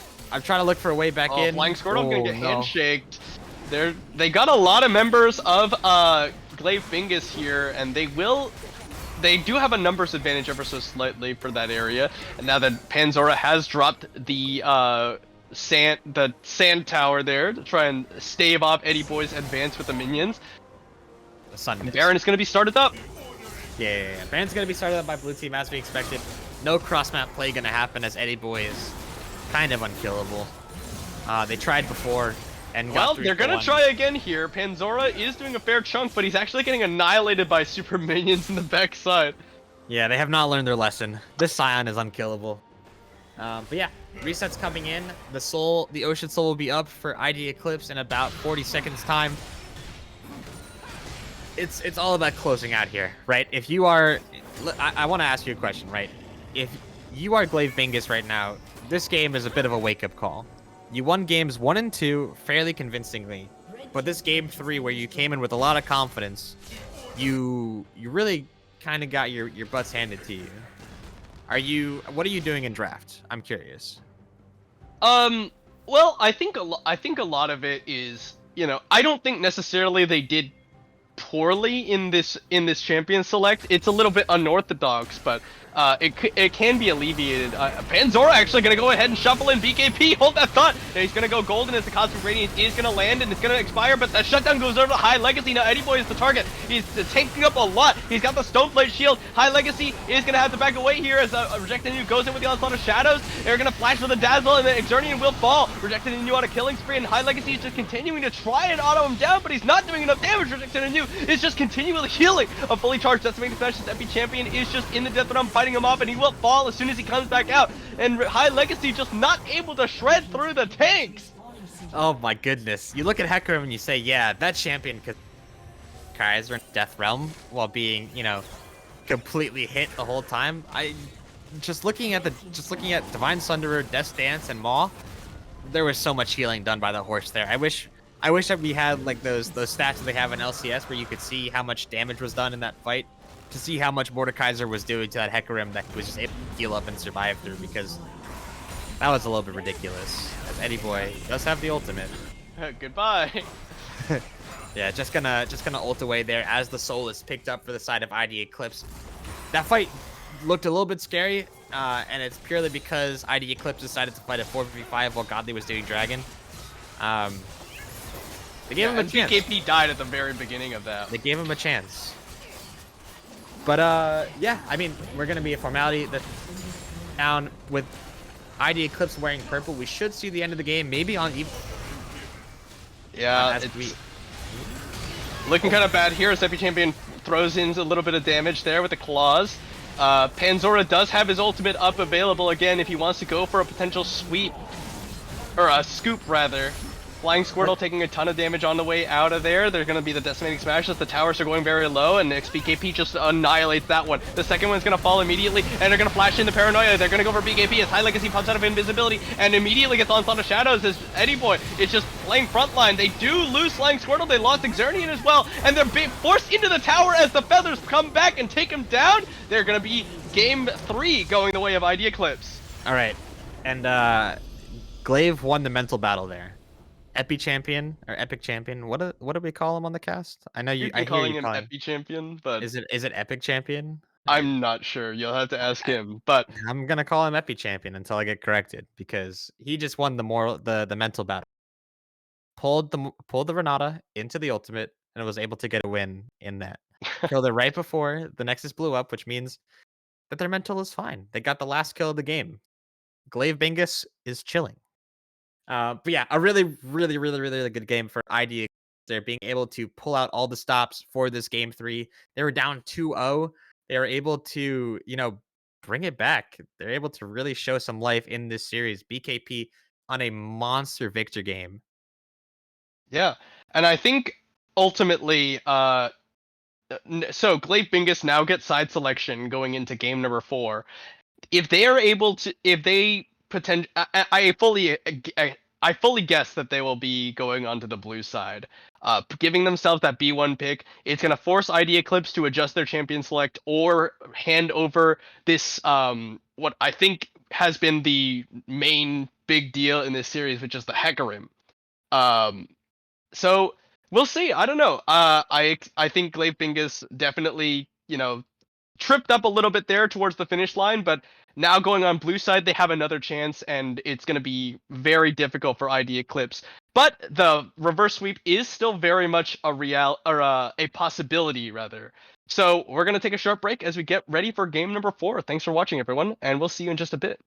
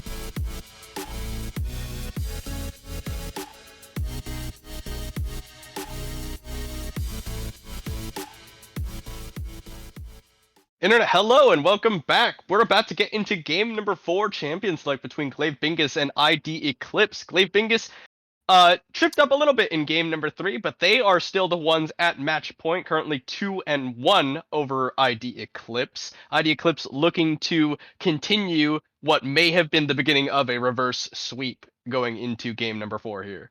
Yeah, moving into this game, no roster changes going on for either team so far, I believe. We're moving into draft right now. It's ban the continued ban against rejected anew.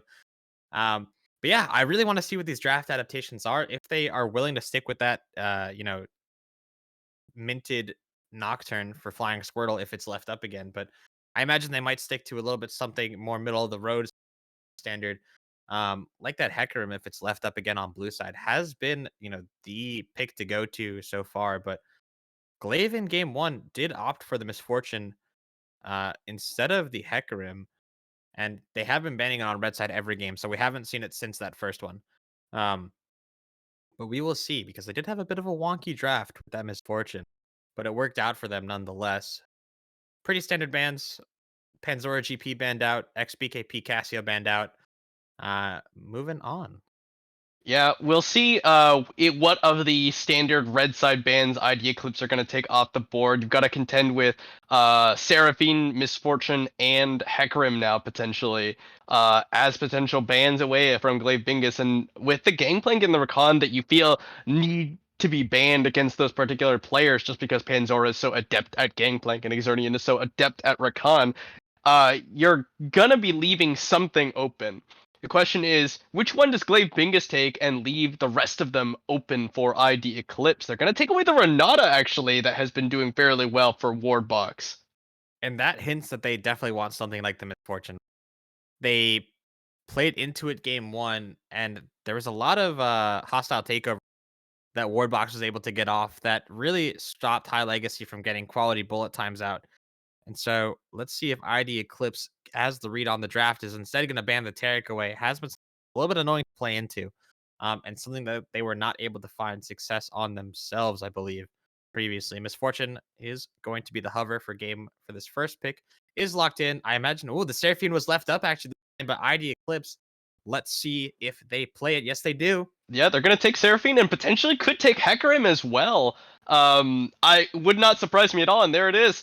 There it is. Seraphine Hecarim locked in for ID Eclipse in exchange for the Misfortune for Glaive Bingus. So we've already got those 3 big power picks that we've been kind of seeing go back and forth in this series so far. All 3 locked in here. Now the Trundle potentially for Glaive Bingus as the answer.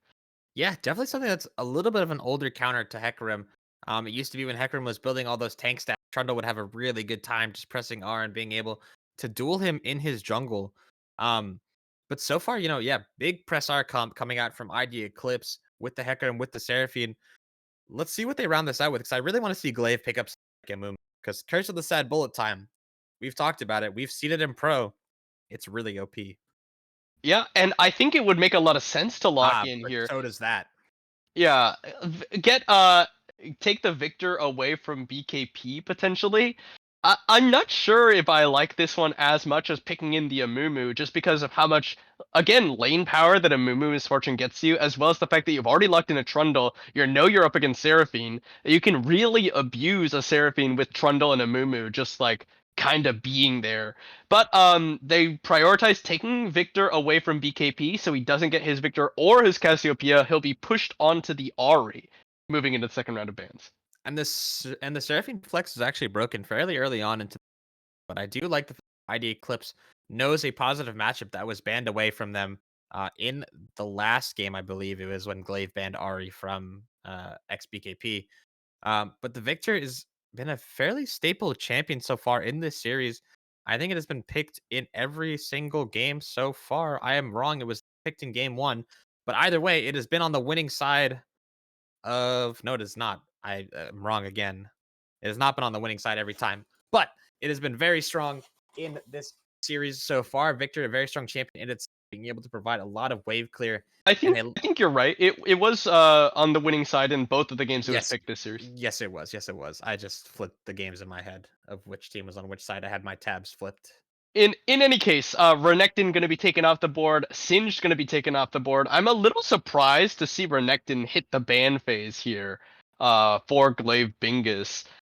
I know it's very high priority in professional play, but in it loses a lot of its effectiveness, just generally speaking, as games go longer, which tends to happen the more frequently I in would, things like platinum capped leagues, for example.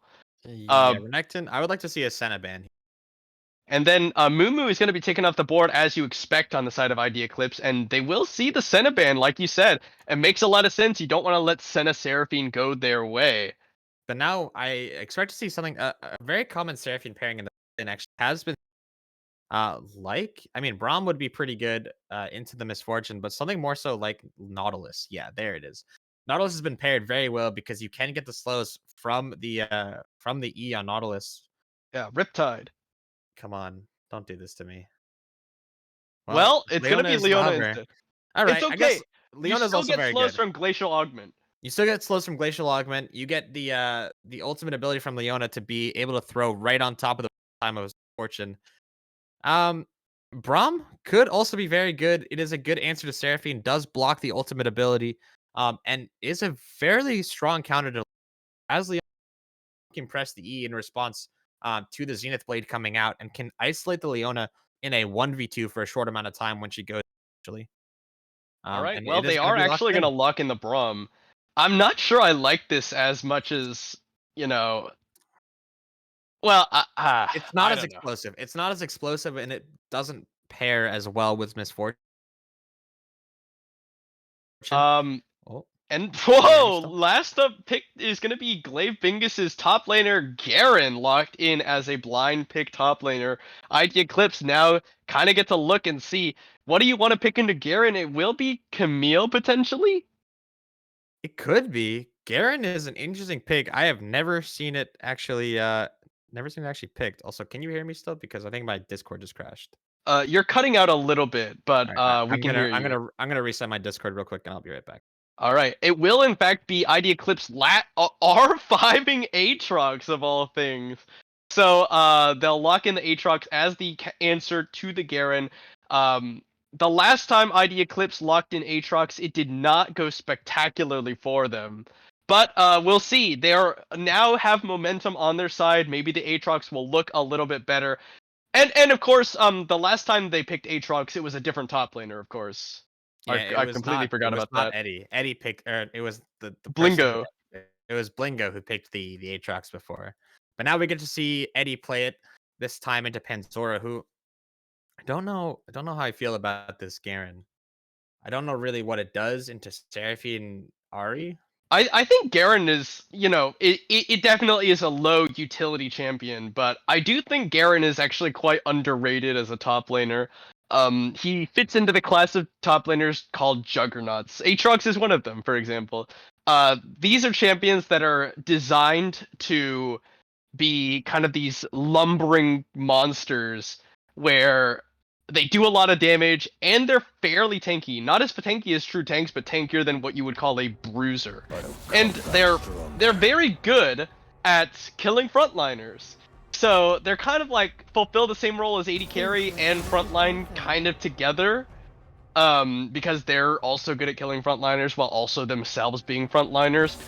And Garen gets deceptively tanky. I don't know. I like Garen a lot. I don't know if I would ever be comfortable picking it in high competitive games, but I would not sneeze at this pick just like without seeing how well they play it. The only thing about Garen, right? I think it's fine if you're in an isolated 1v1. The only thing is that with champions like Leona, Ari, Seraphine, and Hecarim, and Aatrox, really, you're just going to get kited to oblivion and never be able to play the game the way you want to play it. It just seems like there's a lot of champions that if you want to pick a Juggernaut here, just perform its job better. Camille would have been really nice to have. I don't want to. I haven't seen Panzora on Garen before. I don't want to knock it till I see it, but it's one of those picks where it's like, ooh, there's a lot of things you could have picked here, but you chose that. But yeah, I know. Either way, I'm looking forward to seeing it. I have never casted a Garen before. Yeah, I mean, Camille is XBKT is definitely a DMing lot a little more. bit. Camille is definitely a lot more divey. Camille wants to kill backline a lot more. Garen is a little bit more like, in that sense, Garen is a little bit more flexible because he's very good at clearing frontline as well as killing backline if he happens to be able to get onto them. Yeah, if he can get onto someone, it's really good. If he can get onto the Ari and silence her, she can't press R. She can't run away.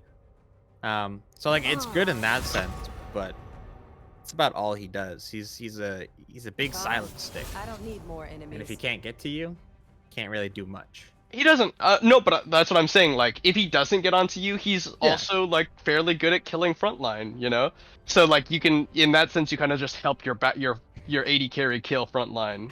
I guess. But it's whatever. We'll see how it goes. Between Misfortune and Seraphine, very powerful picks up for both bottom laners here. A lot of AoE damage available for them. Kind of scary to deal with. I hate to. I don't want to. I feel like it's a little bit obvious. I'm going to say this, but I feel like Red Side has a very, very, very good consolidated draft, and again, a very well-rounded draft. Yeah, They I can do like a whole lot with. ID Eclipse's draft a lot this game. They kind of just let all the power picks through. So yeah, Glaive, you get your Misfortune, but we get Seraphine and Hecarim.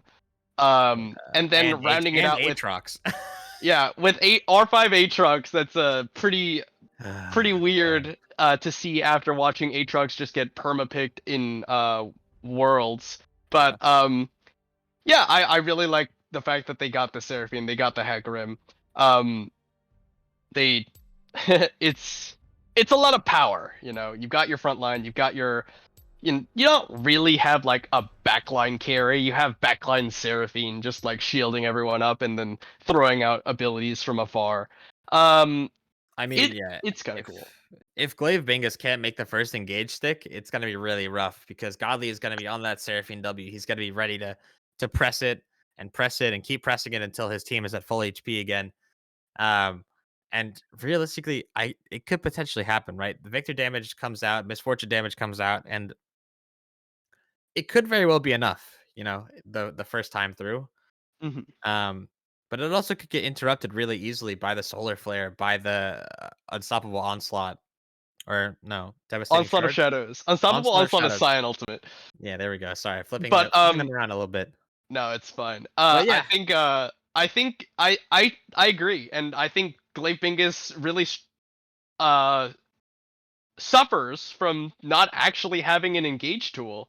You have Garen, Trundle, Victor, Misfortune. None of these champions are like, go now. That like, there's no Malphite, there's no Scion, there's no Hecarim for you to go in and get the fight started. You're really just trying to see like, hey, that guy's up a little bit farther than he should be. Let's pillar him up and see if we can like run up to him and kill him. So yeah, Glaive Bingus doesn't have the best of engage tools, and like you said, if they don't engage perfectly and just kill them before they can start getting these shields cycling from Beyond Godly Seraphine, it's gonna be rough for them. We're about a minute and a half from getting into game number 4, so we're gonna take a short break while we get set up for that one. Thanks for watching, everyone, and we'll bring you game 4 in just a little bit.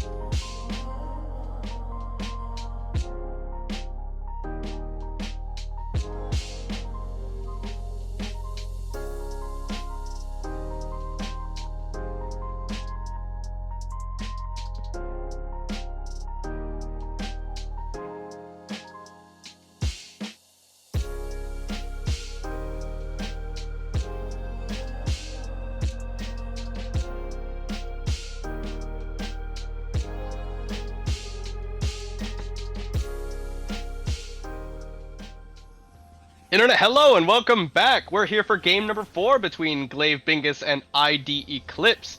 Glaive, Bingus, again, are 2-1 up and 1 game away from eliminating ID Eclipse after tripping up a little bit in game number 3. They're gonna 5-man up here in the top lane and look and see. Eddie Boy, does he see them? I think he does see them. Could this be ships passing in the night? I think. Uh-oh. No, I think they saw him. I think he definitely saw them. Okay, now the pings have come down. that was almost beautiful. But then Eddie Boy walked back. Wait, does that ward actually see the red buff? The one that the one that Glaive just dropped in there. Yeah, I believe it does. It does. Because that would have been a little bit awkward if you put it on the wall for some reason, and then it doesn't actually get the timer on the red buff. Yeah, and they're all. It's really nice for ID Eclipse because they know that they're not starting that buff with that ward that they dropped themselves, and they're gonna see Flying Squirtle here pop out in a little bit here. So they'll have full knowledge of where he's pathing. Both junglers starting on the bottom side, pathing towards top side. Yeah, and the only difference is that Flying Squirtle is going to be solo starting, even though he's spotted out, so really no advantage gained there. But Panzora, starting E, is going to lose out on that trade despite Eddie Boy not sweet spotting either parts of the queue. Benefits of trading into minions. Yeah, and Panzora as well is not going to be doing as much damage just because of Doran's shield start. They're trading back and forth now, and they've got a little bit of a minion advantage for Panzora. Yeah, Eddie Boy is a little bit close to dying there, actually, because Panzora has Ignite and could very easily just flash Q, E, Ignite if he takes a little bit too much damage here. Something to note. Level 2 hit, but Braum not the most able to abuse at level 2. Basically, the only thing you can do is jump to a minion and try and land that winner's bite. BKP actually taking the lesser end of a trade there as the Orb of Deception comes out and evens it out. Yeah, and Panzora actually kind of griefing a little bit here, unless the plan was for Flying Squirtle to invade the Hecarim. Because pushing out the wave so aggressively against Eddie Boy means that Flying Squirtle going for this 3-camp into top lane doesn't really mean much, but will he find the red buff for his troubles? It seems like he might, because Rejected Anew has been very smart with this clear. He has skipped his red buff, knowing that Garen and Trundle could be on the top side together, and is instead going for his Krugs. Could potentially get spotted out when he comes back around that wall to check the red buff, but will most likely just take the Krugs and be sad when he comes around. Yeah, that's really unfortunate for him. He knows exactly what just happened. He knew they were just here because he saw the red buff on his way up to Krugs. They will know as a result that Flying Squirtle is on that top side crab heading back into his side of the jungle. Panzora going to take a second tower shot here. Yeah, but with the W on his champion, he should be able to tank that pretty safely here. His BKP taking a lot of damage from Epi champion. But yeah, I mean, pretty standard so far. Nothing crazy. The Trundle did not get to have the early. Yeah, Rejected Anew looking at bot lane there. Nice dodge from Exernian to dodge away from the double E. There's going to be the Zenith Blade connecting from Wardbox. The Glacial Augment's coming out. High Legacy is actually going to stun up Wardbox with that concussive blows passive from the Braum. And they'll back away, not losing very much at all. Just a little bit of their health bars, which they traded back nicely onto Beyond Godly and Wardbox.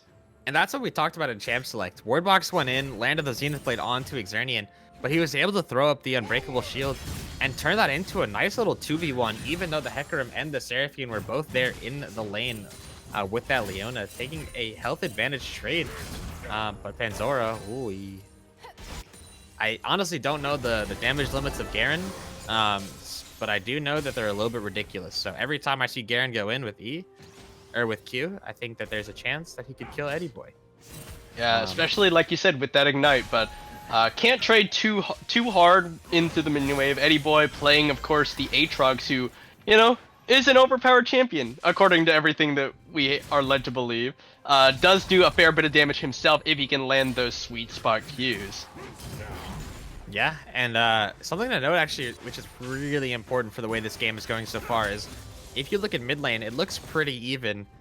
And that's really not good for XBKP, because Epi Champion has already forced him to base once and blow his teleport. So Epi Champion going to be able to farm out a little bit longer than XBKP and get a much better buy as this game goes on later. Probably will be able to back soon for that completed lost chapter. Is currently sitting on about 1,100 gold. So should be able to pick that up in the next minute or so. Yeah, and Epi Champion, I think that was really like, he didn't expect to get that recall off. He is fully, oh hold on a second, Flying Squirtle gonna gank here on the top lane. Eddie Boy immediately gonna flash away from Flying Squirtle as he gets in range to bite him. And that's a really nice force flash because Panzora is on the verge of hitting level 6 in that top lane, and everyone knows that Garen with level 6 with that ultimate ability and with Ignite could do basically your full health bar with the execute damage available to him. So ooh, yeah, he hits level 6, immediately goes aggressive. The Infernal Chain's gonna yank him back away. Now Xernean High Legacy looking for potential pick onto Beyond Godly. Xernean trying his best to deny the cannon from Godly. Will he be able to get it done? Who knows?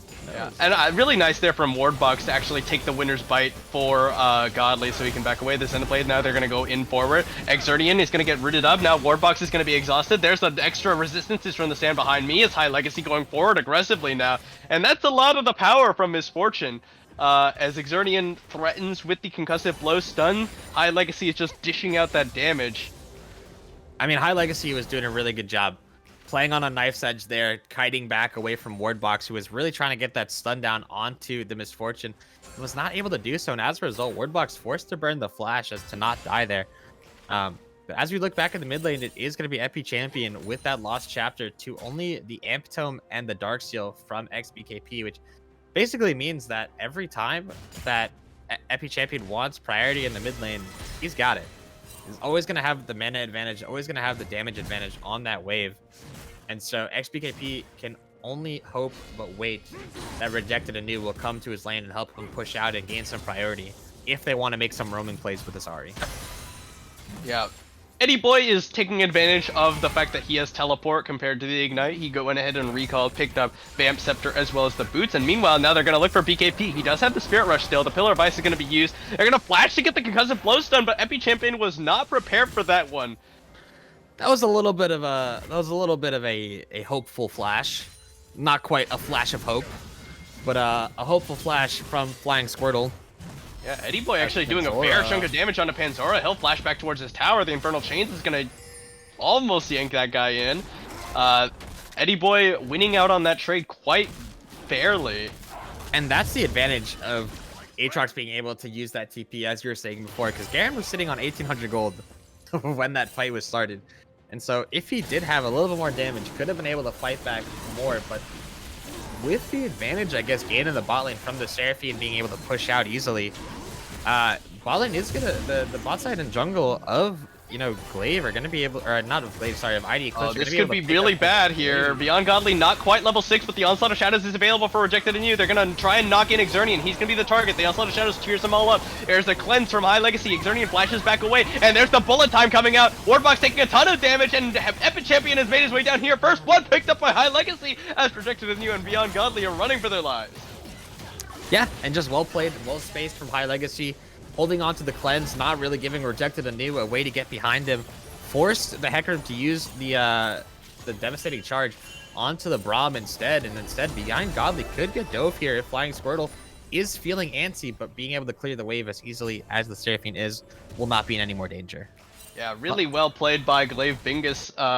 Epi Champion made his way down there somehow and was there for the play. Really nice turnaround with the bullet time from High Legacy. Now Panzora and Eddie Boy going at it. They're just trading back and forth. The good hits with the sweet spots from Eddie Boy. I mean, keep in mind, Eddie Boy does not have his ultimate ability, right? So if Garen does decide to go on him here with, you know, the Q and the E and the ultimate, could potentially knock him down from that amount of health. I know it seems a bit ridiculous that Eddie Boy's at 70% health, and I can say that, but that's just Garen for you. That's just Garen for you, folks. And so, I don't know. I just feel like I haven't seen enough out of this Garen pick to really be too excited for it, but I always know that there's a possibility. BKP is looking for it. The gravity field is going to be thrown down. He's going to get sent up by it, but not going to commit the Chaos Storm as BKP does still have the Spirit Rush available. Good charm from BKP, but he's going to go ahead and use the Orb of Deception onto the minion wave and try and keep that one pushed out. They've got Ward Box on the potential roam, but spotted out almost immediately. Good use of the W from XBKP to actually hide that charm animation. I barely even saw it as a spectator. I can't imagine Epi Champion trying to dodge that while actually playing his own champion. Panzora is going to be the target. Rejected anew. Has found his way in there. Knocks him back away from his tower. And Eddie Boy is just going ham onto him. No flash available for Panzora. He burned it earlier on that trade. And as a result, he does go down. Nicely done by the side of ID Eclipse. Yeah, and Garen dives to the gank and says, yep, I was boots that I needed, and so he picks up the Berserkers. Yeah, to be honest, good gank from Rejected Anew. He used the last bits of his mana to get advantage for this Rift Herald here. Neutral objectives go into ID Eclipse so far, and so they are showing the strengths of their composition with this well-balanced play around the Hecarim and around the general team fight ability. I know the bot side play didn't go well for them before, but they were able to get priority with that Seraphine and Ahri lane to do the dragon before, and so as a result, they're doing a good job just hanging out, as this could be bad for Wardbox. Wardbox is actually going to take a ton of damage. The Glacial Fissure is going to be used. The Solar Flare into the Encore is a lot of damage on the High Legacy. He'll flash away. He's trying to kite this one out. He's going to get stunned up by Wardbox once again, and the double Q comes out, executing him. Wardbox is going to go down to Exernian, maybe. One more auto would do it. Wardbox flashing away, and he's slowed up by Beyond Godly, and he'll be able to make it out of there. BKP coming down. Wow, nice Winter's Bite from Exernian, and the Unbreakable blocks away Beyond Godly's damage, but BKP is able to finish him off. Epi Champion is here, but so is Rejected Anew. He's going to flash away. The Pillar of Ice is going to be used. The Chaos Storm is thrown down. Flash forward for BKP. Will secure the kill on the Epi Champion. Flying Squirtle will chop down onto Rejected Anew and take him out. And he's still going. Subjugate has already been used as he used it onto Rejected Anew. And now he's run out of those extra resistances. He's going to go down. Another kill going their way. Meanwhile, in the top lane, Eddie Boy solo kills Panzora. Yeah, it looks like Panzora tried to go all in with the E and with the ultimate and with the ignite and was not able to find the damage to kill Eddie Boy. And it's just really unfortunate. High Legacy was not able to create the distance from Wardbox to drop down the bullet time.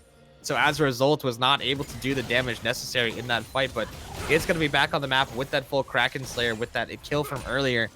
And should now potentially have a little bit more pressure onto that bot side. It looks like Beyond Godly is not going to quite have enough gold to finish his Leandries.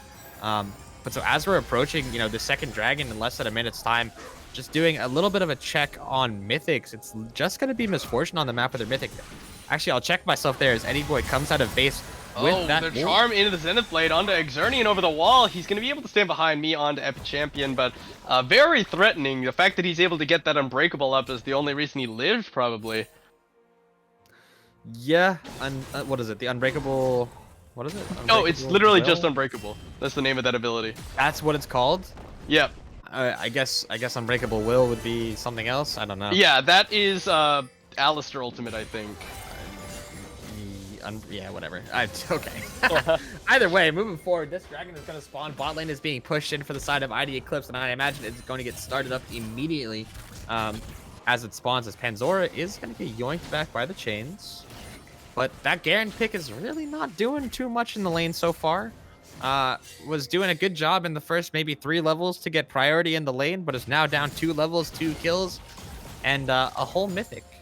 Yeah, another dragon going to be potentially going the way of ID Eclipse. Flying Squirtle does have flash if you wanted to go for a Miracle Steal, just flash smiting it. He is going to go over the side and back away immediately. They're just going to go ahead and give this one away. Bullet time is going to be used, and it will mean nice Unbreakable block from Exernian to keep his 80 carry safe. They're going to be able to blast going out of there, but it will be a dragon secured by ID Eclipse. That is some top tier Braum play right there. But Epi Champion might be the target. BKP, he's trying to juke it, but he will get caught by that. Onslaught of Shadow is going to be used as well. The Soul of Thurs going to be thrown down. Epi Champion is going to go down. Rejected Anew, though, taking a big chunk of damage, and Panzora will execute him with a Judgment. Flying Squirtle now looking for some more. He's going to get charmed up as the Rift Herald is going to be dropped into the bottom, or in the mid lane. Flying Squirtle not able to quite block the charge off, but it will just be a little bit of damage, not taking out the tower and the plates that already gone down. Yeah, I mean, Garen, press an R. Press an R. Oh boy, that's what we picked the champion for. Woo. All right, I mean, memeing aside though, Panzora did a good job roaming down to that fight and finding a trade kill for his mid laner there. With the Judgment. BKP is a big target here. There's going to be a lot of damage to Gravity Field to cut off the path. Exhaust going to be used as well. They're just investing everything. They really want this kill to go over to Epi Champion. It will successfully do so. Yeah, I mean, good TP from Epi Champion to that ward behind the mid lane. Caught BKP off guard. And as a result, you know, the gold lead is only about 500 or so for the side of, oh boy. Yeah, Panzora taking a ton of damage with 2 sweet spot Qs there. Yeah, I mean, Eddie Boy doing a good job just sitting behind. Panzora has fallen for that twice now of Eddie Boy sitting behind him. Actually, Just in though, the has brush. been able, yeah, just in the brush, has been able to pull back the XP though, to only be down 1 level now from Eddie Boy. As Godly is gonna collect this wave. Everyone getting onto their mythic items for the most part now, as Flying Squirtle and Epi Champion are trying to get to theirs. But yeah, I mean, this game is pretty chill so far. I know there's been a lot of fighting, but it's kind of been expected for the most part. The Hecarim doing his job, making sure that he's finding kills onto the right people. Panzora going to take a good amount of damage. Eddie Boy missing the sweet spot on those Q abilities, is not going to be able to find meaningful damage. Flying Squirtle trying his best to just trying to keep the tower from going down. Yep. But yeah, I think this game is going pretty well so far. I do like the fact that people are picking up Leandries because there's a lot of tanks in this game. Yeah, first tower still on the table for either team, which is why they're trying so hard to keep mid lane alive, but it is going to go down. They don't have pressure to attempt to race it in either side lane, so a little bit rough for Glaive Bingus if they want to secure that one. Zenblade going to come out, go wide for Ward Box. Exerdian looking for the winner's bite. Beyond Godly is just happy to continue shoving that minion wave out. Yeah, and CS numbers actually looking pretty good this game for the most part. Everyone hovering around 8 or 9 CS per minute, I believe. But yeah, I mean, we're doing a good job here. Eddie Boy is showing us why Aatrox is as strong as he is. I don't know why it's taken us 4 games to figure out or show that this Aatrox is really broken. Epi Champion as well, doing a good job on the Victor, making sure that XBKP is really checked in their roaming ability. But High Legacy, Exernian, and Flying Squirtle are going to do the 3-person unit and knock down this tower. Well done, but as a result, they're going to lose Herald for it. Yeah, they do lose first tower top lane as a result of Eddie Boy just being quite a bit ahead of Panzora. They're going to get one in the bottom lane, and now they're actually potentially going to dive onto Beyond Godly. That is going to be the winner's bite. Nah, it didn't connect. I thought it did. It was just slowed up by the Chomp coming out, and minion wave is going to be broken. There's a good encore into the Solar Flare, but it will be cleansed away. Now Flying Squirtle is going to potentially be the target. The Subjugate is going to be used, as well as the Concussive Flow Stun. Good Unbreakable will stop Beyond Godly's damage from coming down, and Ward Box is going to go very low. Zenith Blade's in with the stopwatch running, and the Bullet Time going to be used the other side. Now BKP looking for High Legacy, who's a little bit separated from the herd, and the Onslaught of Shadows into the backside. Beyond Godly continuing to throw out abilities over the wall. A Teleport coming in from Eddie Boy, and Exernian is going very, very low. Unbreakable has popped up, and it's going to go down. Epi Champion is going to go very low as well. There's a triple kill for the Hecarim, as meanwhile in the top lane, Eddie Boy's popped the ultimate, chasing down Panzora, looking for a couple more knockups, but will not be able to find it. It's a 4-for-1 in favor of ID Eclipse. Yeah, and when you're starting the fight with your Misfortune already at about 40% HP, I don't think that's ever going to go that well for you. As Panzora is trying their best to make this Garen work. He's going to get stuck here, though. Pull him back in, and now Eddie Boy is right on top of him. That's Q3, looking for the one more auto, and then another set of Qs, but Panzora will be able to back away towards this tower. BKP hanging around, ready to look for the kill if Panzora attempted to fight back at all. Yeah, I mean, Garen trying his best, making the plays happen, but Eddie Boy just showing that better champions exist in the game. Rejected anew, and the bot lane is going to collect this 3rd dragon. Let's see if Flying Squirtle is going to try and go for anything. I don't think. I mean, he doesn't have flash. There's no way he gets into the pit at all. The blast cone's not available. Winter's Bite steal. Almost. Would have been very impressive. Almost. Now Flying Squirtle is just going to get slowed up as Epi Champion a little bit separated and rejected in you, ready to go forward onto him, but here comes Panzora. They're going to get slowed up by the Stride Breaker, the Gravity Field, and the Onslaught of Shadow is going to be used to run away, but he flash follows and shut down by Panzora with the Demacian Justice. Well done. Well done. Honestly, that was actually, that was well done. Panzora flashing to follow with the E, making sure it gets the Ignite and the ultimate down onto the Hecarim to secure that kill. It was a good, I think it was a 700 gold shutdown as well onto that Garen there, so really well played. It's going to be some nice gold in the pocket of Panzora, who has been struggling a bit with this top lane matchup. Aatrox, you know, doing Aatrox things and out-poking, outliving, and, you know, out-damaging overall. And so with Garen picking up this gold, as we see Flying Squirtle, Leona does not have Flash. So had they committed a little bit further onto that, they could have found themselves a Leona kill. But yeah, Flying Squirtle really wants to get onto BKP. You see every time the Pillar of Ice is just going directly onto the Ahri, but with the Spirit Rush and Flash both available, it was optimistic at best if they wanted to go for that one. Yeah, they did force BKP to back. Has no more mana left in her pool. But with the result, the gold is actually still very close, despite that bot lane fight from earlier. The shutdown from Garrett, the shutdown onto the Hecarim doing a really good job evening up the gold scores, as even though we're about 2k gold in the advantage of ID Eclipse, there are still bounties for Glaive Bingus, which is a little bit surprising to me. I guess the dragon score is kind of what what's driving this bounty forward. As we are going to see Glaive Bingus doing what they do best, and they're going to be moving together, getting vision, and trying to bait out opportune fights for themselves. But something that we do have to try, or something that they do have to do a little bit better, is track summoner spells, because that bot lane fight goes incredibly differently if they know that XBKP has TP. Because I'm pretty sure that they do not take that fight for the full distance if they know that the Ahri does. Yeah, Rift Herald going to be dropped into the bottom lane and escorted in by BKP with Rejected Nanu in the back pocket, ready to go for the dive as soon as anyone shows to contest this wave.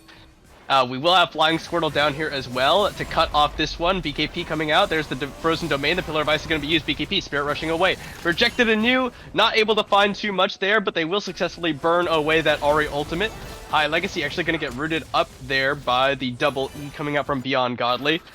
We'll see them back away. Dragon spawning in 2 minutes, so not a lot to fight for on the map at this time.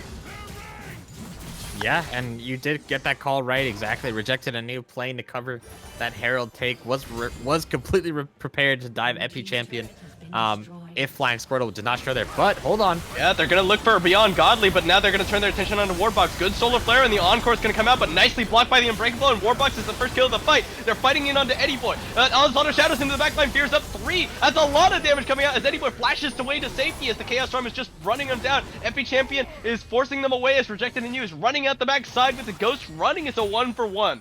Both supports going down. And High Legacy is really scared. Is really scared in that entire fight to press the bullet time. Had a few good opportunities to press it, but just was unable to. Was worried about the Solar Flare to begin with. Was then exhausted. Was then worried about the Unstoppable Charge or Onslaught of Shadows. I'll get it one day. And so it didn't actually get the bullet time down onto that fight. And so as a result, not nearly as bad for ID Eclipse as it could have been. Yeah, it is a little unfortunate. High Legacy, I don't fault him for having difficulty finding good ultimate. Exernian here with High Legacy. BKP did make it out of that fight alive. Only the supports having gone down. Really tough. I think both teams kind of want to commit more, as Flying Squirtle is going to get caught by this in the fight into the Charm and into the double root from Beyond Godly, flashing away. Gravity Field stopping the advance. Yeah, and a little bit aggressive from Flying Squirtle. Maybe not quite understanding where the flow of play was for his team. But as a result, is going to be forced to maybe use the Smite on the red buff. Nope, it's just going to take the red buff instead, use the Trundle passive, and try and heal up with this red buff on the Krugs. Rejected Anew going to be pushed back by the Make It Rain. Charm coming over the side as the Death Ray will trade back onto BKP. Penzora looking forward, and they do have to deal with Eddie Boy, who's just pushing in that top side. He has already gotten 1 tower and does still have the Unleashed teleport available to join this fight. The Dragon is going to be started up, and the Onslaught of Shadows is available if he wants to go for a Miracle Steal. They're going to have to time this one very, very well, but they have a lot of good team fight ultimates. The teleport coming in from Eddie Boy.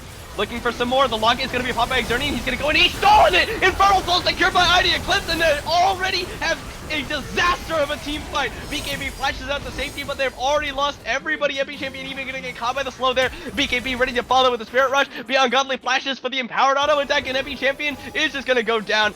The movement speed bonus from Beyond Godly shield throws down the Q, and the ace for nothing. ID Eclipse win that one out. Just really good layering of damage coming out from ID Eclipse.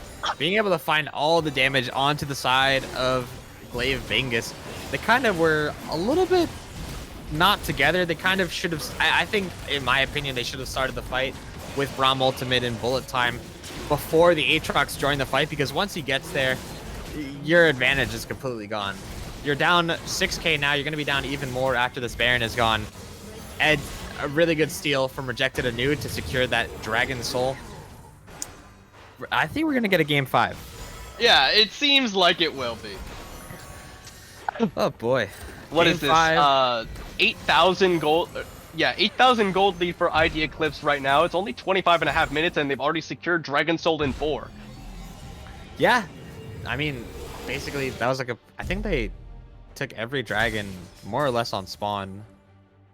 What is it? 10 minutes, 15 minutes, 20 minutes, 25 minutes? Something like timing? that. I think. Yeah. That sounds. Although the right. first one spawns like at what? It spawns at 5, minutes? but they didn't take it until 10. I see. Yeah. Well, the one thing about Dragon Soul going their way means that the comeback mechanism that is Elder Dragon is available in about 4.5 minutes. If Glaive Bingus managed to stall that long, they could just coin flip it. Now Panzora gonna get spotted out, not quite caught by the slow and the roots coming out from Beyond Godly. Baron is available for ID Eclipse. They are wearing that buff very proudly as they continue to push in. Yeah, they are, and I want to give props to Godly in this game. Oh, hold on, I'll give it. They're gonna look for Eddie Boy here. A little bit of damage going into Flying Squirtles. The Subjugate will be invested, as well as the Chaos Storm, and they will finally get Eddie Boy. Shutdown goes over as Panzora just goes ahead and throws down the Demacian Justice. As Baron though is allowing ID Eclipse to push in those mid and top lanes. I understand that you want to press your buttons, but Garen is not going to be the person to carry you through this game. That kill has to go onto the Misfortune or the Victor. When a champion is as dead as Eddie Boy was there, you have to make sure that you're... Use your resources better. Yeah, spread them out to the people who are going to carry you in this game. But yeah, I mean, they traded Eddie Boy's... What? They traded Eddie Boy's shutdown for what? 2 inhibitors. 2 inhibitors and a mid tower? That's worth. Well done. Yeah, you take those. You take those. But I mean, if you're Glaive again, it's kind of like last game where any gold that you can get for yourself is kind of worth it. As so long as it's going on to the right person. Because I don't really know what this Garen does at this point in the game. He can't really side lane into Eddie Boy. And he can't really tank in the front line with that build, especially. This is not the performance you would hope for if you are picking up the Garen in this game. Looks like the team is about to just group up and go bottom lane. Not much else to do. They've got super minions pushing their other waves for them, so they have to be responded to by the side of Glaive Bingus, lest they take Nexus towers by themselves ever slowly but surely. Yeah, I mean, they have 1 inhib left to take, right? And with Flying Squirtle on this top side here, it doesn't look like they're gonna try and fight this is a dangerous tower to try and contest. Yeah, it looks like they're just gonna give it. They're trying to get as much gold as possible onto their team members. Flying Squirtle trying their best to finish that Force of Nature, but with Baron timing out, we should be in a good spot here. We're gonna have Elder Dragon in 2 minutes and Baron in 2 minutes and 30 seconds. And with this vision control, I want to toggle vision real quick. Yeah, Glaive Bingus cannot see anything but that bush right outside of their gates on the bottom side. Except they do have 1 random pink ward in the bottom. It's just like over there. Yeah, that'll be the ward. That'll be the ward that Epi Champion TPs to win the game. We'll see. Just clearing out waves as best they can are Glaive Bingus, trying to see if they can stop this reverse sweep before they go to game 5 here. Yeah, I mean, the momentum is entirely in the side for Red Team here. For IDE, you know, they're gonna go into this game 5. They want revenge from that series previously. They've been doing really well in the lower bracket, 3-0ing their last opponents, and they said, "Hey, you guys played against Dog Gamma and you lost. It's okay. We'll get them for you. Don't worry." They want this game 5. They want this Dog Gamma series. They want this CCS chip. I will say, the fact that IDE didn't end so far means that this is potentially, like, this is very potentially a coin flip on who gets this Elder Dragon. if one of them gets the Elder Dragon and then a fight breaks out, it's just over, right? Unless like Glaive Bingus are just so far behind, and now they're gonna go for an Onslaught of Shadows. He's gonna find him. Good cleanse from High Legacy. He'll flash the safeties, and the Glacial Fissure is gonna be used, and they're gonna focus down Warbox. There's the ultimate used from Eddie Boy, but the rest of the team has left the building. Eddie Boy goes down. 2 kills quickly go over to Glaive Bingus as This the should be Elder Elder. Dragon spawns. Yeah, this should be Elder for Glaive Bingus. I don't know what I was talking about before about this Game 5 nonsense. Glaive Bingus says, no, we want to end this here. I know we've been losing it so far into this game, but we can outplay, and we can just be the better team here. As they're walking in, they still have bullet time. They still have a good amount of ultimate ability, or they still have at least one really strong ultimate ability to play this team fight out. Flying Squirtle going to take the Blast Cone over and start this Dragon. There's no Onslaught of Shadows. Yeah, there is an Encore, though. Yeah, they do have the Encore available, and BKP does have access to the Spirit Rush. Xernean going very low, and the Encore is going to be used. Nicely blocked up by Xernean, and they're going to focus down the Hecarim. Rejected in You is going to be focused down, and they will lose Xernean there. The Elder Dragon still lives. High Legacy and Epi Champion trying to move forward, but BKP and Beyond Godly just melting them! No. BKP in the back line, steals the Elder Dragon, and aces! Glaive Bingus, ID Eclipse should win this one. But they just ignored them. High Legacy is holding bullet time until next game. Till next season. Yeah, Eddie Boy teleporting into the base will just go ahead and help the minions end the game. Pops the ultimate for fun.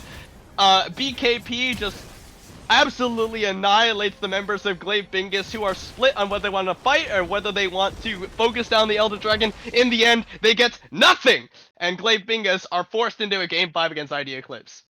Yeah, they're getting nothing but a Game 5 and a mental. I don't even know what they get. They get hit in the head. They get mental depression. It's just gonna be so bad. The momentum is entirely in ID Eclipse favor. Glaive have to pull something out of the bag for this Game 5. I'm so excited to see what's gonna happen because something needs to change. Right, this Hecarim has been the biggest game changer the entire series so far. Even in the one game that it's lost, it was still the best looking champion on the Rift, I think. So Glaive need to adapt their draft. They need to make sure that they have a good, solid strategy going into this Game 5. And they need to pick stuff that they know works. Yeah. I've looked at these teams. I haven't seen Panzora play Garen once. Why are they picking it in playoffs? Yeah, and I think so. Here's the important thing for Glaive Bingus. In game number 5, you need to just think, just like, take the idea of reverse sweep out of your mind, because you don't want to say like, oh no, I don't want to get a reverse sweep. I don't want to get a reverse sweep. Yeah, exactly. So we're gonna take a short break as we get prepped up for game number 5 between these two teams. After the first two, I don't think anyone was expecting this, but here we are. Glaive Bingus, ID Eclipse rather, looking very good coming into this one. We'll see you in just a few minutes.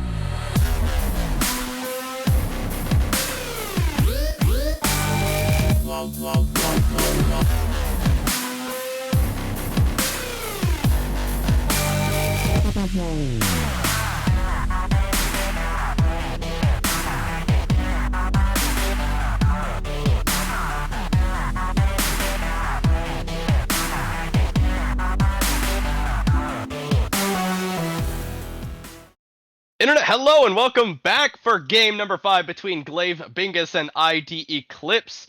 This is not where we were expecting to be after the first 2 games where Glaive Bingus just kind of ran over ID Eclipse, but these last 2 games, ID Eclipse have been looking very good, and they have the momentum coming into game number 5. Yeah, and we are right into draft for this game 5.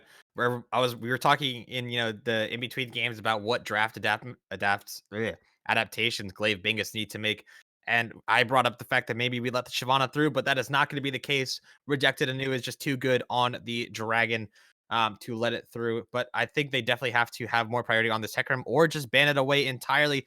That is going to be the strategy that they want. They really want to play with that misfortune for Glaive Bingus, and let's see if ID Eclipse adapt in kind. Yeah, if with the Hecarim taken off the table, now you're looking at potentially just giving over either MF or Seraphine in exchange for the other, depending on what Glaive Bingus wants to pick up. Of course, as you know, Glaive Bingus, with side selection, have opted to stay on the blue side after having lost last game. We'll see. The Taric is going to be taken off the board from ID Eclipse. Glaive Bingus, the last time they banned away Renata Glask, as well as the Cassiopeia, which will be of higher priority up against BKP. And Cassio going to be the ban here, and let's see, they are going to get one of Aatrox or Misfortune here if they value it highly, but or they'll get one of Rakan or Misfortune here. On this first pick here, if ID Eclipse decides to ban the Misfortune away and test Xernean on her, I believe her most played champion. Ooh, it is going to be the Seraphine ban. Yeah, Nice. okay, with Seraphine taken off the table, that means that of the 3 power picks last game, Misfortune is Wow. the only one available, but instead Glaive Bingus valued the Rakan over that. Yeah, Rakan going to be the first pick. It is the first time in the 10 games that these teams have played against each other that Rakan is off the ban table. ID Eclipse going to capitalize with that misfortune, hopefully, on that first pick on the red side. Let's see what they pair with, because we've been talking about Curse of the Sad Bullet time in 5 games. Can we get it? Does Wardbox play it? Yeah, every time that the Misfortune's been locked in, they have opted to delay their support pick, and the Amumu has gone and gotten banned away. They do have the option to pick it up here, and they will know what they're going into with the Rakan. Do they want to go for it, or would they rather pick up something higher priority in the jungle? They will actually look at potentially the Nautilus instead. I like this. I like this answer because Rakan is going to be jumping in. You can throw the dredge line. You can interrupt his knockup. You can use the depth charge with the misfortune ultimate to get a lockdown on your target of choice for bullet time. And Glaive Bingus, they gotta make sure that they find so much value with this Rakan. Otherwise, it's gonna be a dud pick because that is probably one of the strongest bot lanes out there. Misfortune Nautilus. Yeah. All right. So Glaive Bingus, they need to decide what they want. They're gonna go ahead and with the Galio. So they're gonna show their mid lane's hand here, with this one locked in. And I think this is probably. I don't know. I don't know. This is kind of questionable to me. I'm not sure why you feel the need to show the Galio here if you're potentially gonna combo it with something like the Wukong. Wukong has been fairly heavily nerfed as far as a jungle pick goes. It could of course be flexing to the top lane. I fully expect this to be Wukong jungle, just a little bit weaker than it once was, and then comboed of course with the Galio for the engage tool. Yeah, I mean, Glaive Bingus have nothing but engage on their team. It is actually very nice into a champion like Misfortune, where if you're able to, even if she's able to dodge one layer of CC, right, she's going to be layered on top of by, a Galio ulti, a Wukong ulti, a Grand Entrance. She's never going to be able to stand still and press R. Um, but ID Eclipse picking up that Victor, and if XBKP can put on a performance like he put on in game 3, I think they might just be able to lock up this game. Yeah, Victor has been quite a powerful pick. I think within this series at least has won every single game it's been a part of. So Except there's last game. Except last game. now we're getting into the second round of bans. Nocturne gonna Ooh, be and taken off the table. they think it's a Wukong top. Yeah, that does appear to be their expectation. So they're gonna go ahead and take away Flying Squirtle's comfort champion, the Nocturne. Uh, Something that didn't work out particularly well for them in the game 3 where he came in and picked it up, Yeah. and it just didn't go that well.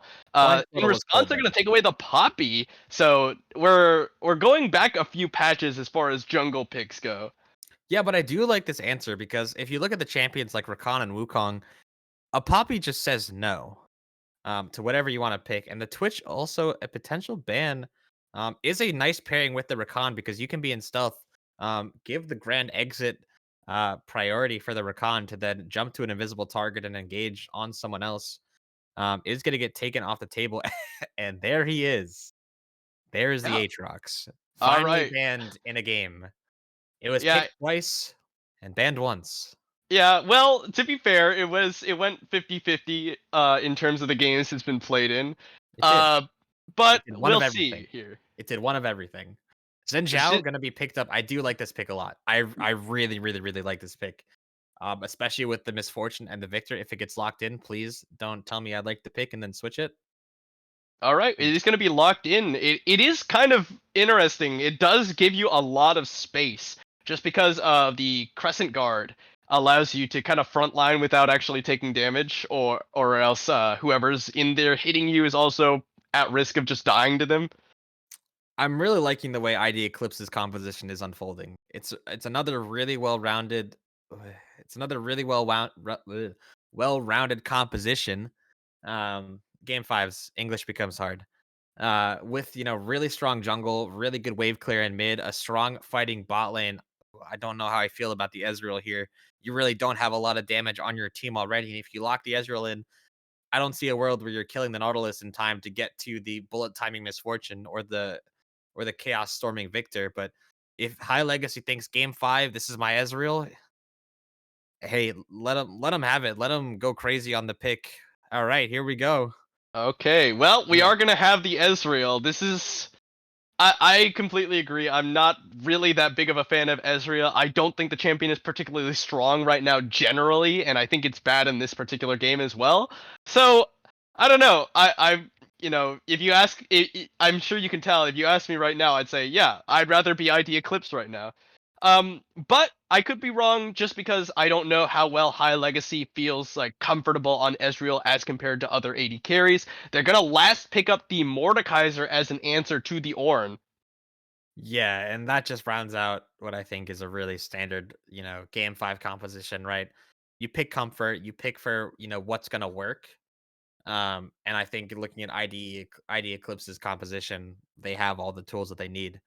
The one difference, I will say for Glaive Bingus is looking in this game 5, Panzora, as opposed to games 3 and 4 where they lost, is playing a real top lane champion. Um, I I didn't like the Garen last game. I didn't really think it did much. The Azir before also didn't really do much. Ornn at least has a chance to set up his I'll team for come success. back stronger. Can they have Glaive Bingus has all the engage in the world, right? They have the Ornhorn, they have the Cyclone, they have the I don't know what Galio's ultimate is called. They have the quickness and the grand entrance.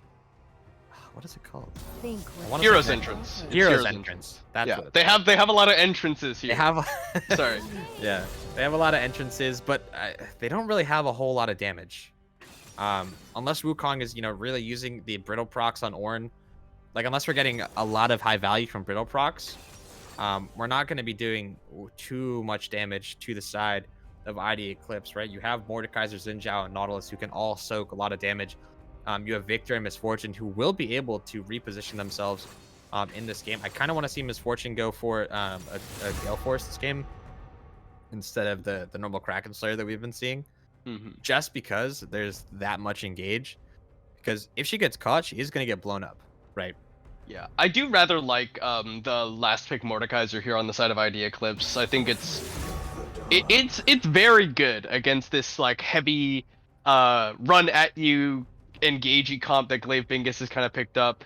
Mordekaiser really likes to be in the middle of a bunch of melee champions that are coming into him, so that he doesn't have to like waste effort walking towards them. They're coming to him, and he's just sort of standing there. The little metal is kind of shredding around him. He's stealing, or he's riftmakering, he's conquering.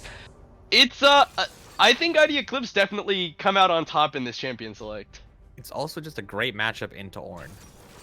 Even if this game breaks into 1-3-1, Mordekaiser beats Ornn and Galio, Victor beats Ornn and Galio, MF Nautilus beats Ezreal Rakan.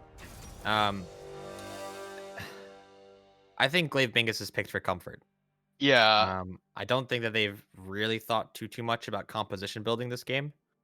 But that's what's gonna win you a game 5, right? You pick comfort, you pick what you know, and they're on the champions that they believe can do the job for them. Yeah, and it's not like this is lost entirely in Champions No, Select. no, I think absolutely not. I think for sure that they came off on the lesser end of this champion select, but Flying Squirtle has the potential to pop off. If Wukong is the champion that like can snowball if he gets ahead and just sort of take over games, does have a lot of damage, but once you build that Divine Sender, and he's fairly decent with like the bruiser items. All right, here's my hot take. Flying Squirtle has had 2 games to warm up. Game 3 is on the Wukong, is going to carry 1v9. I mean, Wukong. he's probably going to have to, right? Like it's put up or shut up.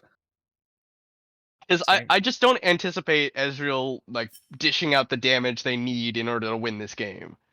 Unless they go crazy, right? Unless the Ezreal gets a lot of damage and a lot of all of this with the disclaimer, unless he goes insane this game. I suppose that should be the disclaimer always to whatever we say. The one thing to note though, again, going into this game, is that Misfortune Ibeon Godly is not an 80 carry main again. Not to discredit him in any sense of the word, he's been playing fantastically in the 2 games that he's been in. Had a pop-off game on that Xayah and on the Seraphine, but does not play the role as often, and so could potentially find himself the point of abuse when it comes to Flying Squirtle and Xernean and Epi Champion if they're looking for a point of weakness, right?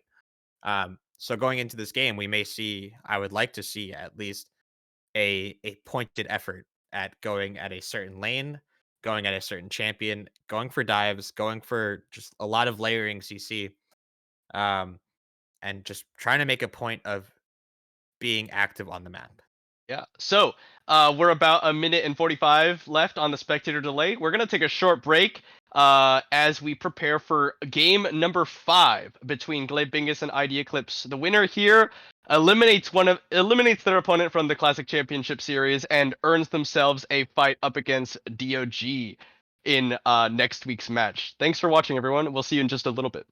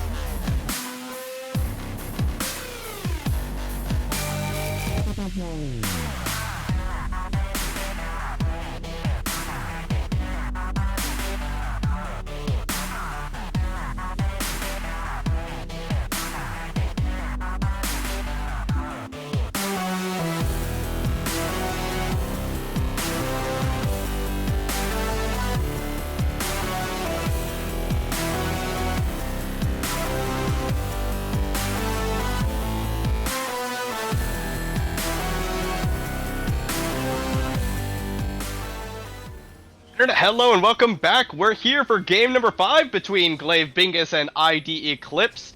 The penultimate game of this best of 5, or sorry, the ultimate game of this best of 5 series. Welcome to America. Flash stretch line. Wow, forcing the flash out of MP Champion immediately. That's like the classic, right? You walk in and your opponent mid laner just like sprints into all 5 of you. Because wow. Oh boy. And MP Champion was a bad pixel away from getting Nautilus hooked and killed at level 1. Oh boy. I mean, something to note is that Epi Champion also does not have TP this game. Or Glacial Augment, which is a little bit surprising. Minions have spawned. But we'll be going for that Aftershock, which I guess is comfort for them. Yeah, as a solo lane Galio, it kind of makes sense you want to have a little bit more combat power. Whether it be in something like Aftershock to give you a little bit more tankiness. BKP with the Summon Airy choice for this Victor is looking to be a little bit more powerful in lane as compared to the utility you normally get out of something like Phase Rush. Yeah, I mean, he's going to try and poke out the Galio as best he can in this lane. But really, I like the matchup. BKP does not have to worry about going to phase versus this game. I believe he took it the first time these two matched up. But is really just going to be focused on farming out, poking out, because realistically in this lane, you are not going to be killing the Gargoyle. You're going to be farming. You're going to try and go for your Leandries. I honestly wouldn't be surprised if we saw... actually, no, yeah, it should only be Leandries this game for XBKP. But it's going to do a good job just poking out and farming, and that's what he's got to do this game. Xin Zhao starting on the red buff, Wukong starting on the red buff as well. He's going to end up on opposite sides of the map as Eddie Boy getting a good trade onto Benzora here. on this top side here. Xin Zhao is going to try and go for an early gank. The wave Yeah, in a he really went- good spot. He went buff to buff and now is doing Gromp, looking for something early onto the bottom lane, as compared to Flying Squirtle, who's going for the full clear, is just about finishing up his third camp and heading into the blue side. Yeah, here. I mean, the ward is in the river, so he is going to get spotted fairly far out if he does go for this gank. Yeah, they're gonna get slowed up by the Make It Rain, and the Dredge line will not connect as Xernean actually goes Xernean went in. aggressive in there, and now Beyond Godly is ignited. They're gonna try and turn around some damage. Beyond the Summoner Heal comes out, Xernean is gonna be the target, and meanwhile Rejected Anew forcing out High Legacy Splash. They're gonna root him up. Xernean is gonna go down. First blood picked up by Godly on the side of ID Eclipse. And that's really well played. That's about as perfect as you could play it. Wardbox actually denying the second grand exit from Xernean with the auto attack route. And so as a result, getting that first blood onto Xernean, onto the Misfortune, which is going to do such a good job for Godly in terms of getting him accelerated in this game to become a tank-killing menace. Alright, well, High Legacy and Xernean suffering a little bit there. Good gank from Rejected Anew kind of just makes it so they can't possibly take that one. And now, continuing to the aggression, you do see Flying Squirtle taking away enemy camps on the top side of the map, trying to get something back in exchange for Rejected Anew's very lane-focused gameplay this game. We are seeing Xernean also attempt a gank up into this top side with Flying Squirtle on the way in there. No flash on the Eddie look Boy. For it. Eddie Boy doesn't have flash, like you said. There's a knockup coming out for the grand entrance, but Flying Squirtle getting pulled into the tower, taking another tower shot. Flying Squirtle not quite having the damage necessary to take him down. A lot of damage onto Eddie Boy and onto Flying Squirtle, but only one of those champions has to stay in lane and really suffer with those choices. Eddie Boy actually more healthy than I thought he was coming out of that play. But Mordekaiser into Ornn is not really going to be a dangerous matchup for the Mordekaiser, even if you do take a little bit of damage from a gank like that. XBKP doing a good job shading Epi Champion to the side of where his Xin Zhao is trying to set up this nice gank to potentially to potentially punish the no flash Galio. Oh, I think he tried to predict the Justice Punch and land that Q so we could follow up on a dash, but ultimately doesn't really get anything there that he would have gotten otherwise. And Xernean playing for another play onto the mid lane. Epi Champion could find some help with the Recon. Is not going to make anything happen here, though.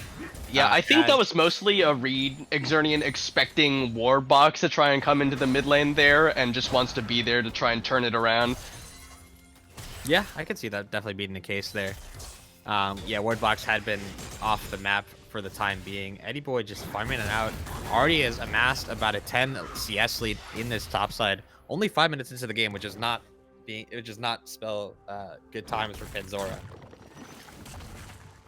But I mean, Dragon started up for the side of ID Eclipse here. Is going to be uncontested as well. Wukong is on the top side, but this is kind of to be expected, right? You have your Misfortune Nautilus lane. You have the kill. She has an extra longsword, or 2 longswords rather. So as a result, and you have the pushing mid laner as well, of course, right? Yeah, true. They're gonna look for the attempted steal there over the side from High Legacy, but a good smite from Rejected Anew, nice and patient here as Eddie Boy actually hits level 6 here, looking for the potential pull onto Panzora into the Death Realm, but will not find it just yet. Yeah, I mean that matchup just gets worse and worse for Ornn. Panzora, the fact that he didn't take Grasp as well is a little bit like. I understand, you know, utility when it comes to Unsealed Spellbook with Ornn, but you have to play to survive your lane. And at least with Ornn, you can trade with the Brittle proc every now and then and do maybe a little damage to this Mordekaiser. But if you don't have it, there's 0 chance of you being able to pressure him off of any plays that he wants to go for. All you're going to do is you're going to farm with Q, you're going to just sit back, you're going to cry, and you're going to get ganked by Xin Zhao on repeats. Yeah, BKP aggressively looking for, or sorry, not BKP, Flying Squirtle aggressively looking for jungle camps to steal away from Rejected Anew. He's gonna find red buff here as Rejected Anew is doing his Raptors, losing his red buff right under his own nose.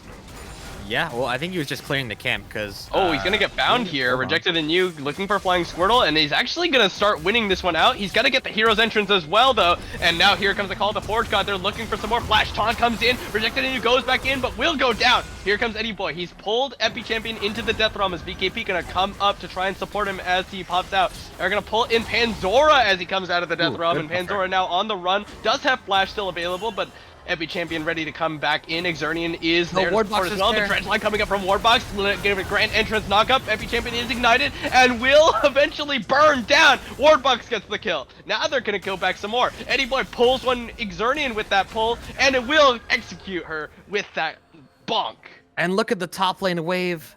That is a massive stacked wave in favor of the Mordekaiser. That is about 2.5 waves worth of Flying CS Squirtle there. actually is just sticking around way too long here. Panzora gonna get stunned up by the gravity field, but BKP going very low, but the Death Ray takes out Flying Squirtle and he'll back away.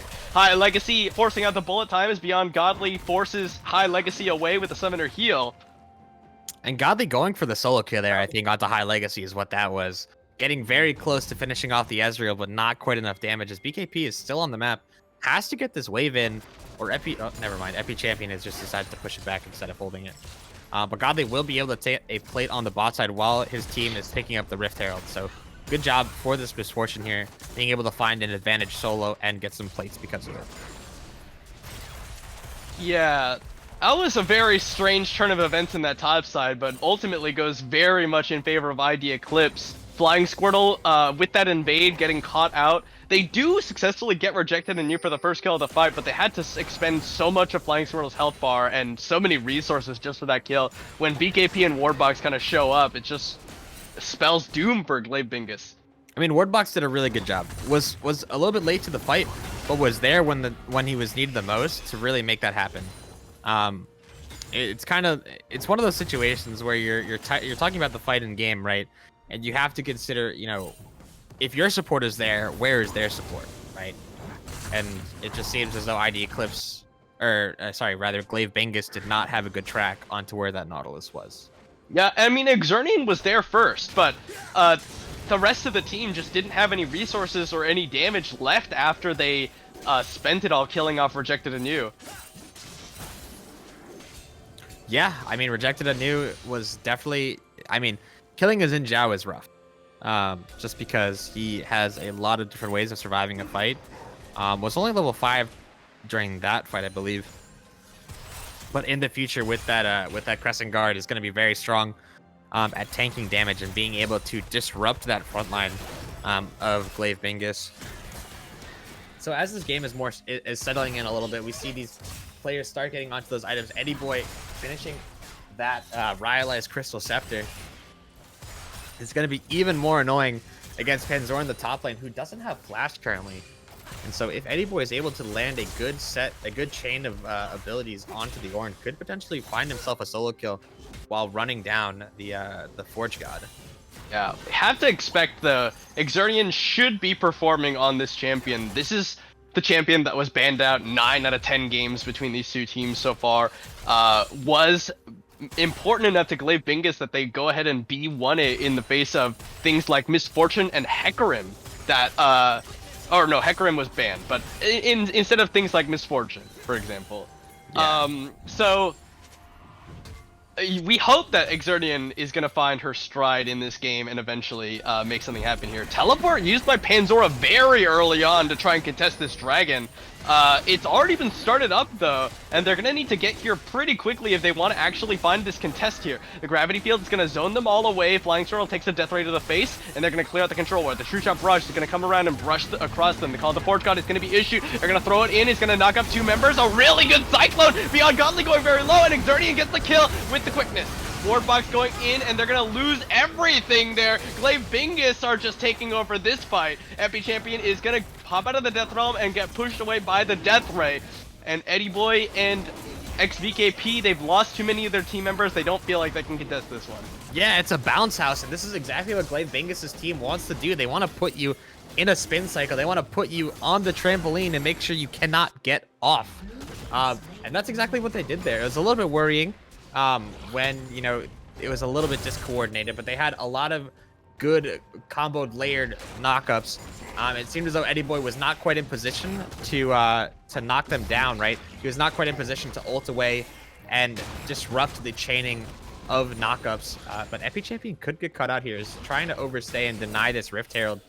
Oh, Flash Dredge line! That was a repeat of what happened at level 1 in mid. Yeah, good flash from Epi Champion to make sure that he doesn't go down there. But again, good job from Wordbox to force that out. Definitely a flash on Gallia was worth.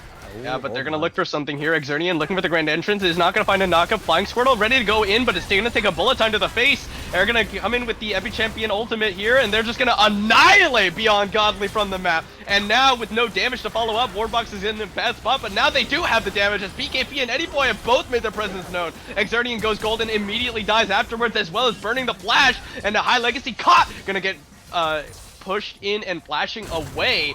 Panzora just left alone in that top lane, just pushing out as best he can, but they lost a lot for that one.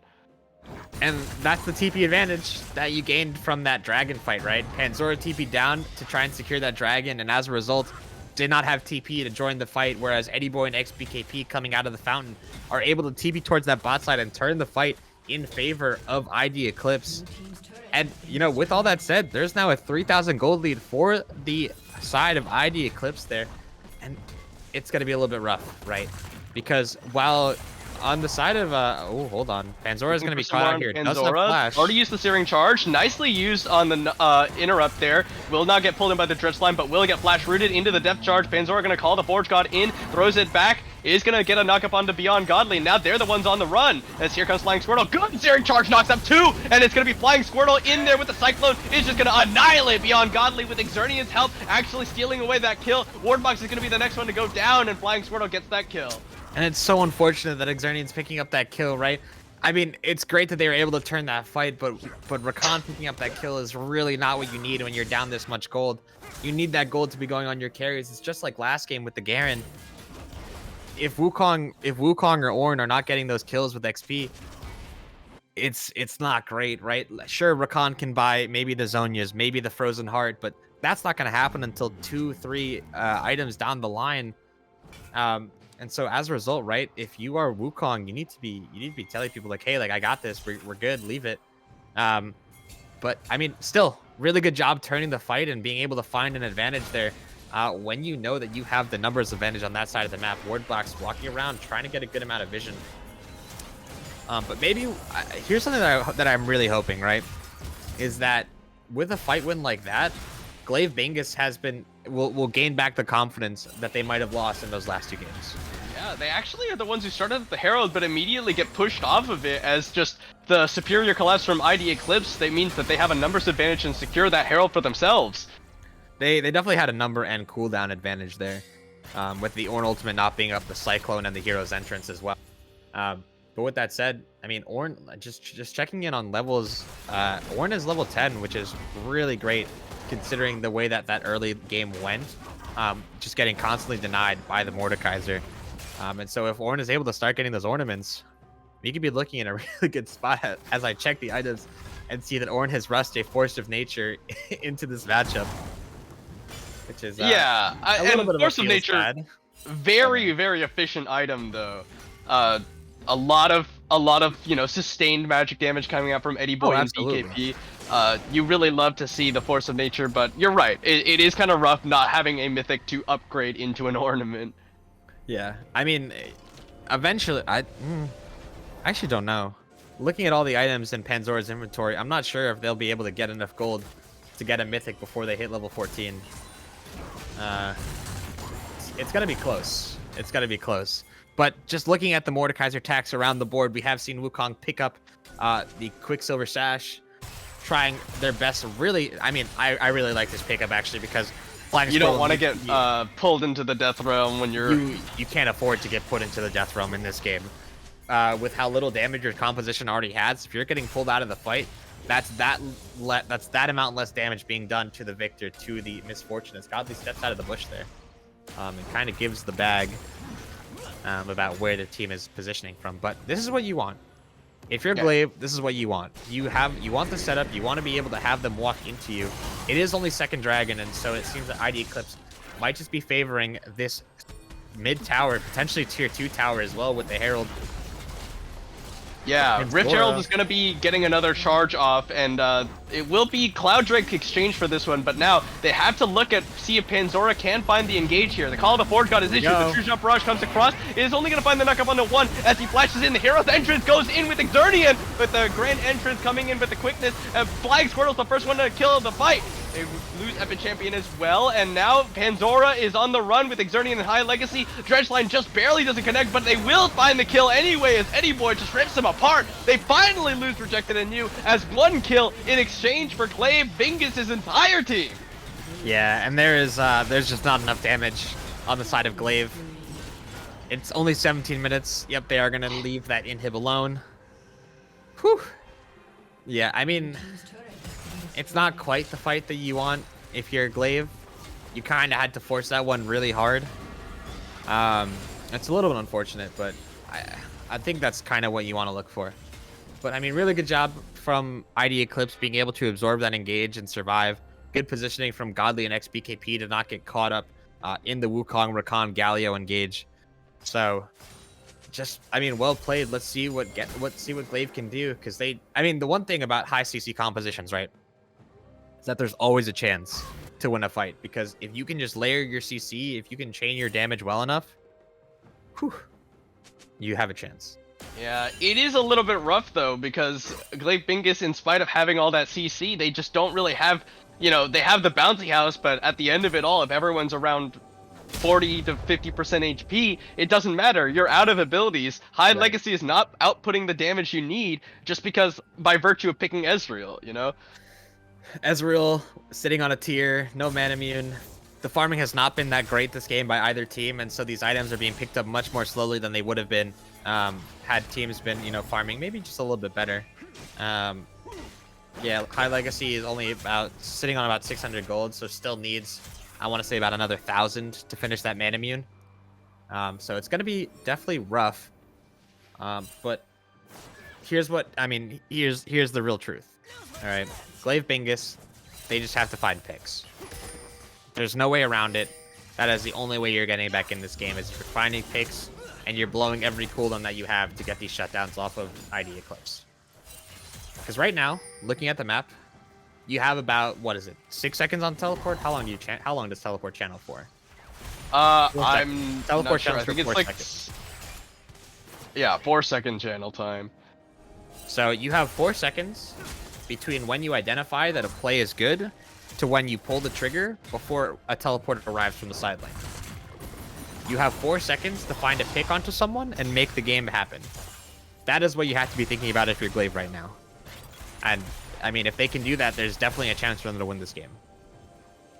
Oh, Godly coming forward, just laying down a little bit of damage as trying to bait something as Rejected Anew skulking around on the side there.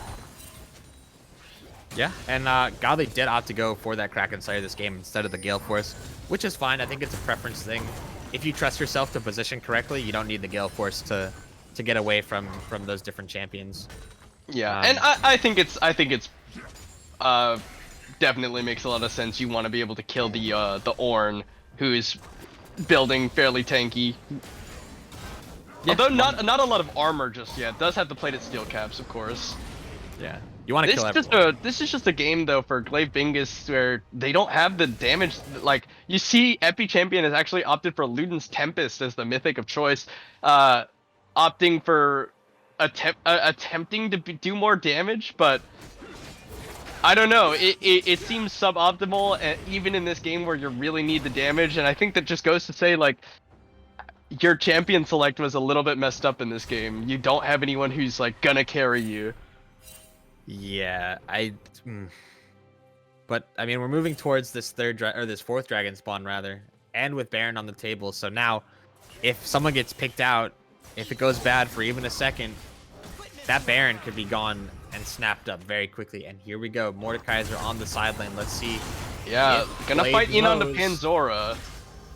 Could pop the Death Realm. Panzora does not have a QSS, and now they've got Exernian and High Legacy around in the area, but again, the Death Realm just sort of steals one of them away.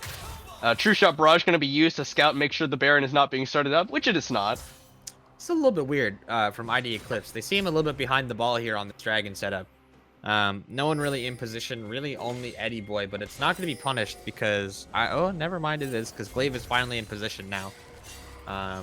Both teams kind of a little bit late to this dragon, but it is only the 4th dragon.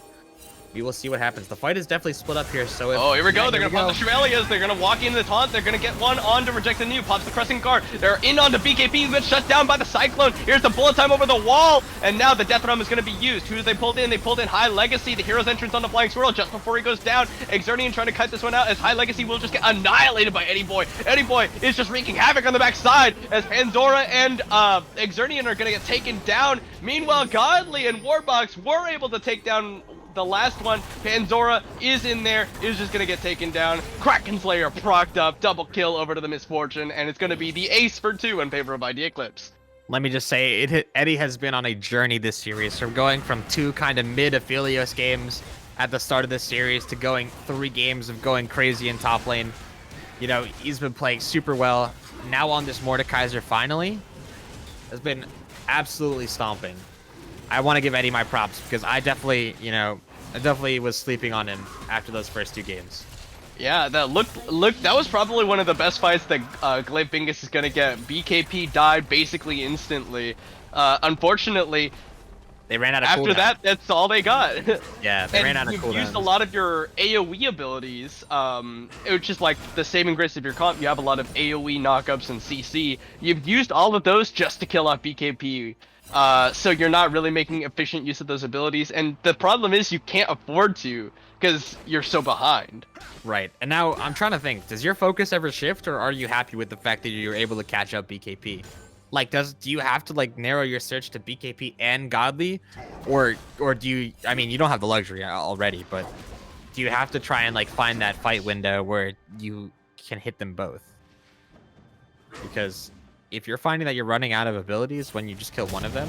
Oh, here we go. The Call of the Forge God. They're just going to continue beating up on BKP. The Cyclone comes out and the Siphon Power Shield, but Flying Squirtle does still have the damage. Eddie Boy has teleported into the fight, and they're going to charm him up. Exernian, they're just going to try and keep him CC'd. Eddie Boy pops the shield and goes into the Death Realm. As Flying Squirtle going to get pulled in by the Drizzle and taken out by Rejected Anew. And now Eddie Boy pops out of the Death Realm. He's got his team now behind him and will push away Panzora and Exernian. They ran out of cooldowns. It just keeps happening. They keep getting the 1 kill, and then they have nothing left to do. Like... Yep, Baron is going to be started up. They will see it going down with their scrying orb, but what can they do about it? The True Shot Barrage is their attempted steal, but Rejected Anew surely doesn't mess up this smite. It's not even timed correctly, and Baron Nashor goes the way of ID Eclipse. 862. 862. Well done, Rejected Anew. Clean smite. But yeah, I mean... This is kind of the way of the world. You have the the better draft. You win the game. I don't like to scream draft difference, but these last 3 games, these last games that have been won, you know, by ID Eclipse, they've just had the better they've had the better drafts. They've been more rounded. Maybe not better per se. Yeah, I definitely agree. Their champion select has been a little bit better. They're gonna keep going though. Panzora gonna throw in the Call of Forge God. Actually not gonna knock up anybody, but into the back line goes Flying Squirtle. Doesn't quite have the Cyclone. It's not on cooldown. There's the charm coming out from Wardbox onto Wardbox rather from Exernian, and now the bullet time coming out. Panzora will take out Godly just before the bullet time finishes off Exernian. And that's just Godly and Wardbox being a little bit desync from the play. They know that now their team Cyclone has is Baron. up, and they're gonna go for BKP, but no damage to follow up on that one. And now they're just getting annihilated by the Crescent Guard and the Chaos Storm. But finally, High Legacy is able to get into the backside and take him down. Hero's entrance comes out onto Rejected Anew, and will be a double kill going over. Hero's entrance actually was interrupted by Eddie Boy, rather, I should say. Ah, okay, that's what I thought. I thought it was just Gallia was close to that fight. I thought I just didn't see the big golem. But Eddie Boy doing a good job denying the Galio and saving what could have been a potentially devastating play. It wasn't great. Ezreal got 2 kills, and we're paused. Yep. We're gonna have a short pause here, hopefully. But yeah, as we yeah. No, please go ahead. As Eddie gets his, or no, not Eddie. As Panzora rather, gets his internet together. But yeah, I mean, to be fair, these games have been okay. Sounds good. Yeah, these games this game rather has been a little bit back and forth. It's been nice to see that Glaive Bingus has been able to come back in these last few minutes and actually find some kills for themselves. High Legacy getting 2 kills in that fight for themselves has been really good actually, because now I can actually I can check the amount of gold. High Legacy is going to be backing with 1700 gold, which means that they are going to be able to start building some. I believe it'll be working towards the Cyrildas, the armor pen item. Mhm. And so if Ezreal is able to start working towards that, could definitely be in a much better position to win the game, because I don't know if you noticed in that fight, but they were able to get 2 rounds of their spells off. And as a result, they are able to win the 4v4. Yeah. A little bit of a disconnect for sure on the side of ID Eclipse. Godly and Warbox get picked off. BKP and Rejected the New come around, and then they both get picked off as well. Eddie Boy, like you said, kind of saving the play by pulling in Epic Champion. But unfortunately, he's already lost all 4 of his teammates in a 2v5 and then another 2v5 sort of. Ends up getting Epic Champion and Flying Squirtle back in exchange, so that's gold in Glaive Bingus's pocket, but it's really rough for Glaive Bingus. It is definitely rough. I mean, when you have a what is it, Mordekaiser with almost 12,000 gold to your strongest carry having 9.6k. Ugh.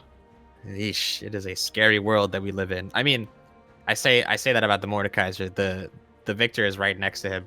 I don't know if anyone's noticed, but there hasn't actually been a tower taken by Glaive Bingus this game. It's 6 towers to 0 right now, which does mean that there's a lot of standing gold available for Glaive Bingus to try and use to catch up, but they're so far behind right now. It's gonna take some really extreme map movements in order to find those opportunities. What's with this pause? There we go. All right, we are back into the game, I believe, shortly. Yeah, looks like it. All right, sweet. We are back into the game. These teams are getting together, and yeah. Oh yeah. I forgot what champion existed on the other team. Yeah, Ezreal had to buy the QSS. Yes. Is a little bit unfortunate. We're gonna have a little bit of a pause bug. Yeah, but we are actually starting to get towards our ornaments, which is really nice. Ezreal being able to pick up the Infinity Force from the Ornn there, which is going to be really good for his damage moving forward. I might have said you want to upgrade maybe the Wukong's items first, but I don't know how close Panzora is to level 15, but they're pretty close.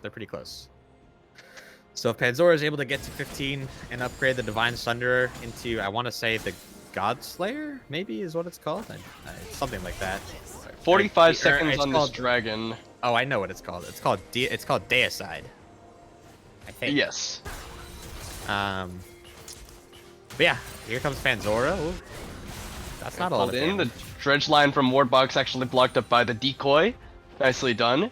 And now they're just pushing their way in to push Glaive Bingus back away from the dragon, so they have full priority on the area. Panzora gonna wander in, try and be the front line that the team needs. Dragon spawning in about 10. Yeah, Dragon spawning in 10 seconds, and it seems as though ID Eclipse, wants to play for this dredge fight. line gonna be Panzora is gonna be the focus. Go looking for the call of the Forge God, but is gonna be abducted into the death on the True Shot barrage into the backside. Panzora is gonna pop out off of that one, and the bullet time comes out. Eddie Boy is into the backside, is just annihilating them all and taking them all up while the rest of his team focuses down Flying Squirtle. BKP going very low, and Eddie Boy taking a Mystic Shot to the face will not go down. Epic Champion and High Legacy just sort of left in the lurch as the rest of the team falls apart in front of them. It's so unfortunate for High Legacy, because if he's able to pick up that last Whisper, that those limping champions, the Mordekaiser and the Victor, they could be dead. They could very well just be dead. And so it's just unfortunate that you have to pay this Mordekaiser tax. And for Epi Champion, not being able to press the hero's entrance in that fight is really, really, really not good. Not that, it looks like he's working towards the, looks like Epi is working towards the QSS as well, with that Mill Magic Mantle picked up.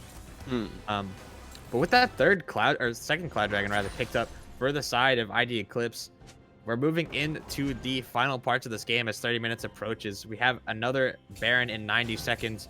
We have everyone, for the most part, approaching 3 items plus. And it's honestly the fact that Glaive has survived as long as they have. Good dodge from Xernean, being able to dodge out from that dredge line. The fact that ID Eclipse has not ended this game yet means that the likelihood of Glaive winning is increasing by the second. Not that it's increasing by much. Yeah. But it just means that the chance for them to win the game is much higher. All right, they're gonna try and sneak around on a BKP. We've actually seen this song and dance before. Call of the Forge God comes in, exactly the teleport comes in from Eddie Boy, and they will shut down that one. And actually, it looks like the teleport was interrupted by by Epi Champion, so Eddie Boy's not able to come in and just clean them all up. It only costs the flash of the ghost. Also, I don't know if you can hear that, but there's a lot of thunder. All right. Well, they do successfully once again pick off BKP. That has been the modus operandi of Glaive Bingus this game. Find BKP, kill BKP. If they can continue to do that, maybe they get a fight that they can get on their terms. But the last few, they've had to invest both the Call of the Forge God and the Cyclone, which means no fighting for the foreseeable future. Yeah, I mean, the Cyclone going down and the ultimate going down just that this Baron should be secured by ID Eclipse fairly easily, because BKP will be able to TP back out onto the map, so there will be no numbers advantage for the side. Actually, just straight up teleports onto the Baron as it spawns. They're gonna go ahead and start this one up. They a lot of members of Glaive Bingus have to walk through warded area in order to get in there. Beyond Godly is over the side of the wall, is rejoining his team now, and they're actually just gonna go ahead and give this one up. Glaive Bingus don't even want to attempt to contest this one. I mean, yeah. I mean, they've recognized the fact that we said earlier, is that every minute that this game goes on, their odds of winning the game grow more and more, because... Oh wow, they're actually going to go ahead and call the Forge God in. Beyond Godly is going to get knocked out, the True Shot Barrage in, but a nice Crescent Guard knocks Xernean out of there, but Flying Squirtle's already found Beyond Godly. They've lost the first member of the fight. Rejected Anew is also getting focused down. Nice follow from Xernean with the Grand Entrance, knocks him into the GA, and they will successfully find Rejected Anew as well. It's a 2-for-0 in favor of Glaive Bingus. Yeah, and Glaive do what they have to do. They found the team fight. They gave the Baron. They said, yeah, no, this is not our style. We just will fight with our advantage when we find it. And that's exactly what they did.